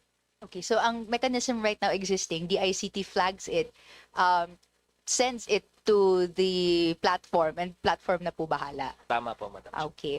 Siguro we're raising these because here and other parts of the world, no, merong mga truth, may authentic information that is, spam fina-flag as disinformation to silence or censor the truth. So gusto po naming malaman ano pong mga mekanismo yung meron yung DICT para ma-avoid po ito. As it stands po, medyo hinahayaan natin yung platforms to deal. Pero baka po ma-enlighten nyo kami, meron po ba as it stands? As it stands po, gaya ng binanggit natin, tumatanggap po tayo ng mga reklamo, whether it's fake news or not, tapos pina-flag natin. At tumatanggap din po tayo ng mga reklamo, kung meron man pong reklamo na na-flag wrongfully yung mga accounts nila para makapag-deal din po tayo. Ginagamit po natin yung green lane natin po dito tsaka partnership po natin sa mga social media platforms po. Okay. Thank you, Mr. Chair. May safeguards po ba to ensure that the ICT's efforts or yung action na iti-take ng social media platform do not suppress lawful criticism, journalistic work, or even satire? Right now po, nakabase ho tayo do sa, again, pag fake news po, pag talagang binabangga ho natin to do sa source of truth po. Pag halimbawa, yung binabanggit natin kanina, merong apparent memo, tinatanong ho natin yung mismong ahensya kung may memo talaga. Pag wala ho, binabato ho natin doon natin binabato ngayon sa mga social media platforms. Pero pag wala hong ebidensya, hindi ho natin talaga, or wala tayong pinagbabangga ang source of truth, hindi ho talaga natin pino-forward sa social media platforms. Except for cases, halimbawa, ang isang tao, siya mismo yung may slander, may misinformation, siya yung lalapit ho mismo sa amin sa CICC, saka ho namin pino-forward sa social media platform using the testimony of that person as the source of truth po, Mr. Chair. At so, paano po you shared an instance na ang source of truth ay galing sa government din. Tatanong nyo sa agency if may ganito. May nag-share. Paano po kung hindi sa government yung source of truth? Paano po natin na-ensure or natatanong ano yung truth? Is it done internally through DICT alone? Ano pong department or committee yung nag-establish nito? Mr. Chair, hindi ho kami nag-determine yan. Gaya yun ang binabanggit natin kanina, pag yung mismong tao na subject ho ng slander or na misinformation, siya yung nagreklamo sa atin, yung testimony niya ho ang ginagamit natin as the source of truth po, Mr. Chair. Pero paano po kung yung report na yon, so we take that report as a source of truth. Hindi po natin na-check or naka-counter-check or kung ano man? Validated yung, again, kailangan yung mismong na-slander ho ang request sa amin for takedown kasi yung testimony ang nyo mismo ang gagamitin natin as source of truth. Other than that, wala ko kaming tinatanggap na request from third parties para for takedowns po, Madam Chair. Okay. Siguro we can have this discussion on a different date na lang, pero ang gusto po nating ma-ensure is not a single peso is spent on fact-checking legitimate dissent against government policies in keeping with the constitutional guarantee for free speech and the people's right to information on matters of public concern. And so, to conclude na lang po, Mr. Chair, and this wraps up my line of questioning, the people's right to credible connectivity, children's safety online, and people's digital rights na for this representation, it's non-negotiable po. Pinapakita ng ulat po nito kung bakit kailangan pa ng mas malalim na pagbubusisi sa pagpapatupad ng mga mahalagang batas para sa kabataan. And so, kailangan po sa sapat na pondo, baka ma-increase pa in the coming days, kailangan po nating makita talaga yung tamang pagbabatayan nito. That's all for now. Thank you very much, Mr. Chair. Maraming salamat po. Okay, so ang susunod na magtatanong for the last time in the second round, Rep. Tino, you have the floor. Thank you, Chair. Yung next set of questions ko po ay sa National Privacy Commission. Okay. Nakatanggap po kami ng isang kopya ng memorandum from DepEd, Office of the Undersecretary for Learning Systems. This is dated August 19, 2025, signed by Assistant Secretary Jerome T. Buenviaje, Officer in Charge, Office of the Undersecretary for Learning Systems. Sabi po dito, let me just read. In line with the implementation of Executive Order Number 70, which institutionalizes a whole-of-nation approach to address the root causes of insurgency, the National Task Force to End Local Communist Armed Conflict, NTF-ELCAC, continues to evaluate the programs, activities, and projects of government agencies that serve geographically isolated and conflict-affected areas and disadvantaged areas. As part of its support to the NTF-ELCAC initiatives, the Department of Education, through the Bureau of Alternative Education, will conduct data collection to ensure the accurate profiling and provision of appropriate interventions for learners in the alternative learning systems, ALS. In this regard, select regions and divisions ALS focal persons with the support of ALS implementors are requested to verify the list of ALS enrollees residing in the quote cleared barangays as identified by the NTF-ELCAC. The verification process aims to 1. Validate ALS enrollment records, etc. 2. Cross-reference these validated records with the official list of cleared barangays provided by the NTF-ELCAC. And 3. Submit a consolidated and validated report identifying ALS learners who reside in or are enrolled from the NTF-ELCAC identified cleared barangays. Okay? So, tapos pinasasubmit on or before September 1, 2025. So, as part of the attachments, meron pong form, no, which requires the regional offices to provide the names of ALS learners, their sex, their age, the ALS program enrolled, and the barangay. Okay? And then further attached are a list of 780 so-called cleared barangays provided by the NTF-ELCAC. So ito po ang concern natin. Essentially, ayon sa DepEd, hinihingi ng NTF-ELCAC ang kompletong listahan ng mga nag-enroll sa ALS ng DepEd sa 780 cleared barangays. No? Ibig sabihin, mga estudyante ito. Mostly, siguro, marami dyan, mga minor de edad. Okay. Of course, tayo may concern po. Bakit inihingi ng NTF-ELCAC kung minomonitor nila ang so-called effectivity ng mga programs ng gobyerno, including the ALPS program of DepEd, bakit hinihingi pa po nila yung pangalan hanggang sa essentially address saan nakatira yung mga estudyanteng ito. I raise this because, of course, of the context of red tagging, no, na matagal na pong ginagawa at pangunahing nagtutulak niyan ay ang NTF-ELCAC. No? Sa kabila po, na meron tayong recent Supreme Court decision, De Duro versus Binoya, which recognized, among others, the dangers posed by red tagging. No? Danger to life, security, etc. of Filipinos. No? So kaya po, tanong ko, alam na po ba ito ng National Privacy Commission at meron po bang posisyon ang National Privacy Commission dito? Pwede po bang marinig? Chair, permission to speak. You're recognized. Thank you. Good evening po, Congressman Tino po. Thank you for giving us that information. Honestly po, sir, kung wala po kaming na-receive na communications regarding that. As I mentioned earlier, the primary mandate of the National Privacy Commission is the protection of the privacy of every Filipino. Now, under the Data Privacy Act of 2012, there are criteria for lawful processing of personal and sensitive personal information po.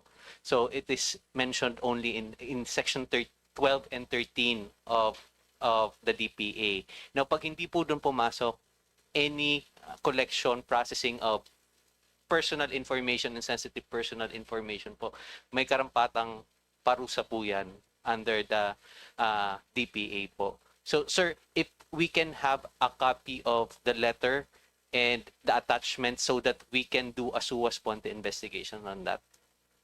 Yes, you may have a copy. Bibigyan po natin. Ano po yung gagawin nyo? SUA Sponte investigation. Hindi ko alam yan. Sua sponte investigation is the power of the NPC to conduct on its own initiative an investigation to check whether there is a violation of the Data Privacy Act of 2012. Okay. Well, personally, tingin ko po, sobra at labis-labis ang hinihingi ng NTF-ELCAC at mukhang ibibigay pa yata ng DepEd, which is, in order to evaluate the effectivity of programs, why do they need the detailed personal information of all the students? Pwede namang, okay, sa barangay na ito, merong X number of graduates.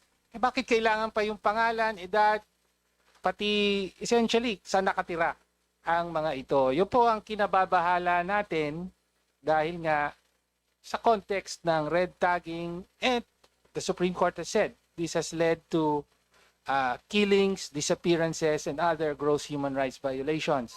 So, would you care to comment on that? Of course, Congressman, we will conduct a thorough investigation. Okay. But of course, in the process of the thorough investigation, we will also give the other party the right Okay. to answer by virtue of the due process. And also, Kong, we will also coordinate with your office so that Thank we you. will be able to substantiate the allegations po. Mr. Chair, nag-ring na po yung bell, pero I would just like to note that sometime in the past administration, Duterte administration, yung PNP po naglabas ng kautusan na mag-profile ng mga members ng Alliance of Concerned Teachers. So nagpunta yung mga pulis sa mga eskwelahan, tinatanong doon, sino ba ang miyembro ng ACT dito?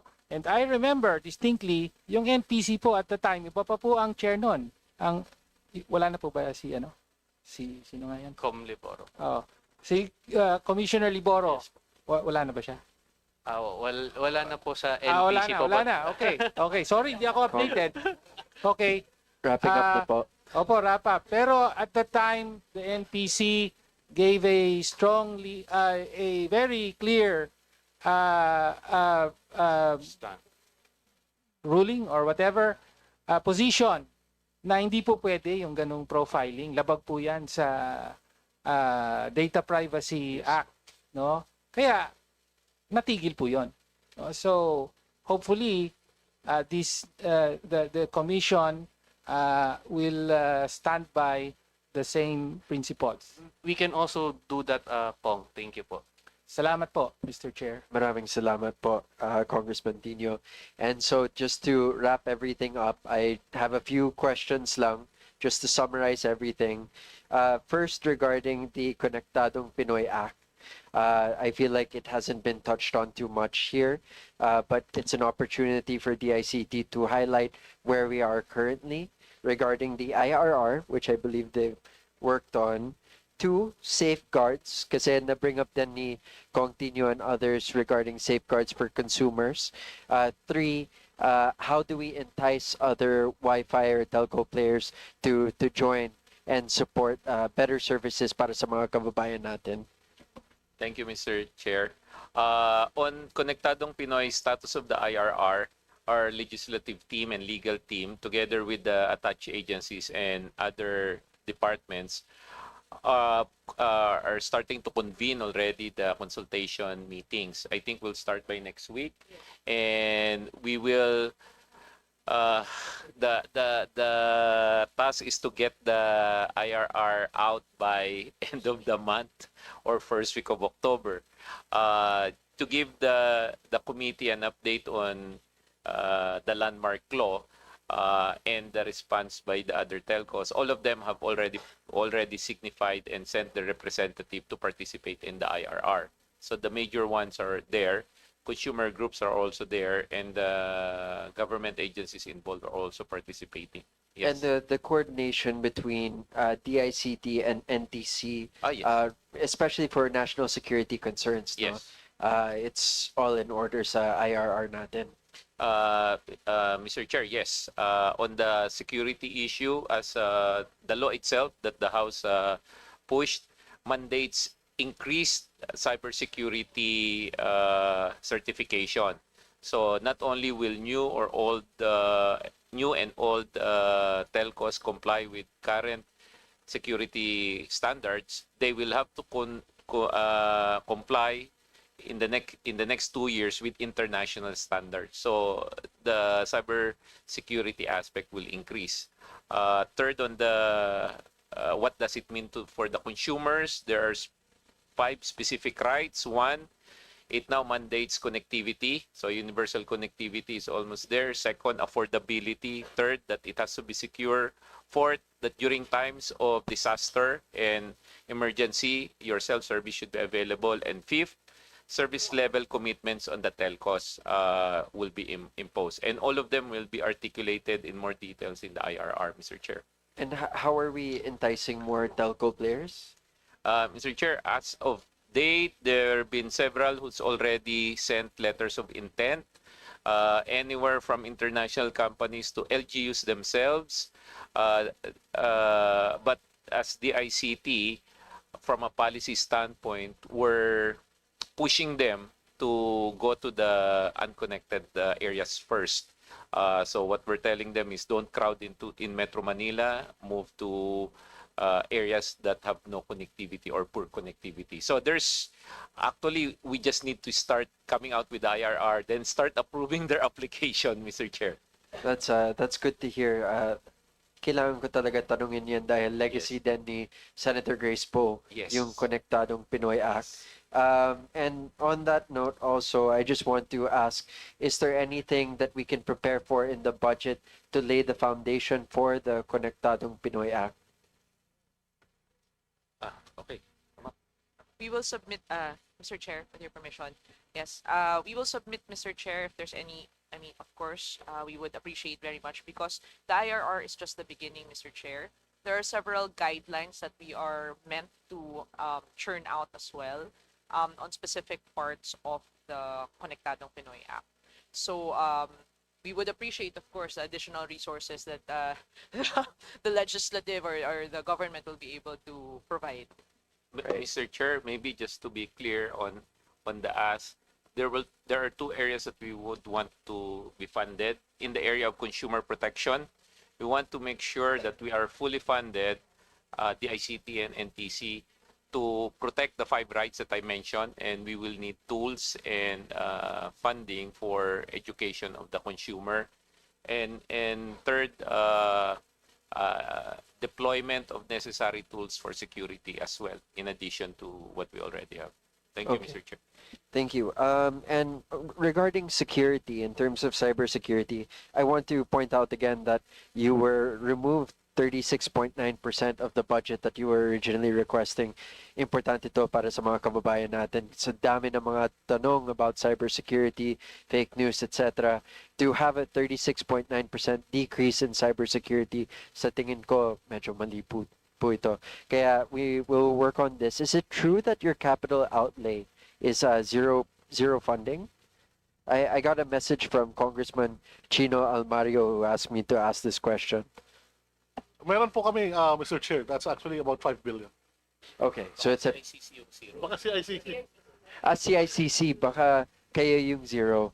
Misinformation po yan. So, sa CICC, zero yung capital outlay nyo?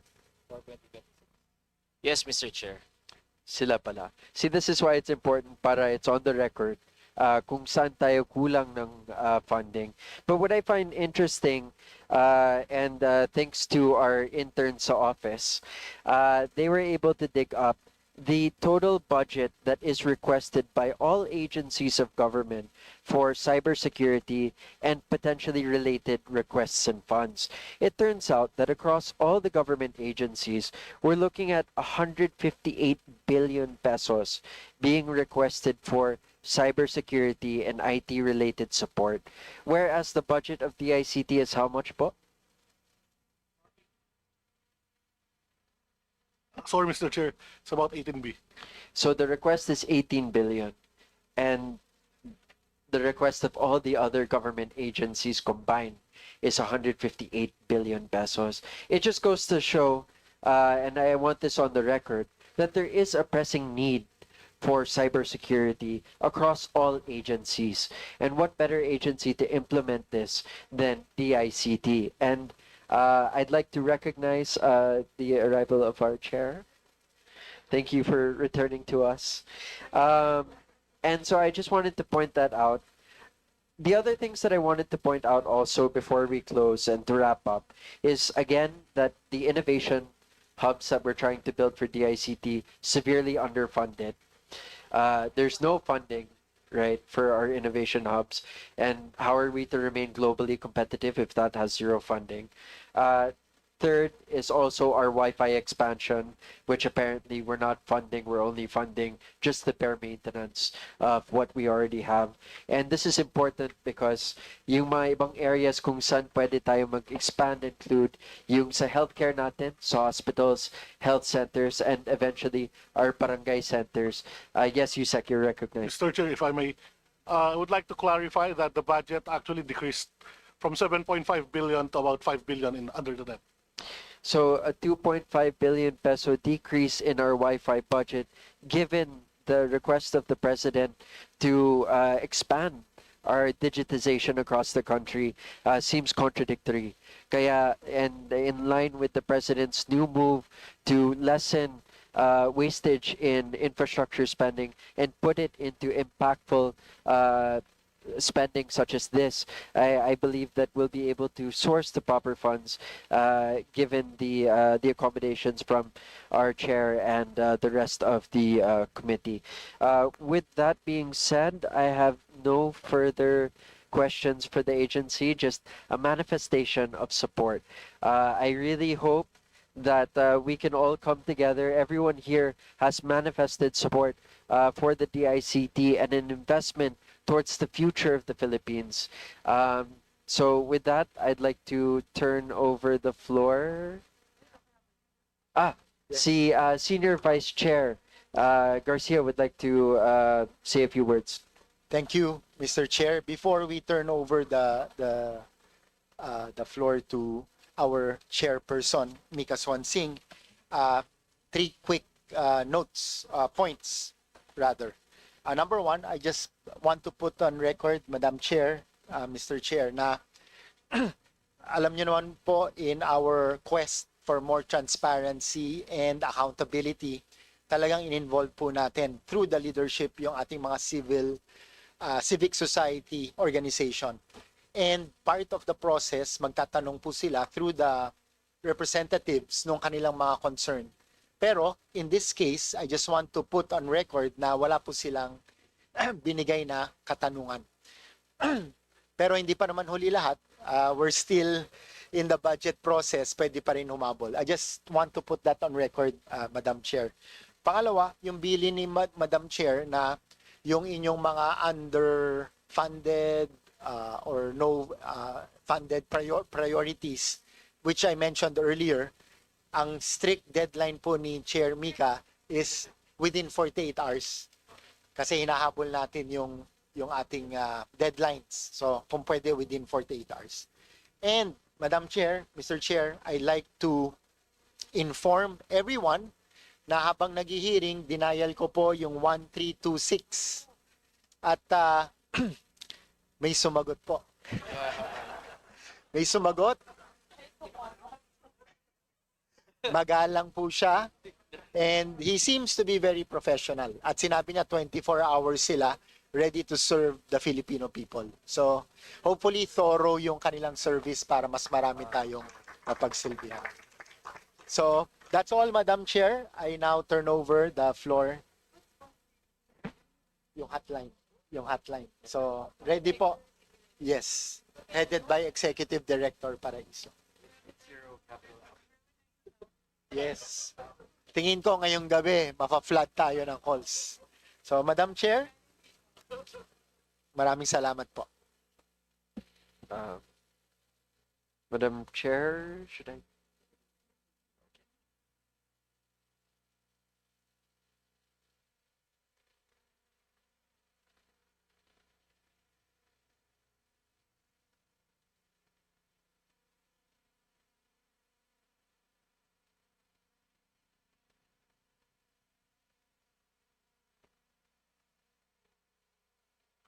Thank you very much to our Vice Chair who facilitated today's hearing, Vice Chair Brian Poe. Thank you very much.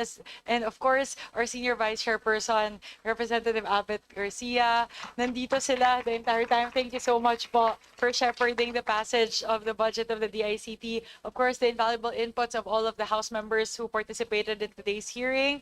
Ang dami naming natutunan. Even though I wasn't here pa, I was monitoring the entire time on screen. And ang dami ko po natutunan, particularly with regard to the cybersecurity initiatives, not just the current initiatives, but the needs. I think that's what's most prevalent in today's hearing.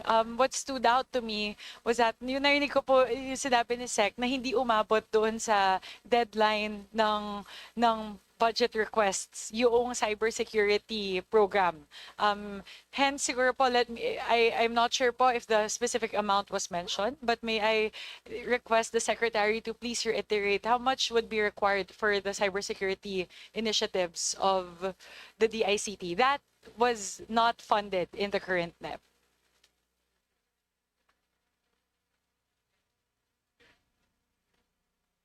Tier 2.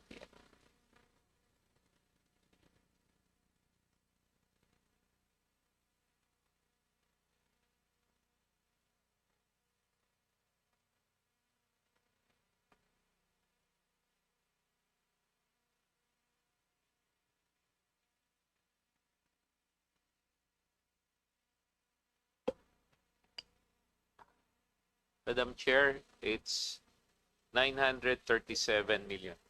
937 million. Almost a billion, Madam Chair. And all of those po, Sec, would need to be funded. Like, can it be a MICA?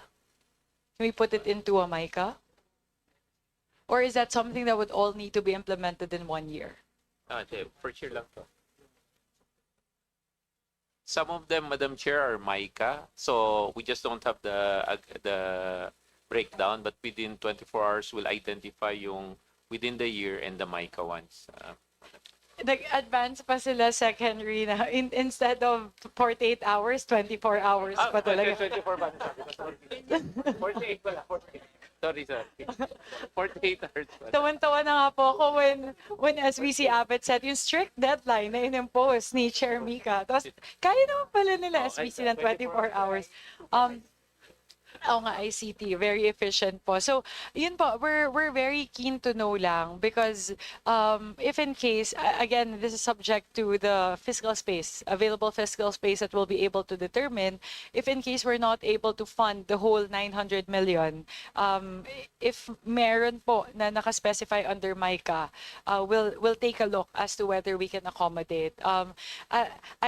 I'm very interested po in what SBC said. When he tried it out, it worked. So definitely, I know it's still in the initial stages of operations, and given the developments in AI and all the digital developments po, we really need to beef up our cybersecurity. Actually, several agencies have also raised it. For example, the DFA, one of their main requests as well is to fund their cybersecurity efforts, which is now, diba, it's really the hot topic because that's what's important now talaga, given the current development. So what we want on the part of the House is to be able to give the DICT the resources, the funding that you would need to ramp up your cybersecurity efforts. We laud the initial stages.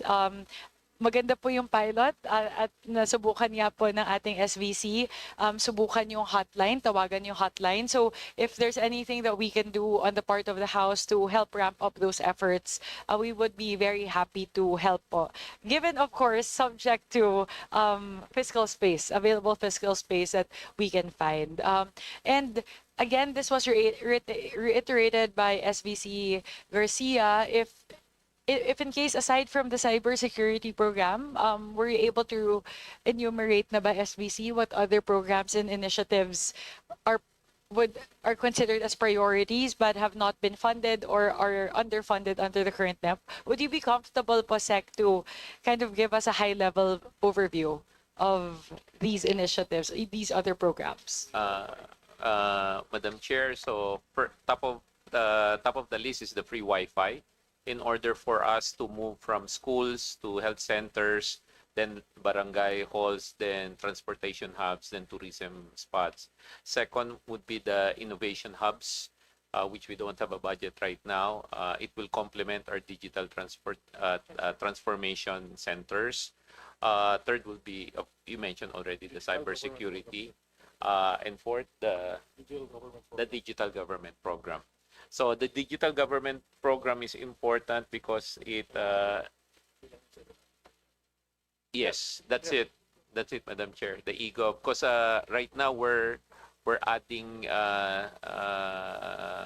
functions on the eGov app, almost 2 functions every month. So we just added ARTA, this week, where citizens can now talk to an ARTA AI and follow up on pending permits and what have you. So those four, Madam Chair.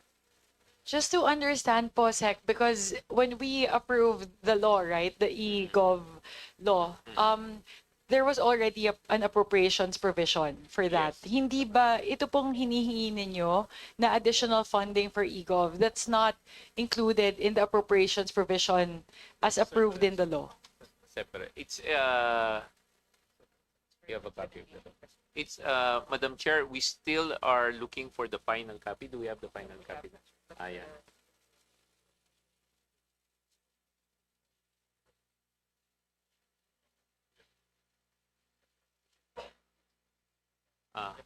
Iba yun. Madam Chair, the e-gov law mandates whole of government approach to all of the automation. So ours is a specific program on the e-gov app and other related systems. But we will harmonize it so that there are no duplication in terms of funding requests, Madam Chair. Madam Chair. Go ahead, Bob. Thank you, Sec. We very much appreciate that, just to make sure that whatever is being requested is not already accounted for in the appropriations provision of the law. But kung nagawa nyo na po yung reconciliation na yun, we'll be very happy to take into consideration the additional request for e-gov. Go ahead po, Vice Chair po. In relation to the e-gov, I believe there is also a concern about the sovereignty of data storage in relation to e-gov, in which we're trying to build data servers here in the Philippines to accommodate government data, so we don't have to outsource it to the cloud of other countries. I believe, correct me if I'm wrong, Mr. Secretary, but that budget is also underfunded this year. Yes, Madam Chair, Your Honor, yes, that's also underfunded. And this would be a national security risk should we continue to outsource all of this data. Yes, Madam Chair, Your Honor. How much funding are we lacking? Tier 2.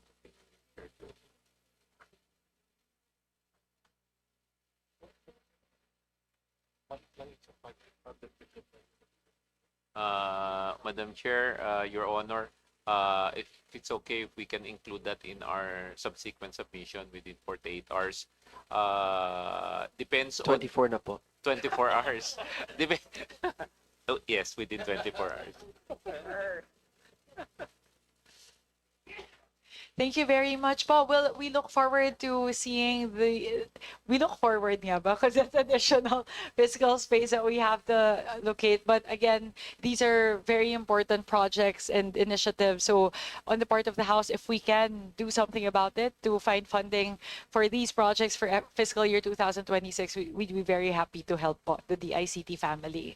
So, okay, after 5 hours of extensive committee deliberations, we started around 2:30, if I'm not mistaken. So yes, it's been 5 hours na po. And the questions that were fielded by the ICT, that were thrown by the members of the committee, were very insightful actually. As I was monitoring, natutuwa ako kasi halos lahat po ng major programs ng DICT talagang nahimay po natin ngayong araw. And we also thank our partners in the civil society organizations for participating and giving their thoughts on today's hearings and proceedings. So with that, given that there are no other member who wishes to interpolate the DICT, may I solicit a motion from the body? Yes, Madam Chair. Yes, no less than our SVC, Albert Garcia. As you said, we've been here for more than 5 hours. Time check, it's now 7:35, and it was a very productive afternoon. We thank our members and especially the Secretary and the whole DICT family. Having said that, Madam Chair, I move that we terminate the budget hearing on the proposed budget of the Department of Information and Communications Technology, including its attached agencies. I so move, Madam Chair. Any second? Second. The motion, is there a second po? A second and a third if you need it. Papalakpak din. Wait lang. A few more seconds. It has been moved and seconded. The motion is carried. The budget hearing on the proposed budget of the Department of Information and Communications Technology for fiscal year 2026 is hereby terminated. Thank you very much po. Thank you very much to our Honorable Secretary, Secretary Henry Aguda, to our Undersecretaries, Assistant Secretaries, and to all of the officials of the ICT present here today. Of course, to the members of the Committee on Appropriations, to Vice Chair Brian Poe, SVC Abbott Garcia, thank you very much for shepherding today's hearing. Maraming salamat Chair, po. May I solicit another One motion? final motion, Madam Chair. Yes, SVC Garcia. May I move that we suspend hearing and resume tomorrow, September 12, 2025 at 9 a.m. I so move, Madam Chair.